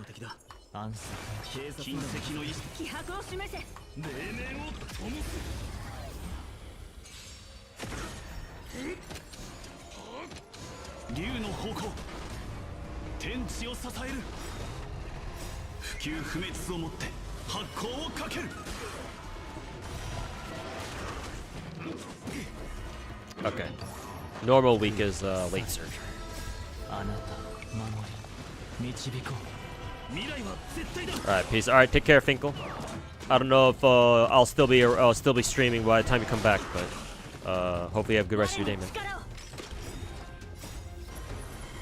守るべき者のために打ち崩せ。明日のためにこの身をくべよう烈日よ天を引き裂け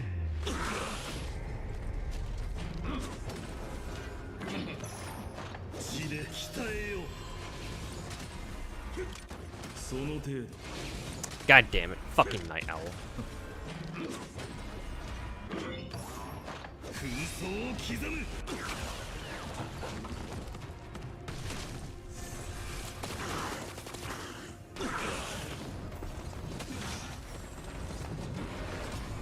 余人よ来世に暁よ血で鍛えよう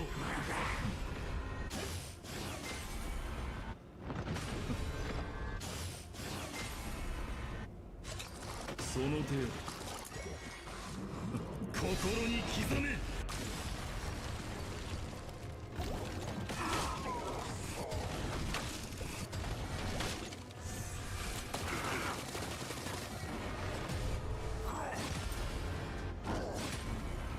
烈日よ天を引き裂け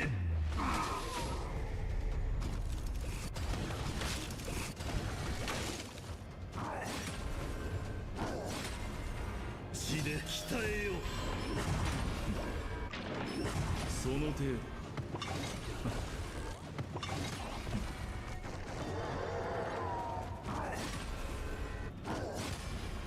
紛争を刻む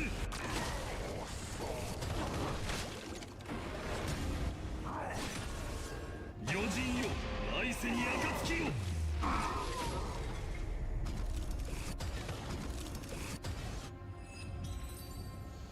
Sounds like they're done. Hey, nice. Perfect 80k score.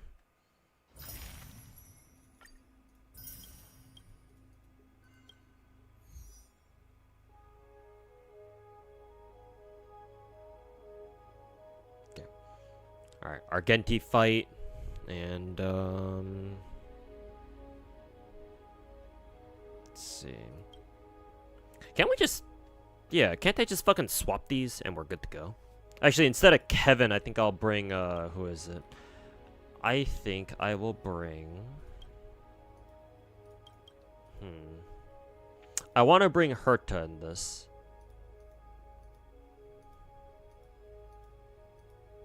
Herta...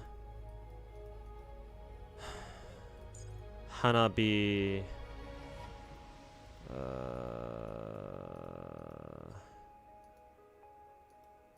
Small Herta and Shield Daniel. And we'll pray for the best. Smile. Actually, we'll go with this buff instead.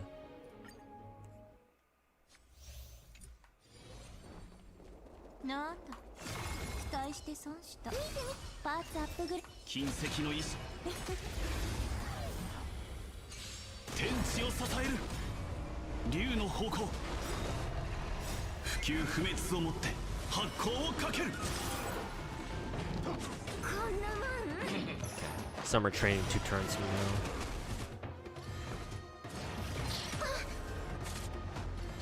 now. Oh god, she failed that one.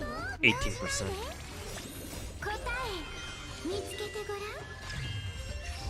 思考を広げる。くるくる。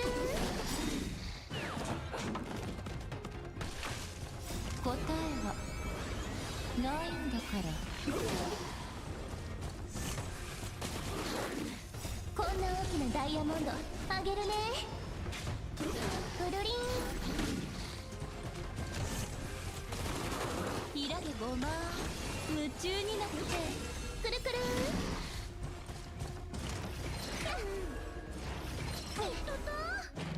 壊れちゃう。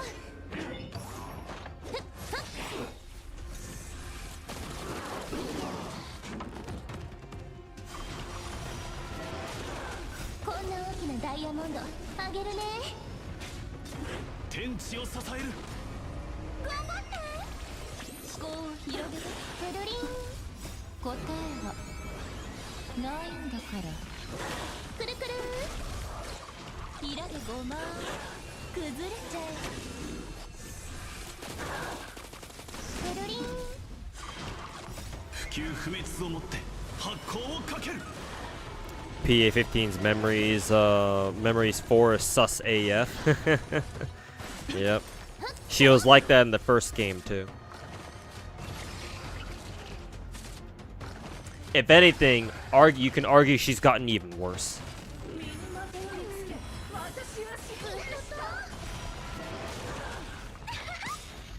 答え見つけてごらん。思考を広げて。くるくる。答えはないんだから。くるりん。こんな大きなダイヤモンドあげるね。ひらでごま夢中になっちゃえ。くるくる。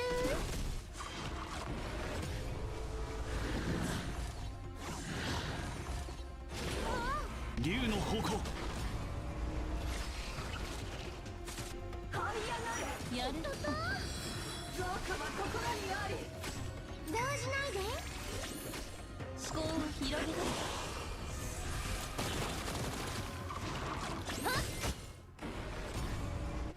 鍛錬の余地があったな。不朽不滅をもって発光をかける。問題ない。受け切れる。ひらでごまプルリン。答えはないんだから。くるくる。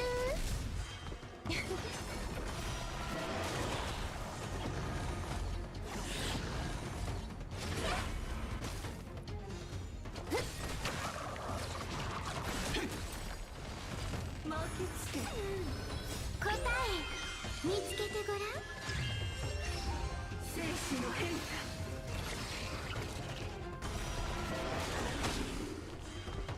Can't accept Hanabi and then reject PA15. Yep, that would be a logical fallacy, as they would say, as they say. こんな大きなダイヤモンドあげるね。これも天地を支える。始めましょう。頑張って。ひらでごま。これも試練。答えはないんだから。くるくる。これも試練。思考を広げて。夢中になってね。 Nice, we got swinging maestro. これも試練。不朽不滅をもって発光をかける。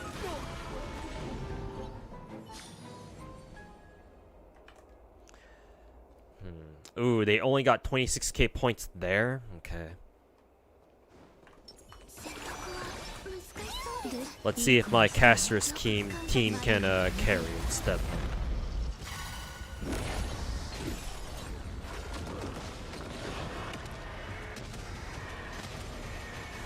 真守れ。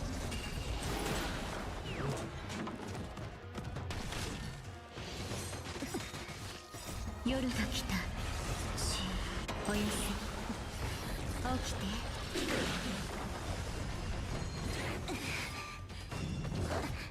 いける。日向ぼっこしましょう。雲を払って晴れ渡る空を。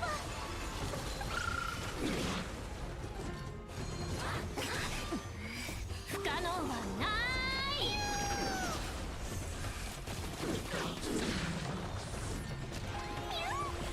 授けます神聖を。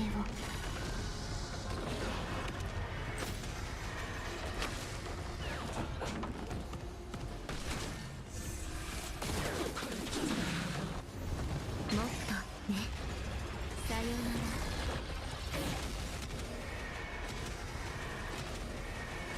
神守れ。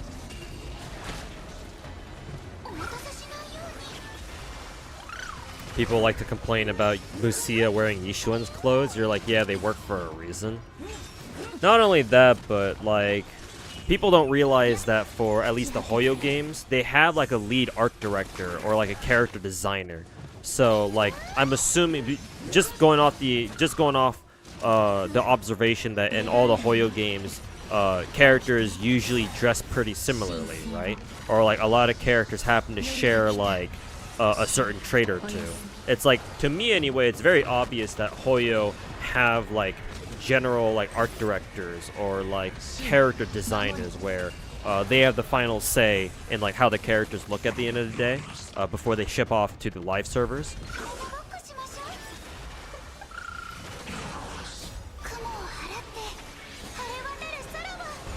So it's like, yeah, you're because Hoyo games are like that. It's like, what else can we say? It's like, you know, those people are the ones who have the final say in all this at the end of the day. So.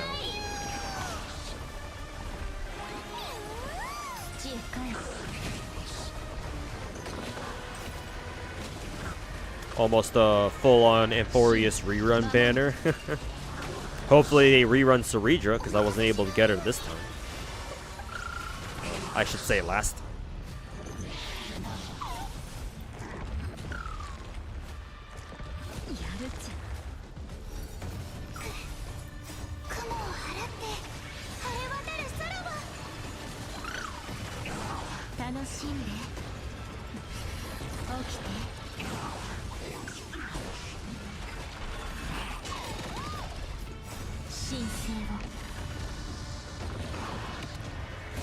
We're getting Castoris, Hysene, Kevin, Cypher, My Day rerun along with Cyrene next patch. Really? They're just throwing them all out at us? I mean, I guess it makes sense that the leaks are saying that Cyrene only really works well with Amphorius characters. Too bad no Ceredra, though.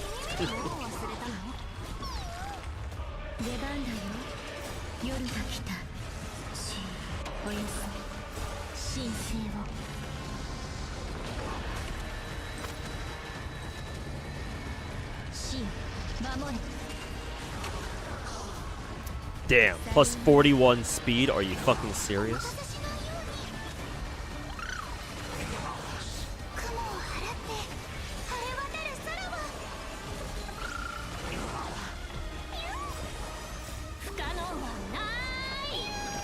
At that point, they should just make a pick your own raid up with all 13 of them on it. I know, right?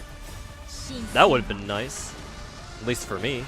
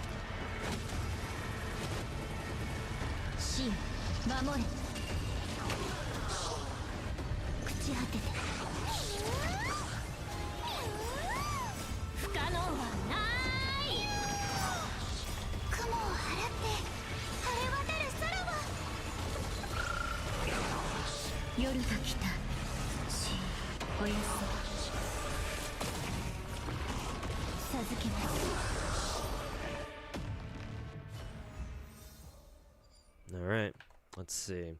Damn!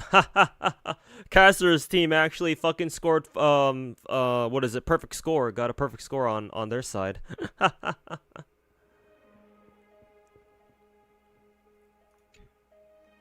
Damn, easy.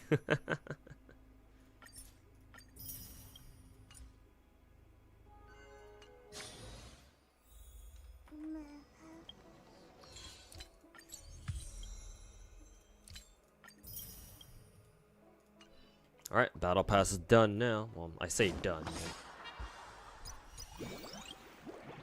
Okay, what time is it right now? It's like 3:15 right now. I think I can stream for like maybe another hour, I think. Another hour or so, I want to say. Yeah. Okay.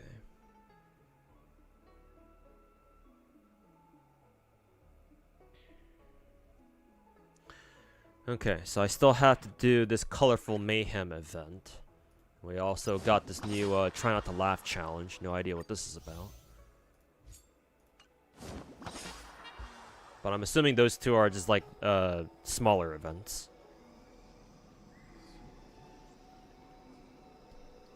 Might be the only time you wail in Star Rail for in a long time. You want Cyrene E2 and her light cone, and then you want to get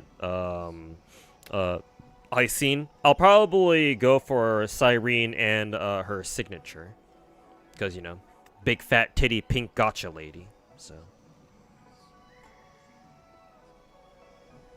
that, and apparently she works in Caster's team. So hey, another addition to the Caster's family. Okay.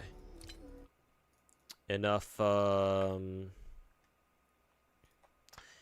Star Rail for today. Lastly, I will switch over to Wuwa, and I will try to get some Wuwa stuff done. Well, I don't think I'll be able to get any events done today, but I think at the very least I can get some weekly stuff out of the way. Elusive Realm, build Galbrina.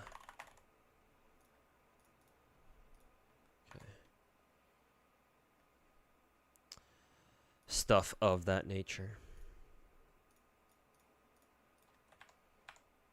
Let's see here.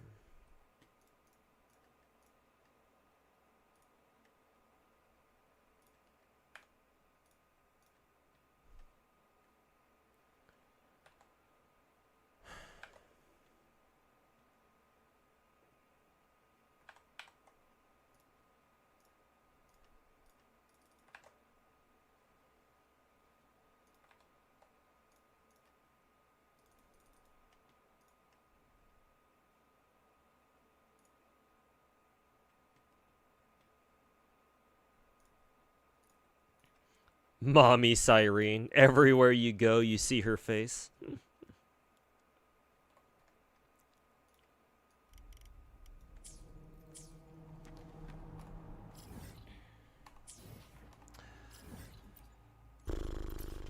Okay, let's go get Elusive Realm done. Oh yeah, that's right. I need to get TOA done, because TOA reset this week, right? This week or last week or so. Perfect, we can do that then.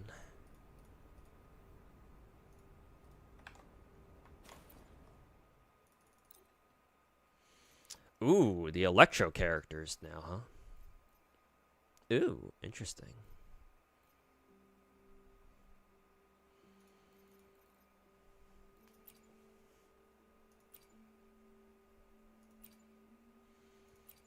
Let's see. I only need to bring in one of these characters, right? I don't need to bring in two like we used to.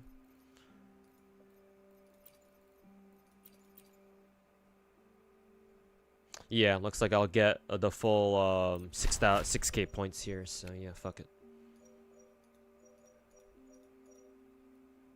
Echo skill basic. the fireball basic buff is hilarious.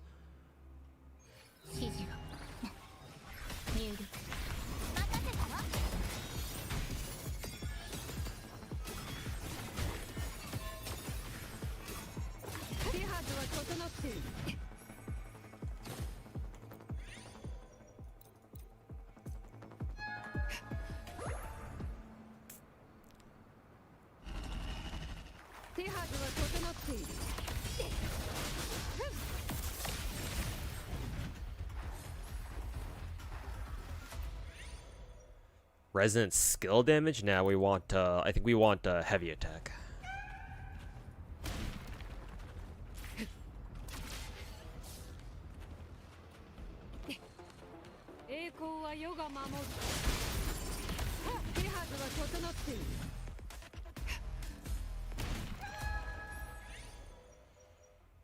Yes, heavy attack damage. Perfect.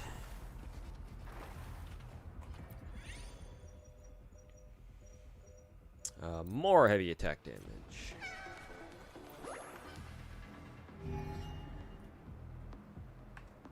Yeah, fucking guts. Fuck off.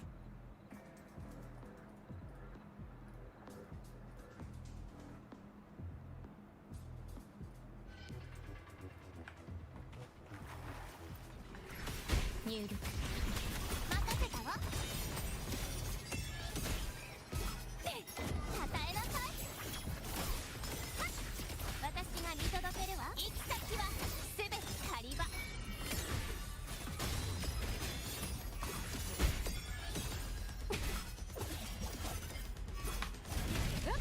手はずは整っている。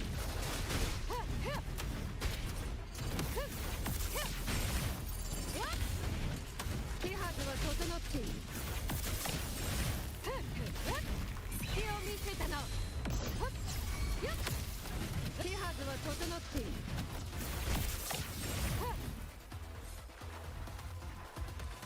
栄光は世が守る。胸を張れ、太陽の輝きに。戦意を踏め。 On this episode of I Can't See What the Fuck I'm Doing,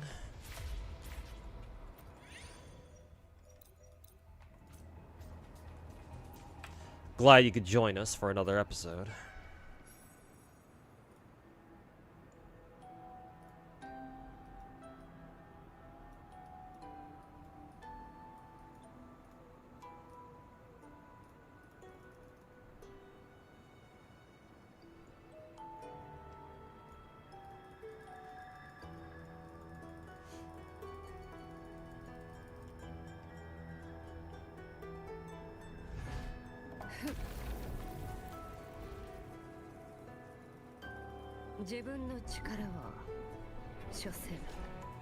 Alright, Arima Kinen time.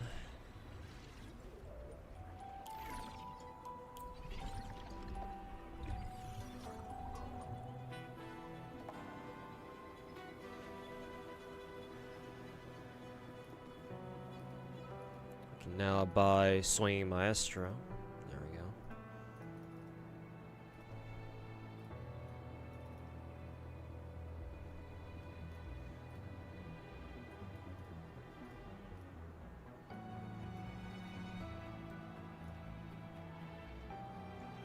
I'll actually let the Arima Kinen race play out.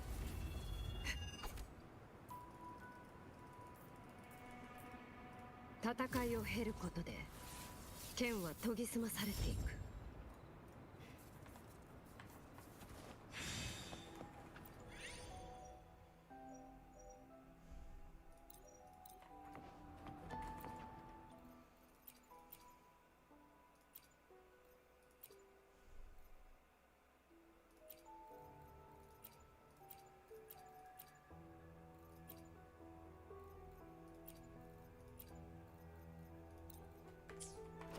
Sure, none of those buffs were very good, I don't think. Maybe some of them were, but... 栄光は世が守る。神聖を授ける。入力任せたわ。未来を作り変える。私に答えなさい。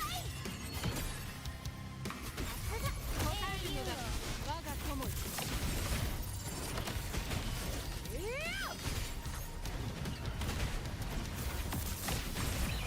無駄なあがきだ。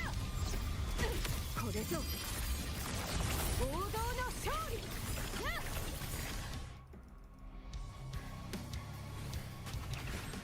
戦意を踏め。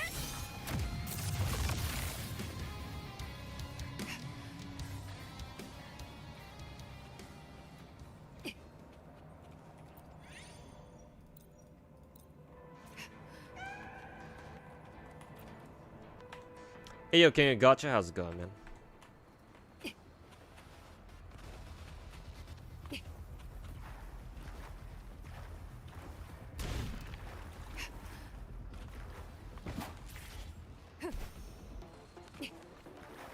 星の歌よ」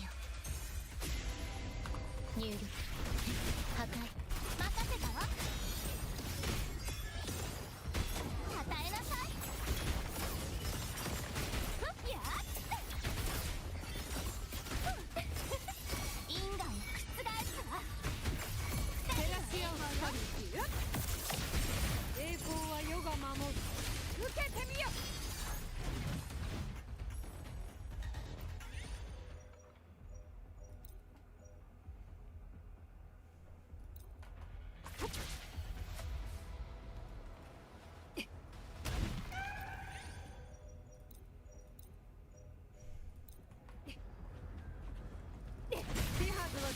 っている。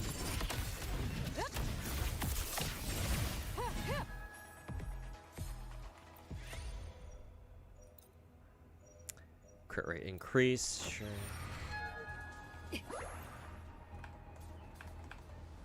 Hey, she got first. Nice.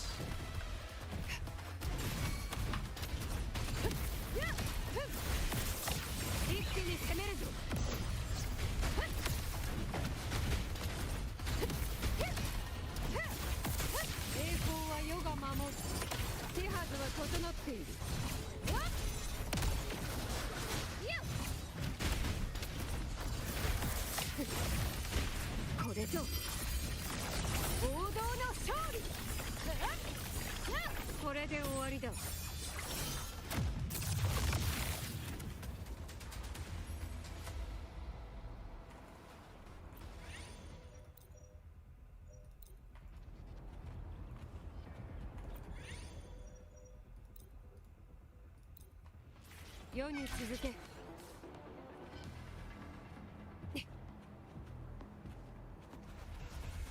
アドアストラ入撃。任せたわ。これが私の決意。まったくつれえね。運命は示した通り。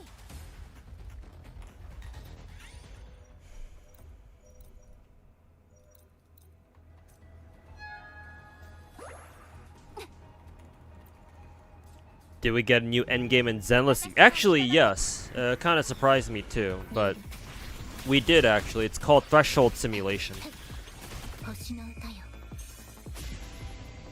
I just spent like an hour or two getting one run of it done.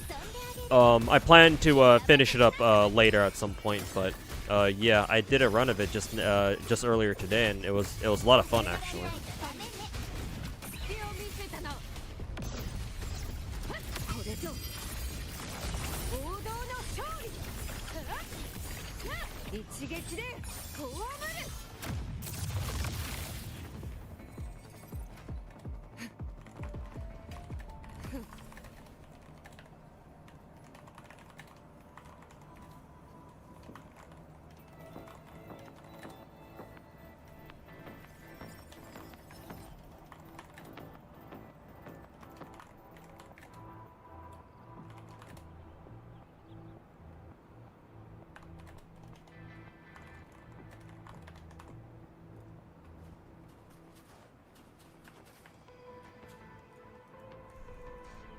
Where is it? You can't find it. You can either find it in event section or the console that you can access to play the Threshold Simulation thing. You can find it in the temple. It's next to your bedroom that you have inside the temple on the temple map. So you can find it there directly, or you should be able to find it in your events section. Look for a tab that says event Threshold Simulation. If you activate it and you find a scene that shows Yishuen and Miyabi talking together, you know that's the right one.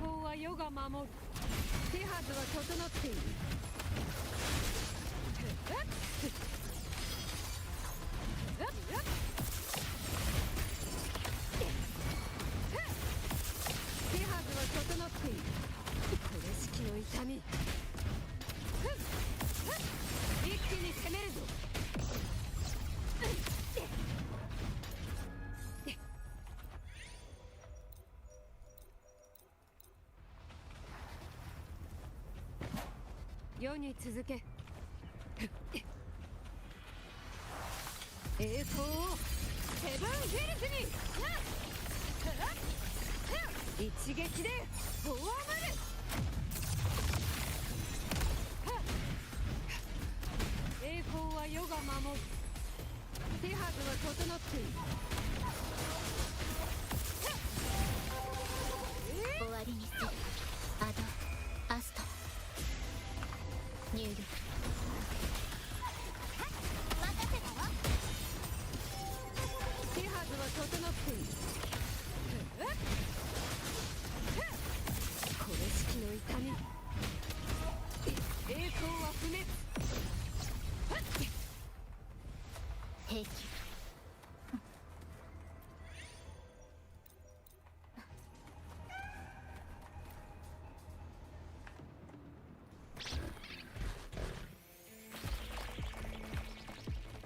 入力。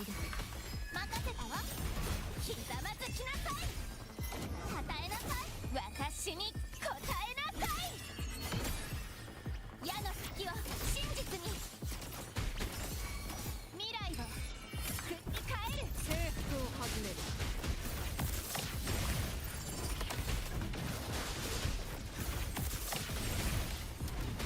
手はずは整っている。隙を見せたな。これぞ王道の勝利。戦意を埋め。終わりにする。星の歌よ。入力。任せたわ。楽しませる。行き先はすべて狩り場。月が満ちたわ。私が見届けるわ。手はずは整っている。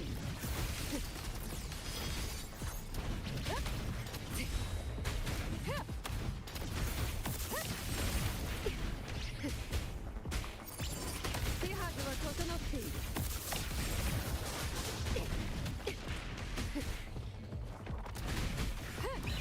無駄なあがきだ。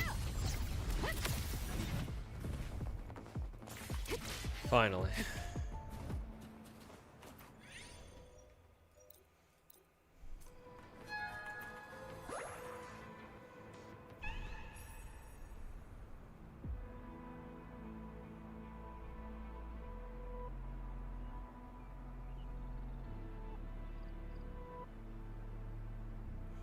Content for games was produced a month in advance. Don't think Golden Week in China was the issue. It's just a dry patch. We'll pull the Star Rail. Yeah, pretty much.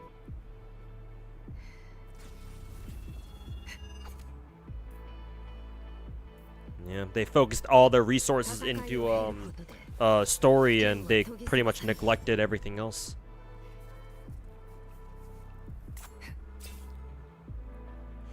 Because they've realized that's what casuals want, and guess what? Casuals pay your bills.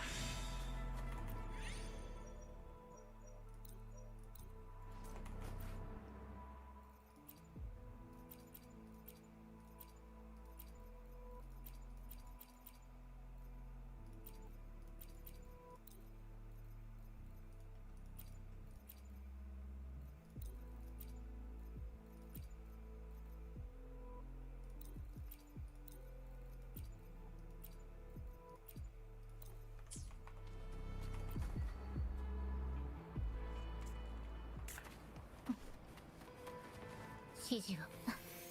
アドアスト入力。まばたきは禁止よ。ひざまずきなさい。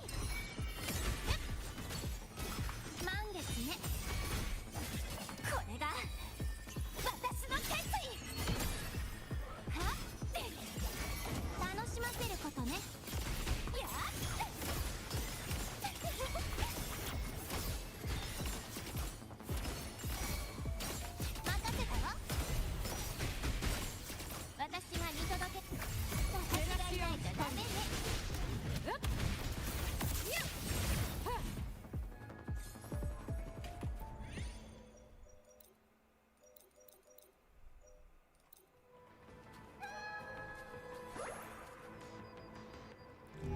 Hey, Ryuji, welcome back, man.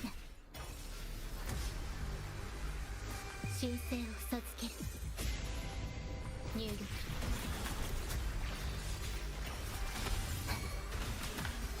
任せたわ。Hey, Crackcaster. Same to you too. Welcome back. 私を見なさい。矢の先を真実に。運命は当てよう。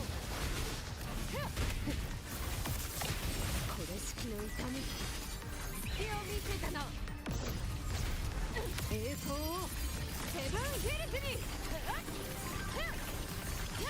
戦意を踏め。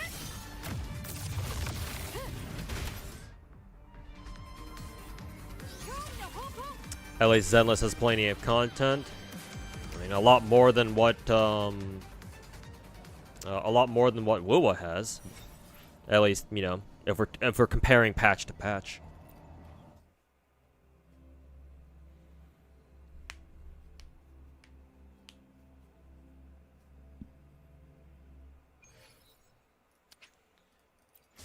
All right, got the gems from there. Did that.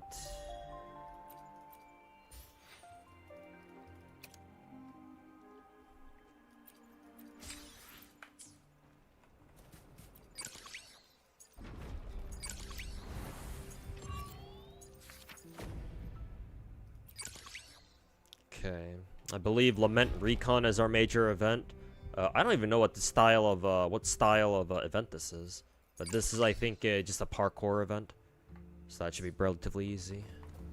Okay, I think the last thing I'll do for tonight or for today is go get TOA done because I believe it reset. So.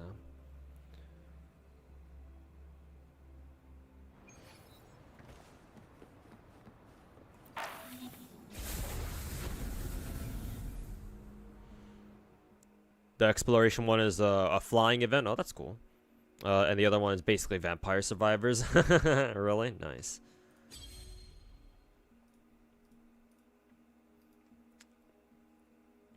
Havoc res.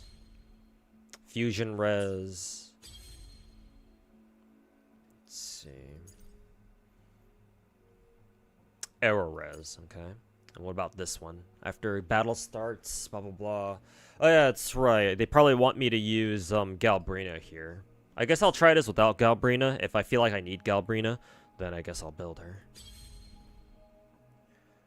For now though.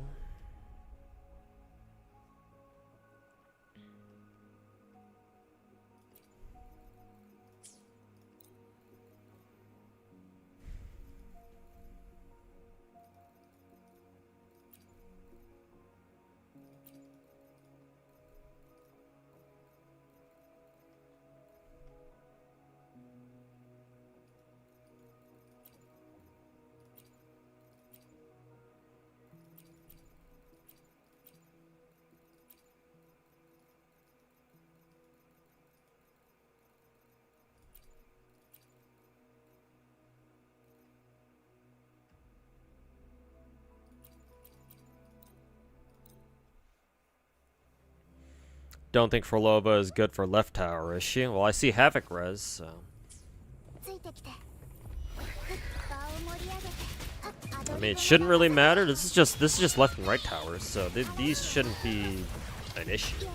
At least I don't think so.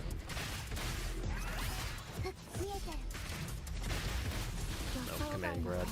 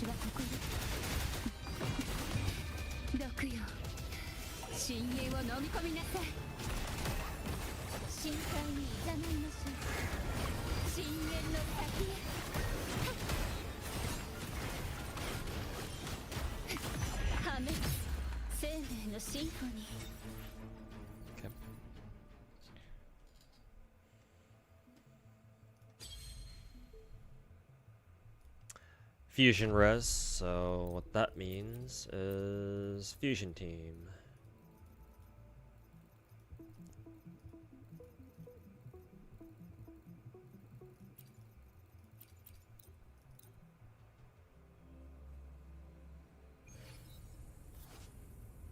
Mood down awful. Why? What's going on, lolface?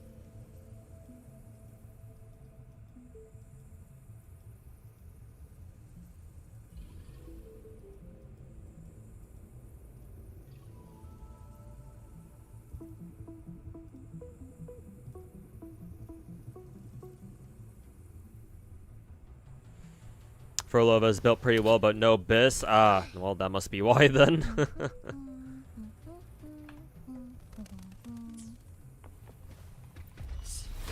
獲物が息を潜いでこい。はっ凱旋の歌をこの槍に。悪党は噛み殺す。与えろこの身を。足は俺に任せろ。クライマックスだ。より盛大に。さあ耳を澄ませ。この俺に。任せて。烈火のきらめき。勝ち切る。逃げ場などない。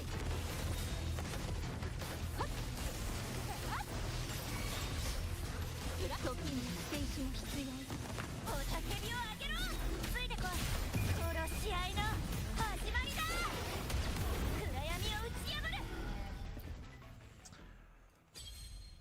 Okay, left right tower is done.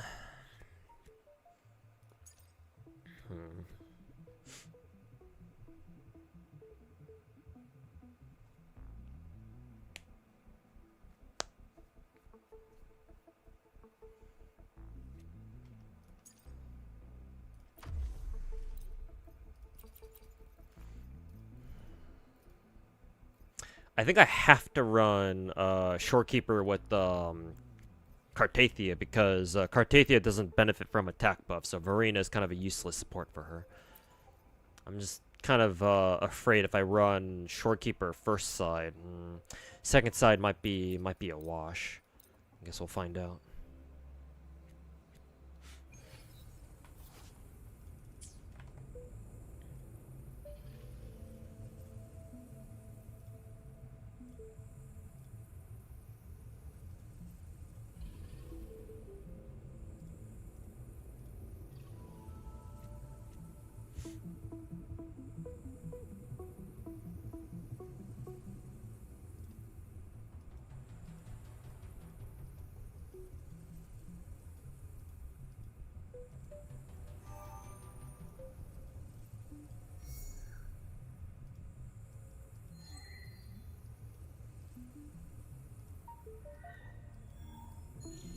道を見つけるまで星々は黙したまま。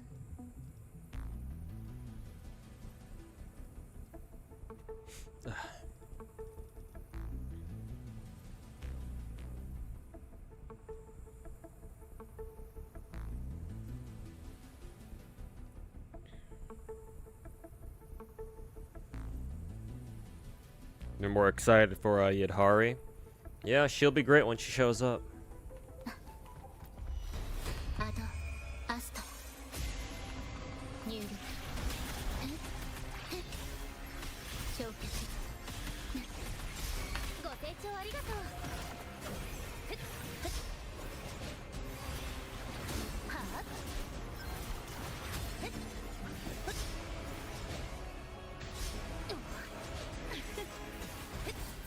この詩をフィナーレに捧げよう。潰れなさい。 Hey, yo, Pask26, how's it going, man? Thanks so much for the 4-month resub. Welcome back. 真の姿、ここに権限する。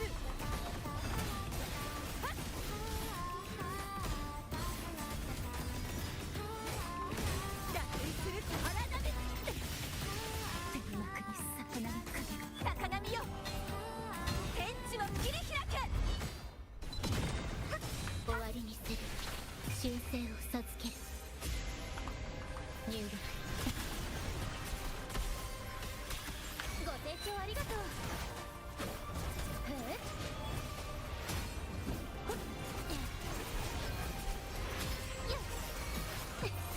これが運命のアンサンブル。滅びなさい。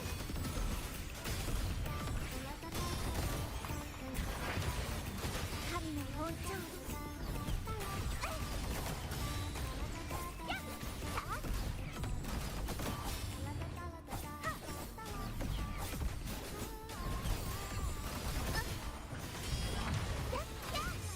Rotation was kind of off this fight.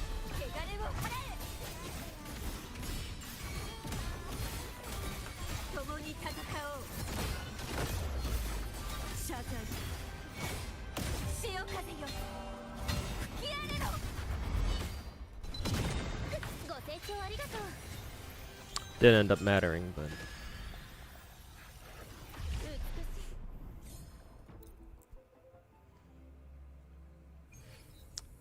love the content. Keep it up, bro. Hey, appreciate it, man. Thanks for watching. Both the YouTube content and the and streams, if you watch both. Hey, man. Thanks for the resub, Pask. Appreciate it, man. Hope you're enjoying your weekend so far.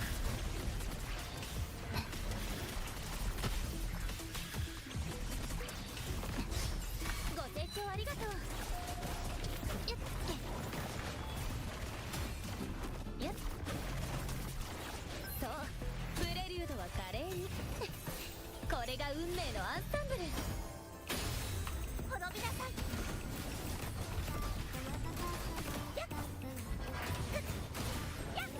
しじまる。悔い改めろ。大波よ。滅びを告げるクリコ。チルガイ、潮風よ、吹き荒れろ。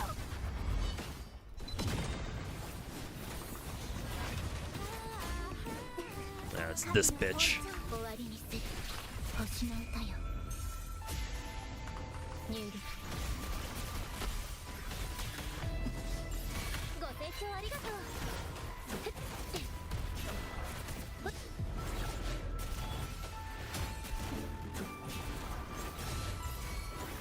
そう、プレリュード。この詩をフィナーレに捧げよう。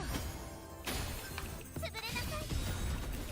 さあ、天幕よ、落ちよ。真の姿。ここに権限する。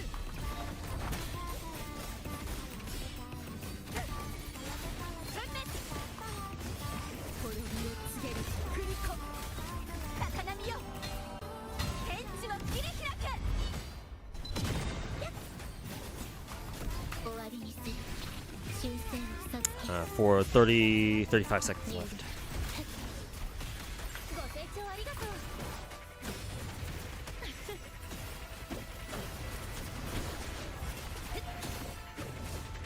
ピッチが低くなってる。はあ？あれぐらい。ピッチが低くなってる。これが最後。 She just can't get her fucking ult in time. 外縁の時間だ。 Fucking crownless flying around like a little bitch. 神の王朝。 Not that it matters, but fucking annoying.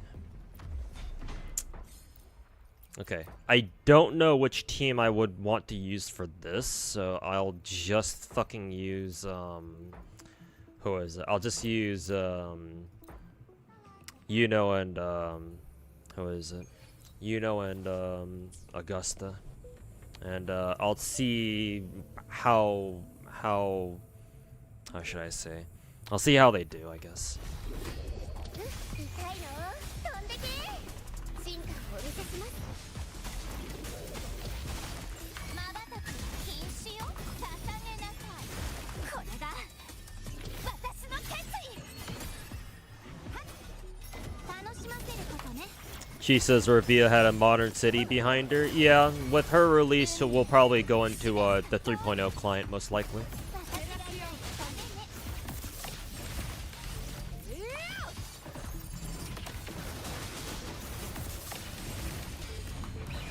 セブンヒルズのために。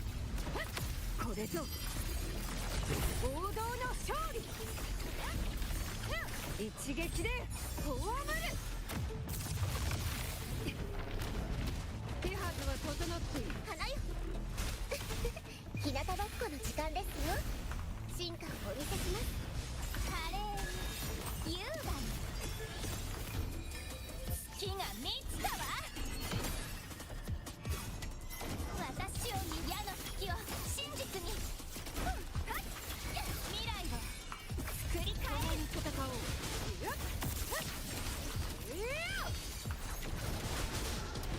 勝利の方向。手はずは整っている。無駄なあがきだ。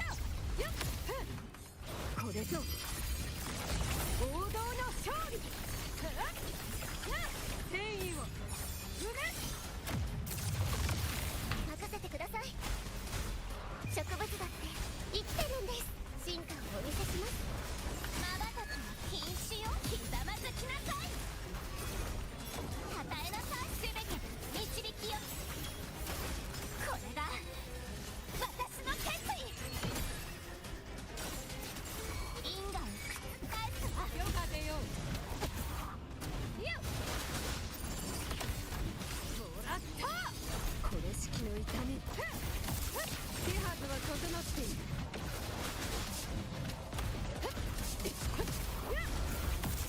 一気に攻めるぞ。栄光を Okay. Yeah, this team isn't doing very well here. これで終わりだ。手はずは整っている。花よ。 So I think I'll just take the time to level up Galbrina first. Because I just need to level up her, I just need to give her proper relics and she'll be good to go.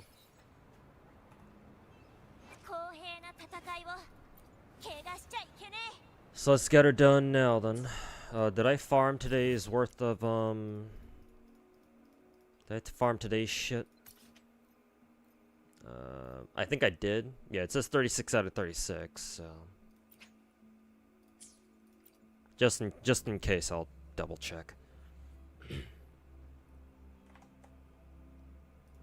Oh god, Special Week only got 7. I wonder if she got, fucked. Okay, yeah, she did get fucked.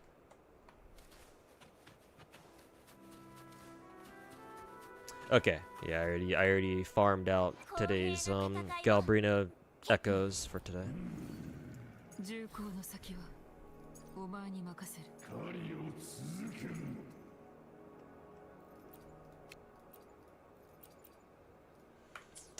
Let's see. Her weapon is crit damage, and I think she just gets more crit damage too, alongside attack percent. So yeah, I'm thinking we give her mass crit rate. So try to stack as much crit rate as possible.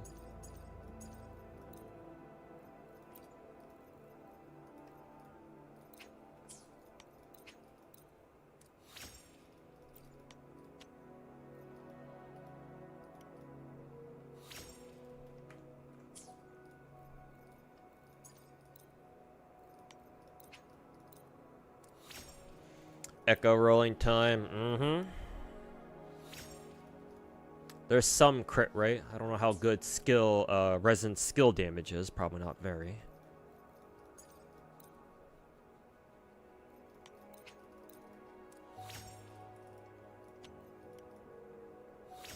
Crit damage, not ideal.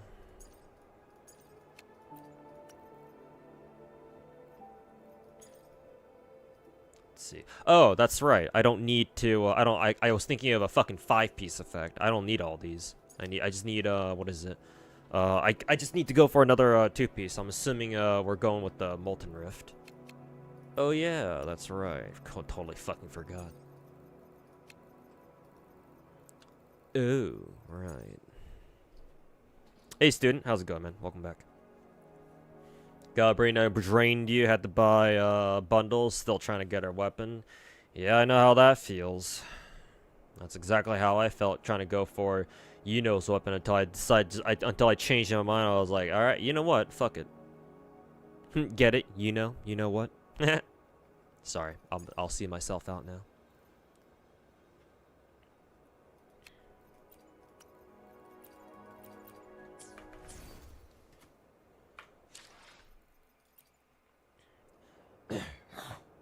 Yeah.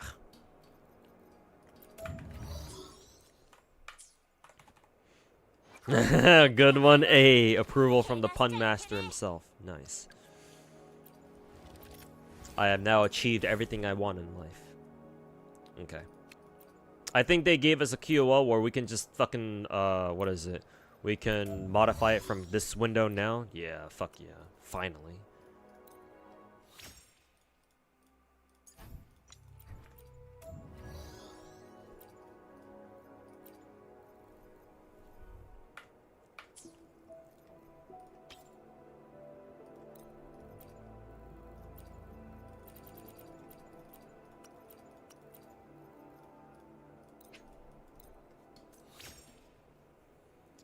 Also, tuners can fuck off.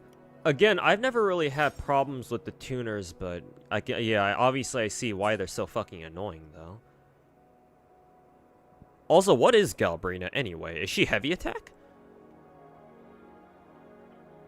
Or is she ult damage? Ugh.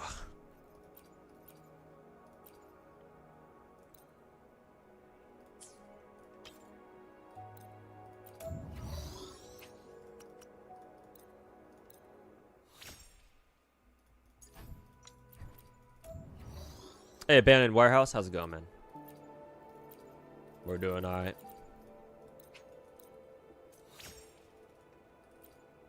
Heavy attack? Okay. Nice. Fuck yeah, double crit.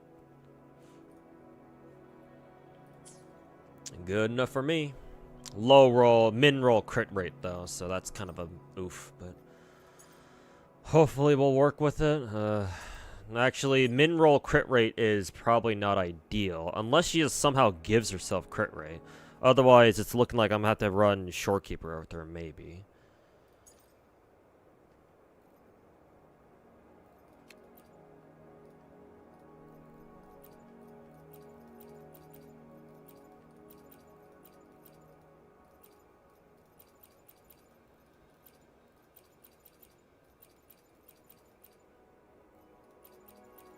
Wow, literally no fucking fusion damage? Are you fucking serious?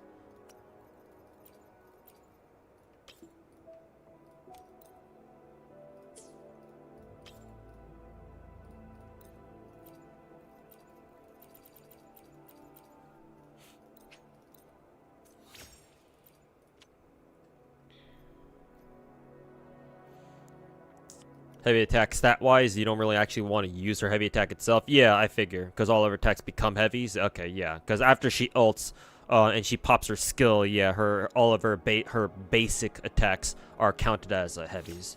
I mean, hey, I play Chun-Li. I know all about that.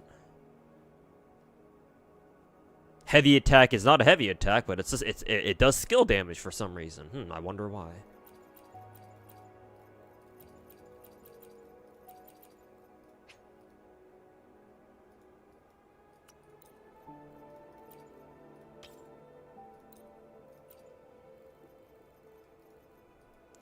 Gee, I wonder why.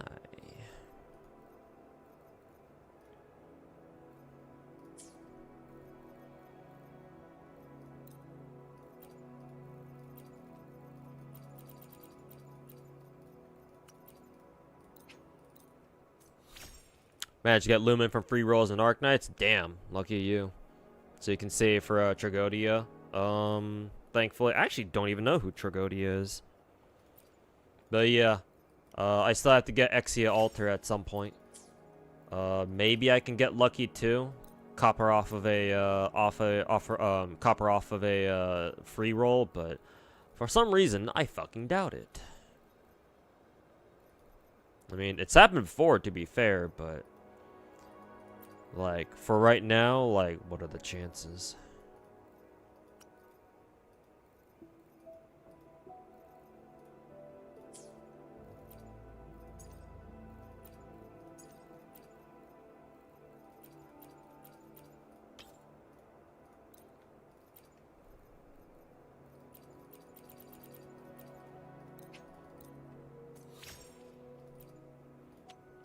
Oh, Phantom Altar. Okay, gotcha.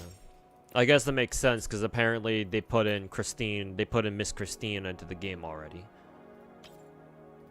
I believe Miss Christine shows up with the Phantom Altar. So actually, yeah, it makes sense. Oh, oops.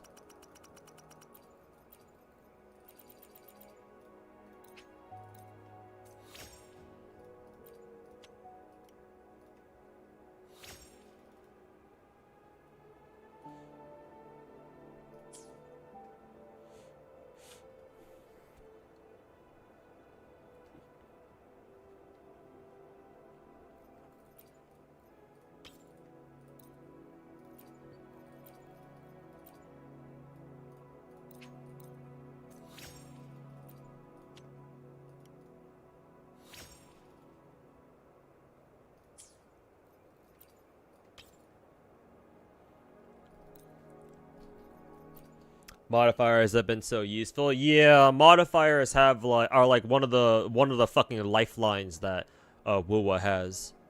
As far as gear grinding goes. Thank fucking God for modifiers, man.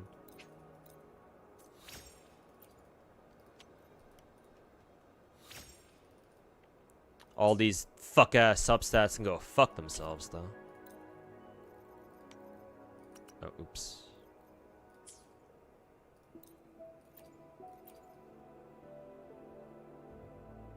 You got like 60 tuners only. I must have gotten really lucky then when I decided to buy all those starting packs at the start of the game. Jesus. Because like I don't know how else I could have like fucking, how many tuners do I have right now? Like 6,000? Like what the fuck? It's like, yeah, seriously, where the hell did I get all this?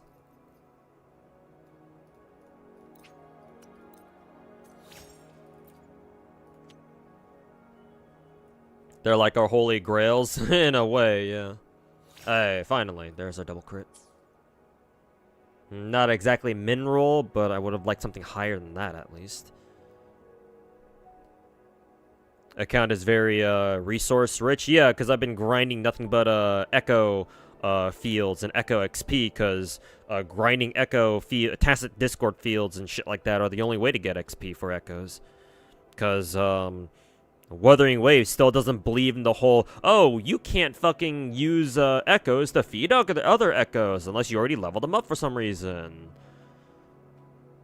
God, whoever made that decision over at Kuro Game needs to be fucking fired, bruh. They can go fuck themselves.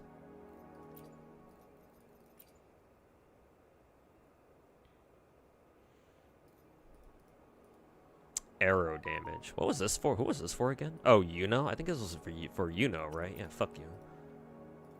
Don't need that shit.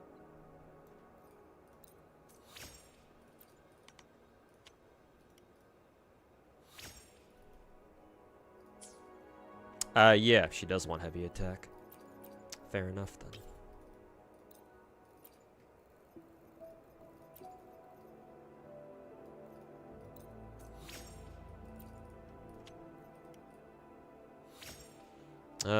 Crit damage. Nah, we need crit rate.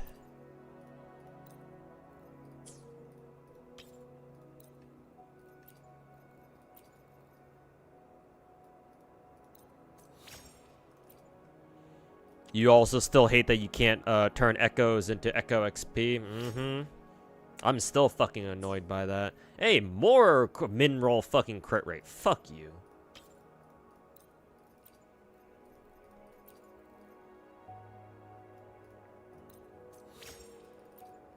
Yeah, like 10k? Holy fuck. Where'd you get all that shit? Or where'd you get all that? Maybe from, I assume you must have gotten all of it, most of them from, like, packs and stuff. Because I'm pretty sure that's where I got all mine, too.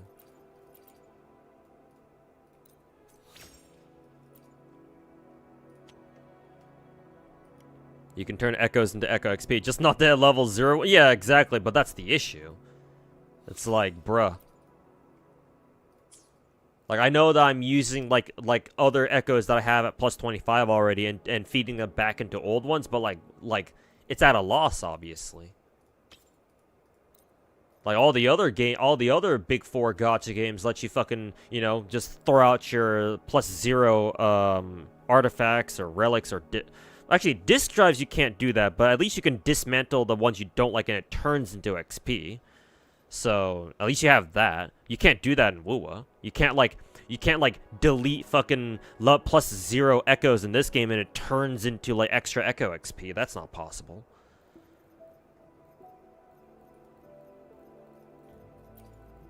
At least I don't think so.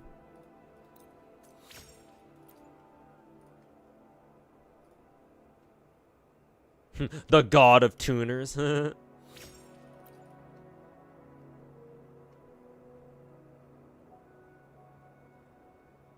Have I dismantled echoes that I wanted to trash? I usually just use batch merge. But then again, now that you mention it, I've never actually deleted them. Is there a way to like just straight up just delete them and then just break them down into like just echo tuners and shit like that? Maybe there is. I just never bothered looking. Because if that's the case, then yeah, technically there's no problem with how echoes are like in this game. Just nobody ever bothered telling me that. 'Cause I know for a fact that I've kept bitching about this time and time again. But if no one told me, then it's like, well, shit, man. Then at that point, who, like, it's like, I don't know, man. It's kind of a weird situation to be in.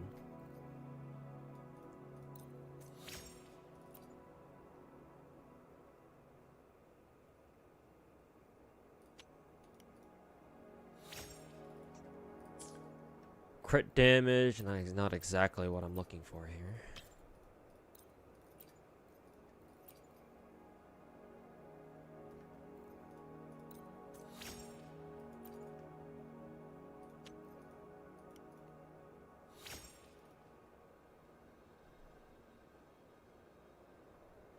Tuner culture was big in the early 2000s, though, for cars, I assume you're talking about. True.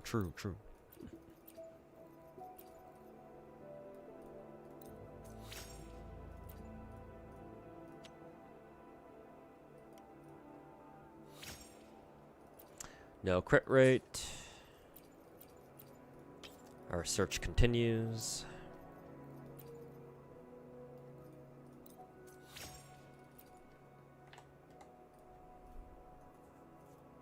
Ow, fuck.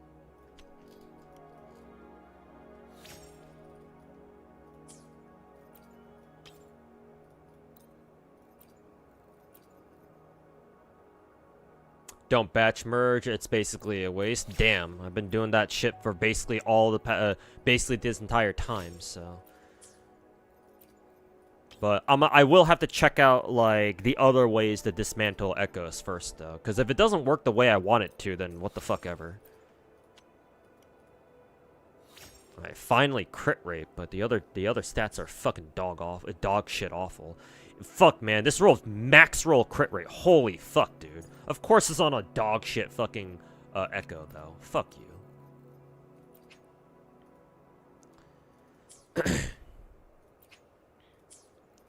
Fuck off.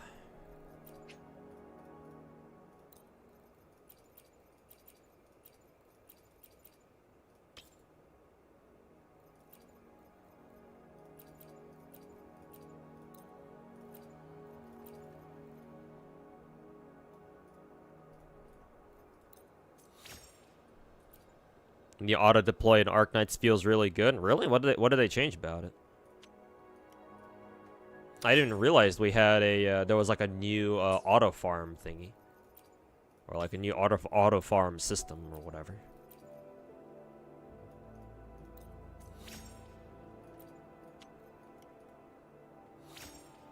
Let's see.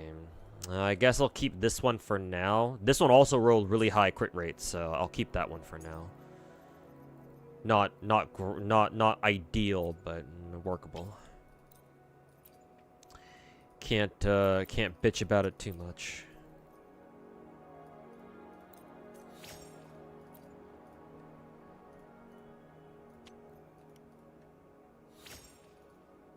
Not quite what I'm looking for.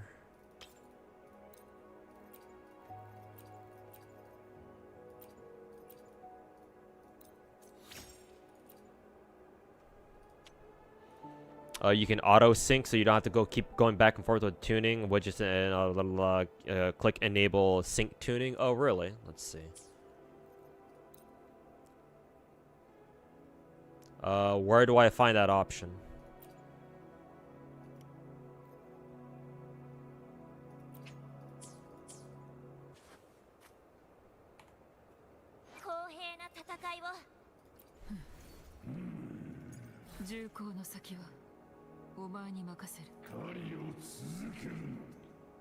At all, there's a widget next to it. Oh, this right here. Let's see. Enable sync tuning.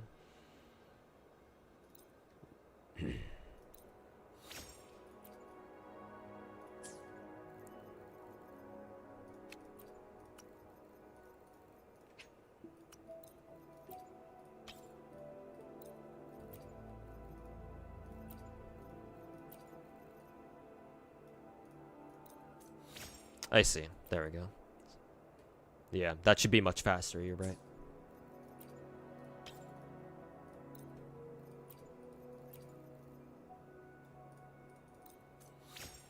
Let's see. Nice. Double crit and heavy attack and ER. Holy fuck, this shit is amazing. One sub away from the perfect spread. Unfortunately, even more fucking mineral crit rate, but it's double crit anyway, so. Yeah, all the perfect subs, but all minerals. Holy fuck, man. Only crit damage is not mineral, but it's like barely. I guess technically ER isn't mineral either, but I've seen it go higher. But I'm pretty sure that heavy attack bonus is a fucking mineral. I've never seen it that low. At least not in recent memory. I think it's still our best piece though. Technically. Yeah, like I thought, her crit rate is too low. Like, I wanted to have at least 70, but for her to have 70, we still need, what, 3.7% CR? Which means if I want that, then I'd have to fish for, I would have to fish for higher crit rate on these other motherfuckers first. And goddamn, I don't feel like not using this, but like, I don't know. Maybe 66% CR is still good enough? I don't know. I guess we'll find out.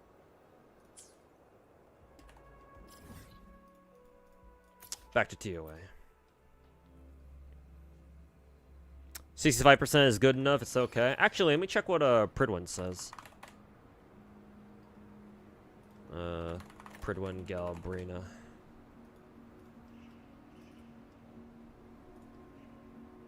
Let's see what stat line they recommend. Let's see. Oh yeah, they do recommend crit rate between 60 and 80. Okay, so I'm good then. Before set, actually, is Galbrina getting extra crit rate from her set? Maybe. I didn't even think about that. Let's see. Oh yeah, crit rate of heavy attack damage or echo skill damage increases. Okay, that's good then. All right. So actually, I'm not too upset with her only having like 65, 66. Increases heavy attack crit rate by 80%. By heavy attack crit rate by 20% for 6. Okay, yeah. Then she should have effectively. She should have like 86 then. Ooh. Okay. Cool. Yeah, technically that's good enough actually.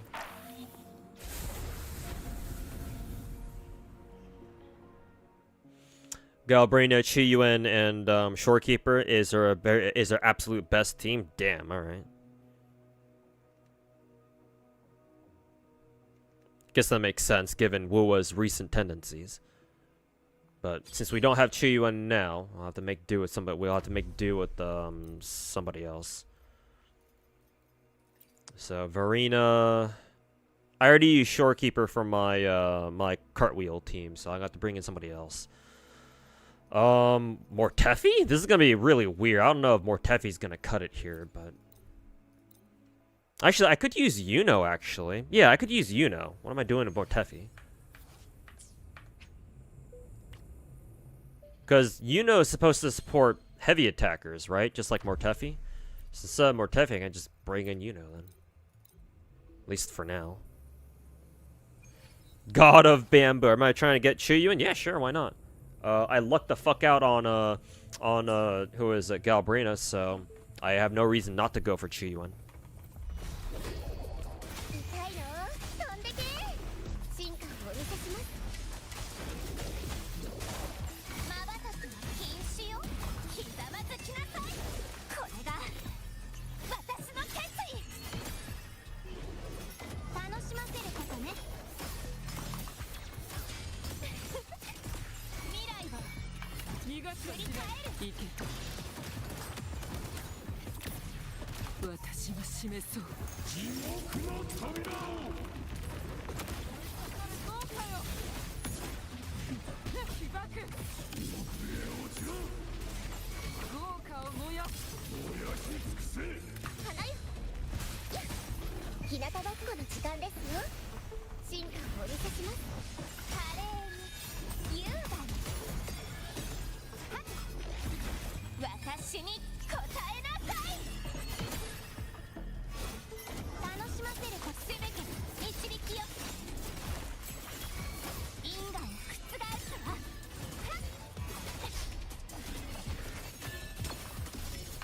悪魔の登場だ。受けましょう。ロックオン。そろそろ終わりの時間だ。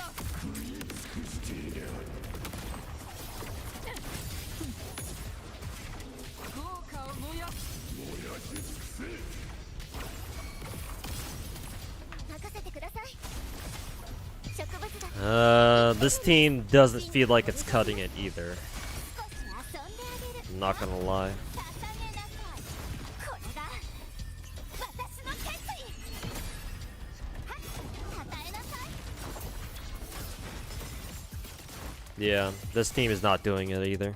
I had a better chance with Augusta because at least by the 4-minute mark, my Augusta team already killed everyone. So I don't know what's going on there. Maybe it's because I was using Verena instead of Shorekeeper. Maybe Shorekeeper would have helped me clear that team or clear that side much faster. But if that's the case, I'm gonna have to redo my what is it? I'm gonna have to redo my cartwheel team.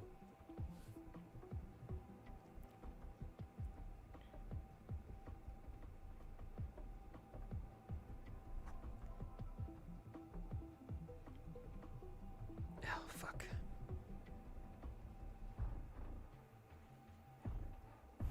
Basically, the way it does things just faster. It doesn't repeat the fights one after another. It's just one fight is 6 runs. Oh, okay, I get it. Yeah. So it's essentially it's like sweep, but you still have to put in the time for 1 run at the very least.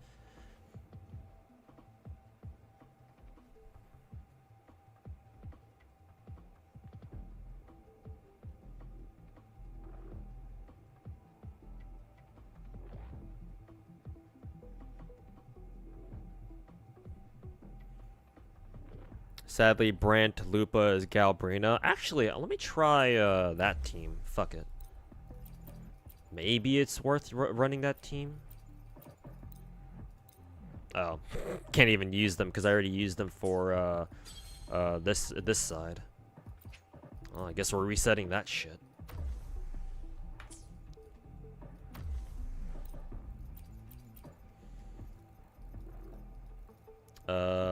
Fuck it, random bullshit, go.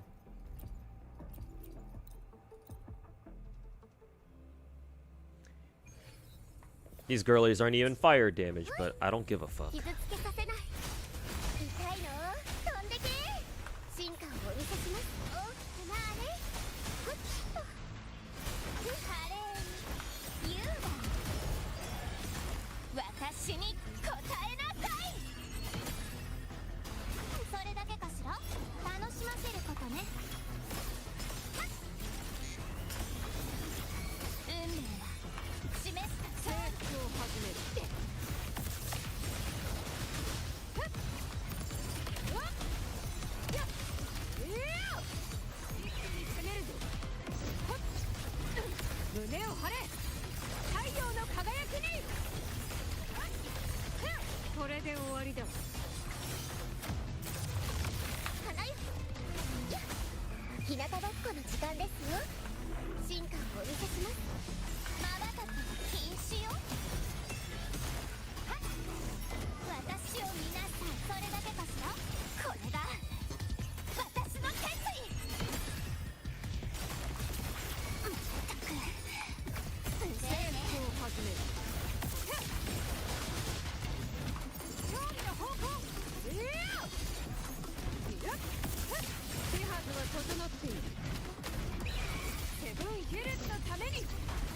栄光をセブンヒルズに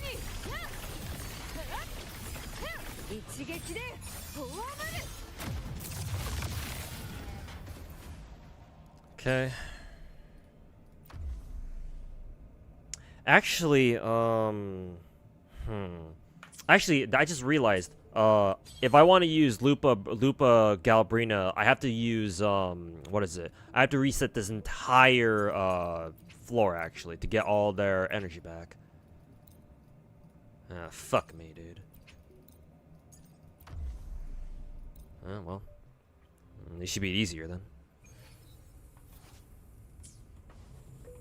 傷つけさせない植物だって生きてるんです。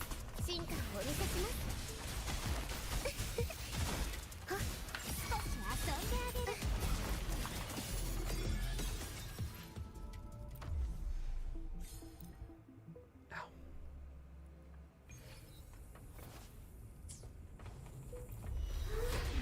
日向ぼっこの時間ですよ。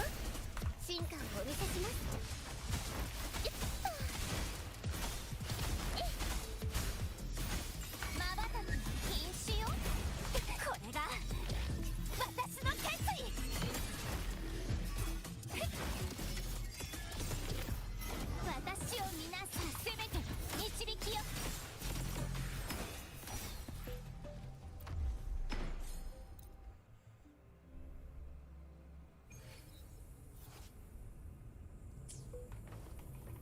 傷つけさせない痛いの飛んでけ進化をお見せしますやっ華麗に優雅に私に答えなさいそれだけかしら楽しませる行き先は全て狩り場運命は示す通り答えるのだ我が友に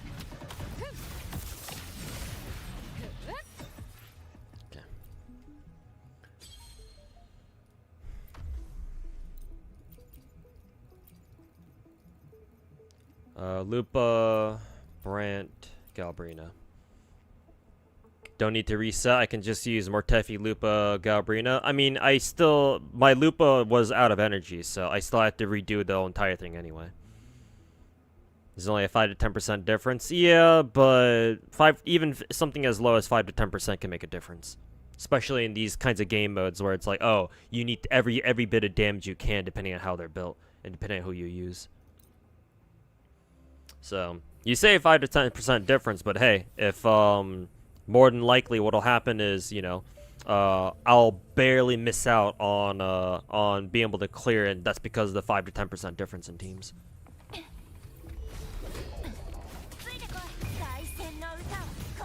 Well, let's see if they can do it here.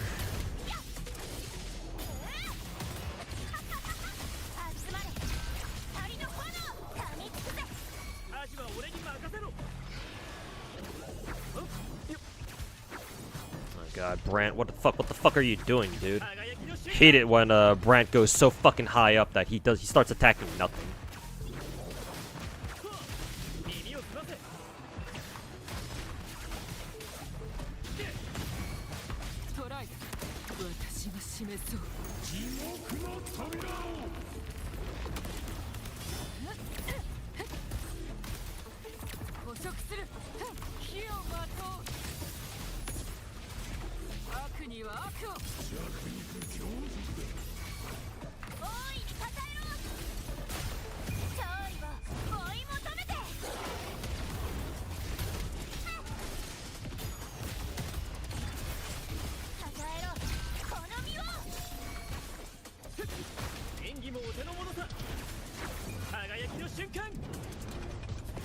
Yep. I'm just gonna reset that because Brant fucked up there. Fucking his fucking intro skill gets him so fucking high, like he's on 20 packs of fucking fucking edibles or some shit. So he ends up whiffing all his fucking dog shit attacks. Holy fuck, man.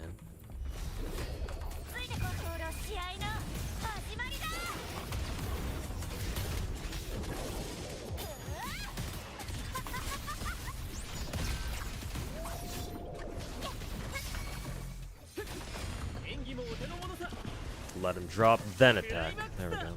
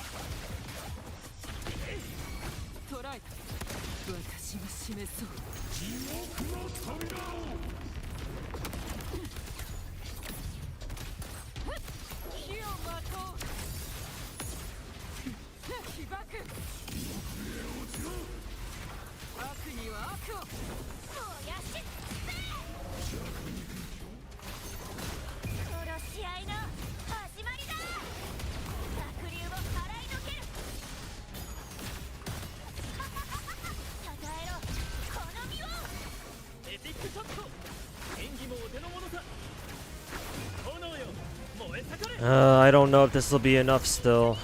It's only 30 seconds, and we're only 2/3 of the way through.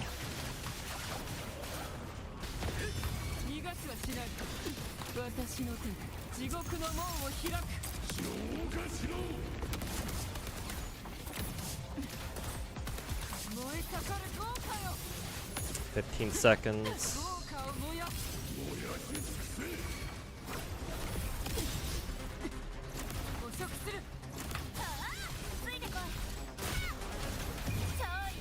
No, it's not enough. They got close though.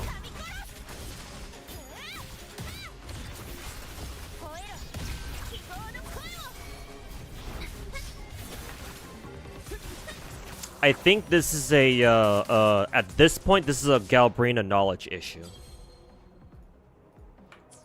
At that point, it's just me not knowing how to play Galbrina properly. So actually, what I'm gonna do? What time is it right now? 4:30. What I'm gonna do right now is I will go play Galbrina's tutorial, cause I need to know how she plays. Chiyu will solve your problems, yeah, but Chiyuan's still like fucking what, 3 weeks away, my dude, or 2.5 weeks away. I can't rely on him to fix my shit. So yeah, I'd rather solve that issue now without him.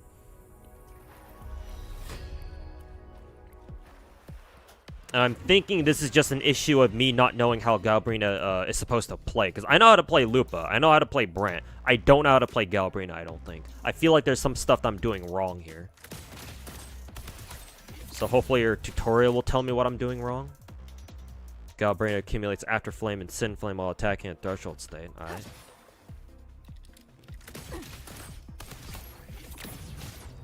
Ah, special dodge. Okay. That I didn't know. So she has an alternate dash after you use her basic 4 times. Is that even going to be relevant though? Okay, that's her heavy attack. She has a multi-stage heavy attack. That I didn't know either. Maybe I should start using that more? Maybe? I don't know. Heavy attack, special dodge, heavy attack, heavy attack. Okay. Just an alternate combo of that. Jump, plunge. Cool. Jump, hold, heavy attack. Ah, this is just the Dante fucking attack, huh? Does she just keep doing this until... it just keeps doing it, okay. Cool. Skill... Oh, they want me to do it mid-air?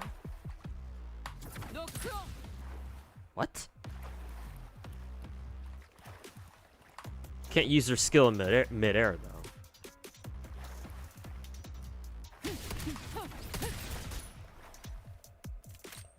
fucking excuse me?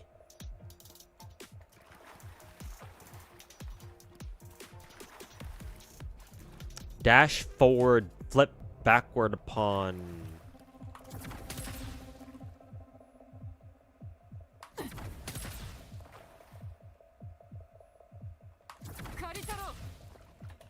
Can't do a midair.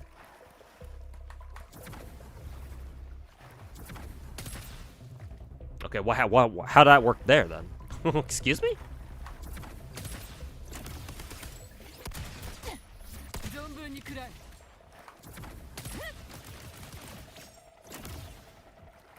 Okay, is it distance? Is that shit distance reliant?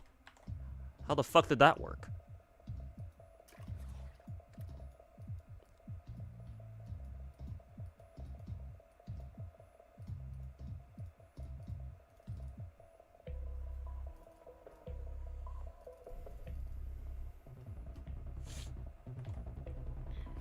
Okay, whatever.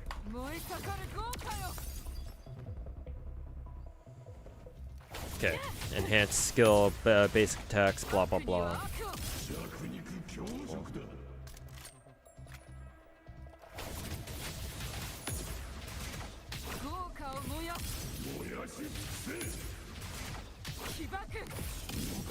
Okay, I see. So this is the combo I think they want me to use, where I need to alt dash after her kick attack. Okay, no wonder her kick attack is so, her kick is so fucking obvious. They want you to alt dash after it.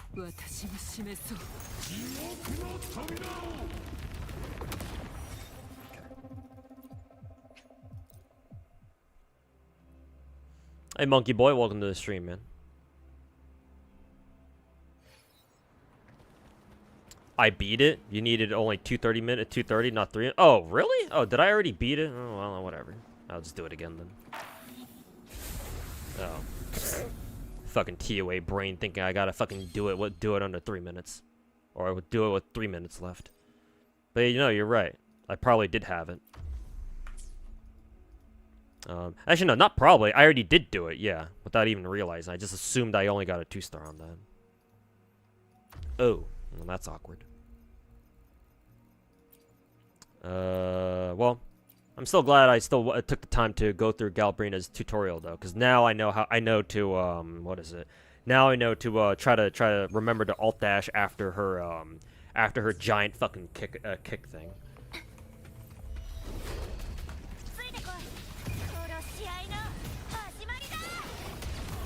When did they add Nero? This patch actually, yeah. Yeah, the Galbrina chick is basically the what is it? The Dante / Nero of Wuwa. People are making people went ham making all sorts of DMC jokes when she came out.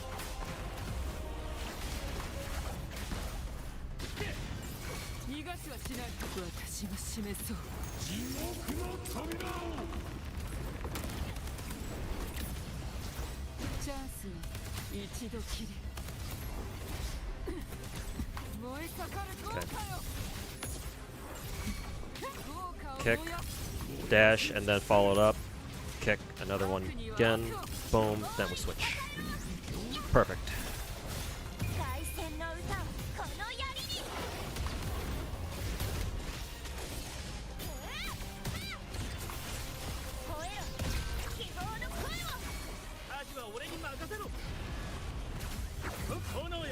Hopefully this hits. Yes, sir.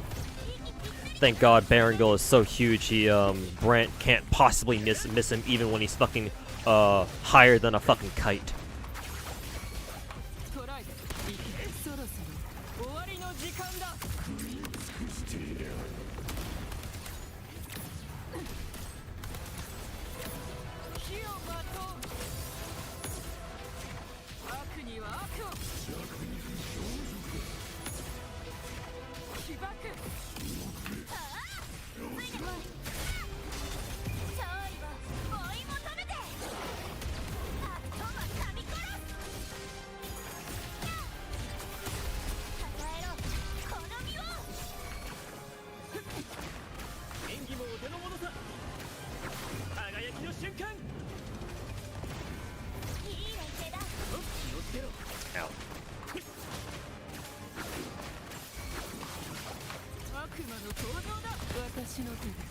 獄の門を開く。消化しろ。燃え盛る豪華よ。豪華を Giant 燃やす。 kick, dash, and second giant kick. Switch to Lupa. ついてこい。ビビってるのか。殺し合いの始まりだ。濁流を払いのける。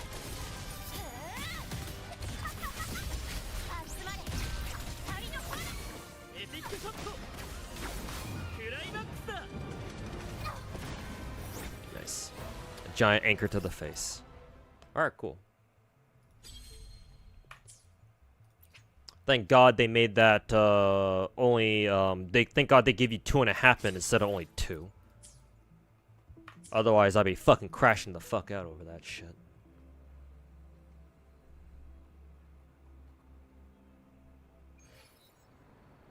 Anyways, that was fun.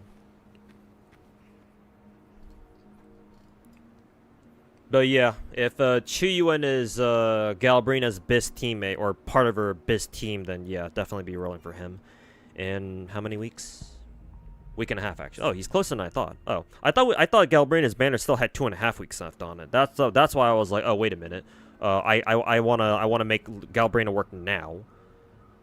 Didn't know if we only have a week and a half. Oops. Then in which case I would be like, oh yeah, maybe I can wait for Chuyuan.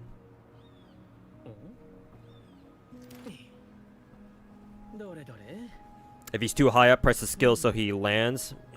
Maybe that can work. I don't know. I think I prefer just letting him drop for a quick second and for like a split second and then using his ult, but that could work too, I guess.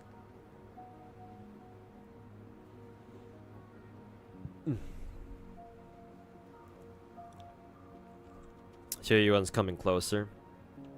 That and I think I prefer well, I mean obviously I'm gonna prefer Changli being on the Brant Lupa team. So yeah, if I can give Chuyuan her own team, or not Chuyuan, Galbrina her own team, then yeah, would be nice. It'd also be nice if we could actually get another fucking global support. God damn, bruh. What is with Kuro and only and fucking leaving us high and dry on only 2 fucking global supports, dude? Fuck them. Fucking pieces of shit.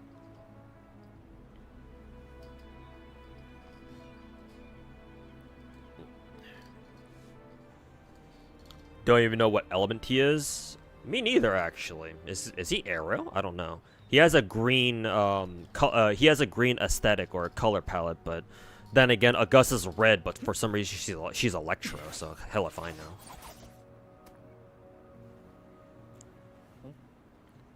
Chisa said to be a global support. Oh, thank fucking God. It's about fucking time, man. Speaking of Chisa, actually, I need to look at her her global or her drip tweet. I think they also dripped Booling as well. Yeah. And she's a 4-star. After all these months, we finally get another fucking 4-star. Only took them, what, fucking 8 months? But we finally have another one.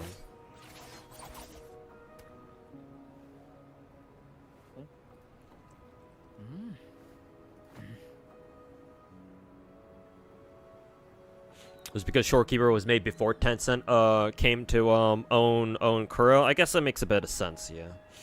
Well, not just a bit, makes quite a bit of sense actually. No way we'll have a global support now that Tencent owns Kuro. I mean, I'm not saying they can't, like they never will, but like it's been a while, so it's like I get that. I get it. It's like, oh, Tencent wants to make more money, so not as many global supports. But surely they can't like, you know, never give us another one ever fucking again. At least I certainly fucking hope not.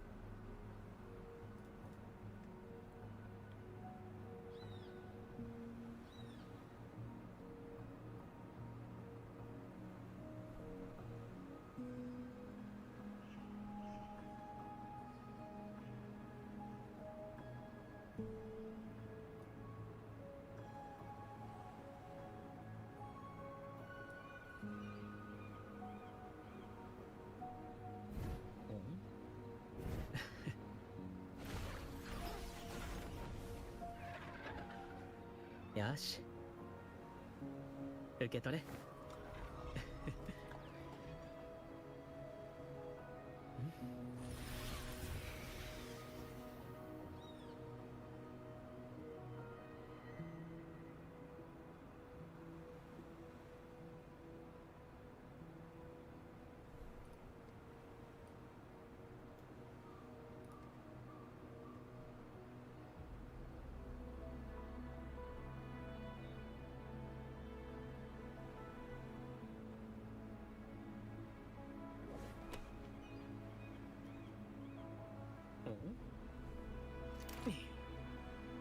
どれどれ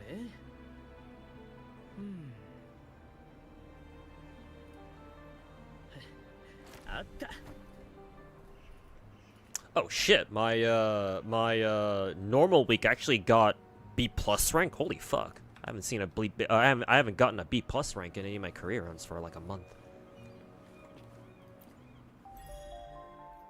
Holy shit.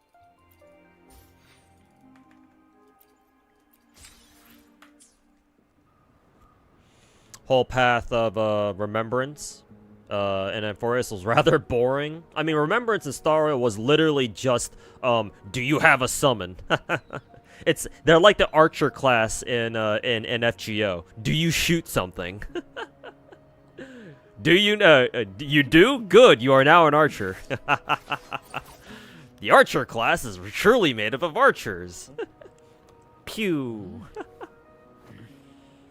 Do you have a summon? Alright, good. Welcome to the Remembrance class. Elation class in Star Rail is a bit more creative than whatever the fuck Remembrance was. But, you know, what are the chances of that? Yeah, Fate Archer class shenanigans. Something something, you know, something something archers. Pew! CBT for Chisa isn't out yet. Oh, they're taking their time with that one then.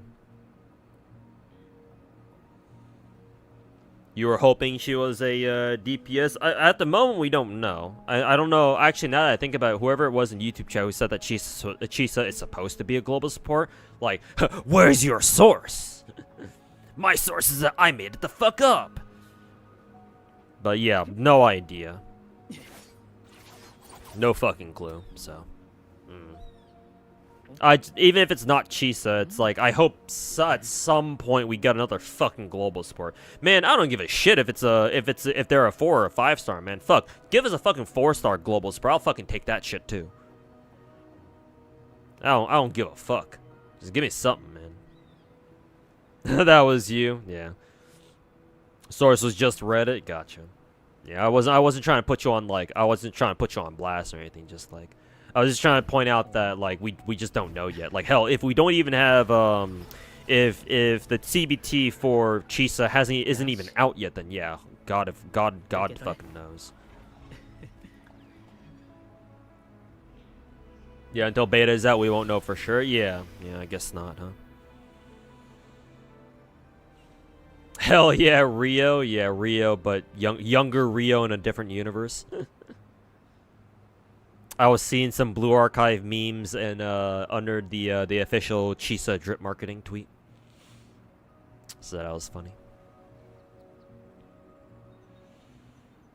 How ironic that Blue Archive I see Blue Archive tweets when we had that whole spiel about Tectone going after Rexland or whoever the fuck else. So maybe not. Yeah, it wasn't Tectone. It was that lol Shinya fucker going after Rexland, being like, oh, you're a pedo.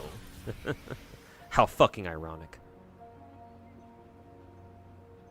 Everything does come around in a circle, huh? Or what? How does the saying go again? Everything truly does come full circle, huh? Chisa might be Havoc. Another one? Damn. Because we got like 2-3 different Havoc characters during Rena Sita, I think. Yeah, Rosia, Cantarella, and Frolova. Holy fuck. And they want to give us another one? It's about time we got another Glacio character, I think. No? Who was our last Glacio character?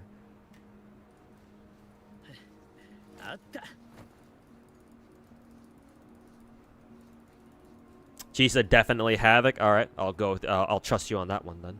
But she will not work with Forlova. Okay. I'll take your word for it then. Okay.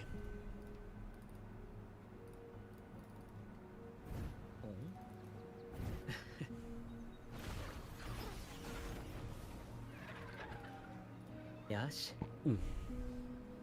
受け取れ。 Lots of people, including you, pulled for Lova specifically for Chisa, but turns out they're probably not going to be able to work together. Ew. Speaking of pulling for characters, actually, I just want to say, I expect the fucking Wuwa community to give Lupa an official apology at some point. Like, I don't know, man. Maybe I'm just being a bitch about this, but holy fuck, man. I were like, oh, Lupa sucks, don't roll for her, bro. Lupa sucks, bro. Was after her. Was it Cartwheel? I forget if it was Cartwheel or somebody else.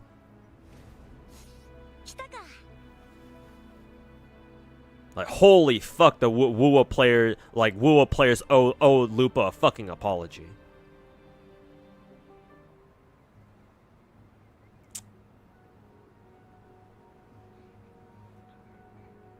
She's not the best S6 though. I ain't even talking about S6, bruh. Do I give a shit about how good characters are at S6? I don't give a fuck, man. Ask me if I have any S6 characters, bruh.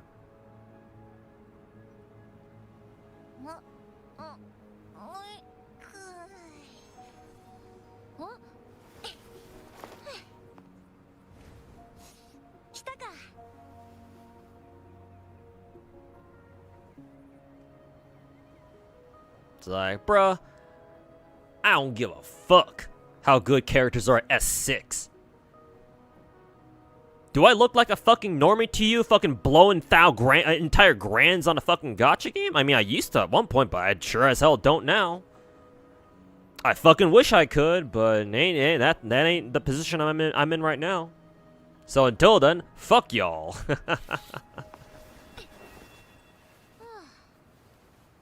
Stream acted up on you? Oh, did my stream crash again? And my internet here has been fucking dog shit.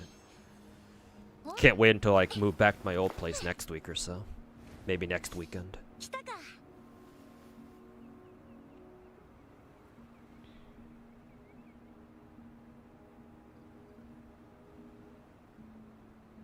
If you don't like Arrow Rover or Spectral Rover, I actually really like Spectral Rover. I think Arrow Rover is fine. I think Havoc Rover is my favorite to play. Just because you're so active with the Havoc Rover, I just don't have her built at all. I was actually planning to build Arrow Rover after I'm done with Galbrina. So I'm actually thinking maybe I can build Havoc Rover alongside along with them, but same for you. Kind of looped for a second there. Oh, sorry about that. Yeah, internet crashed for me earlier too, so that was kind of awkward.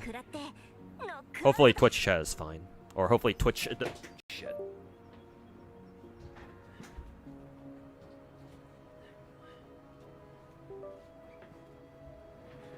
Hopefully Twitch chat is okay over on their end. I was accidentally yanked on a fucking power cord. Thankfully, it wasn't the power cord that controls my PC, but some of my monitor shut down. Hopefully the stream didn't like start freaking out all of a sudden. It shouldn't have. Maybe you heard those like little doo doo doo doo sounds, but. Also, Lupa not being present 2.6 story is still shit. Oh, you mean our most recent story? Yeah, I don't think I saw Lupa there at all. Yeah. The strongest gladiator doesn't even go on to participate in the gladiator hunt. It's like, alright, Kuro. Yeah, man. Yeah, if you're talking about the most recent story we had for this patch with Galbrina and she didn't show up at all, it's like, yeah, bro. Holy fuck, man. Absolute fucking L. Rover as playable character is actually pretty good. Yeah, they're actually really good. Obviously not your like best options, but they're always there for you. I used Spectral Rover for like almost a year before finally dropping it for for better options. Stream's fine? Okay, good. I'm gonna end stream here soon anyway, because I've done everything I wanted to do on stream for today. Just hanging out for a bit. And just yapping about random woo-woo stuff. 冷静さを失った相手は私の一撃を直に食らってノックアウトだ。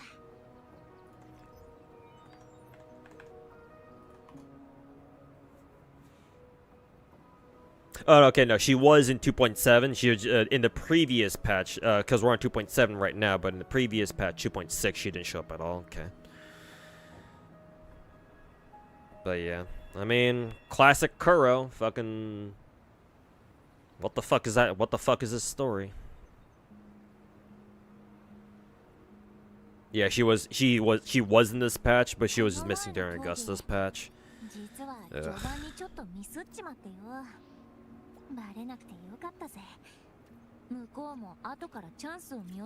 I guess technically speaking, we did meet Lupa in what?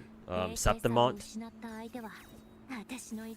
So at least according to the map, it's like, well, if Septimon is here, then 2.6 and 2.7 story took place down here. So it's like, yeah, I guess. I guess her not showing up is like whatever, but...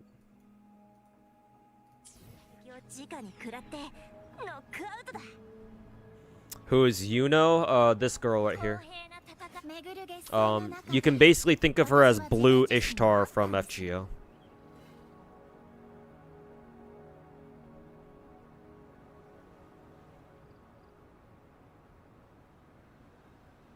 New schedule. I always forget. Yeah, new stream schedule. During weekends, I should go back to the old stream schedule where I stream during the night. So you'll be able to catch my stream tomorrow, or you should be able. I should be streaming mostly during my usual time tomorrow.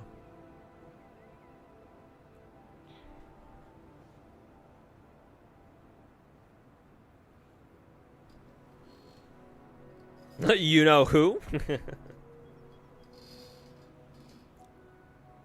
That's like Hoya's actually good at actually bringing back old characters. To be fair, Hoya's been doing this shit for way longer than Kuro has. Like Wu's like barely been out for like maybe a year and a half, so I'm more willing to cut Kuro some slack on like how they do their story. So like Rena's but fucking 2.0 story, like, yeah, it's like I don't really give a shit about it, but I will say that I can at least give them a pass here, because you know this is their first story after their soft relaunch. So yeah, it's like, you know, they're probably not gonna get everything perfect here. So it's like, all right, this is their test year. But if they keep doing it, they keep doing this shit, and their story doesn't like fucking like noticeably improve, then it's like, well, at that point, I can't really make any more excuses for them.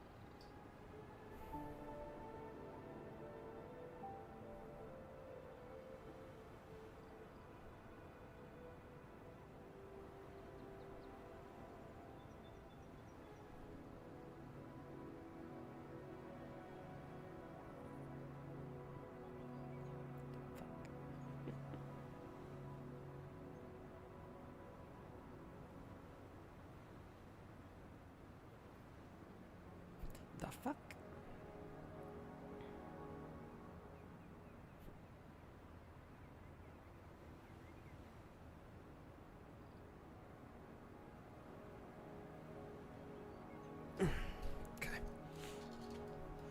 Still think my old place is better? Yeah, well, good news. I'm moving back there next week. Or next weekend. For now. At least that's what the current itinerary stands at. This place was turned out just to be a temporary. Was always a temporary move. So I could figure some stuff out with a couple people. But I should be moving back to the old place. The previous place, at least. Next weekend. Looking at NSFW, well, some of them do show up on my timeline on Twitter, so... If it pops up, then technically, yes.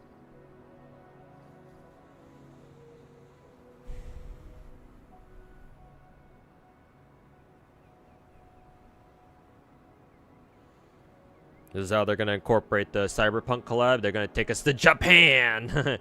Japan, Pog! Bat!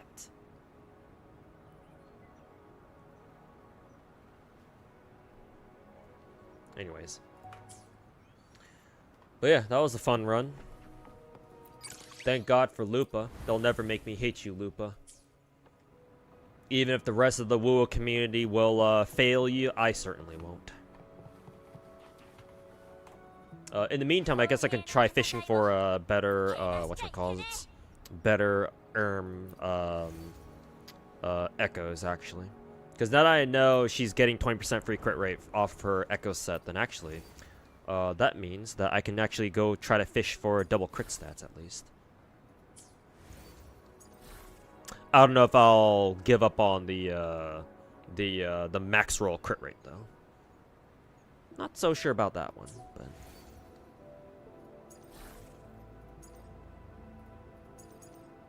Yeah, like this one.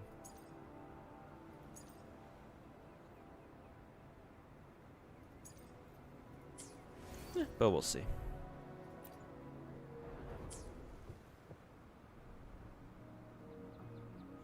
Wish you could sell echoes for money, as in like the shell credit stuff.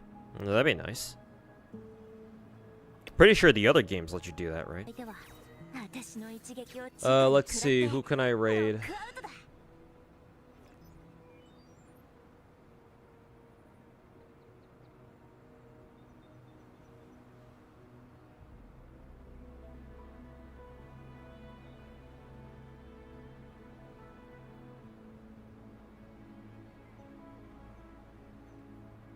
I can either raid Mr. Fobmaster, or I think Mr. Slice is streaming right now, too.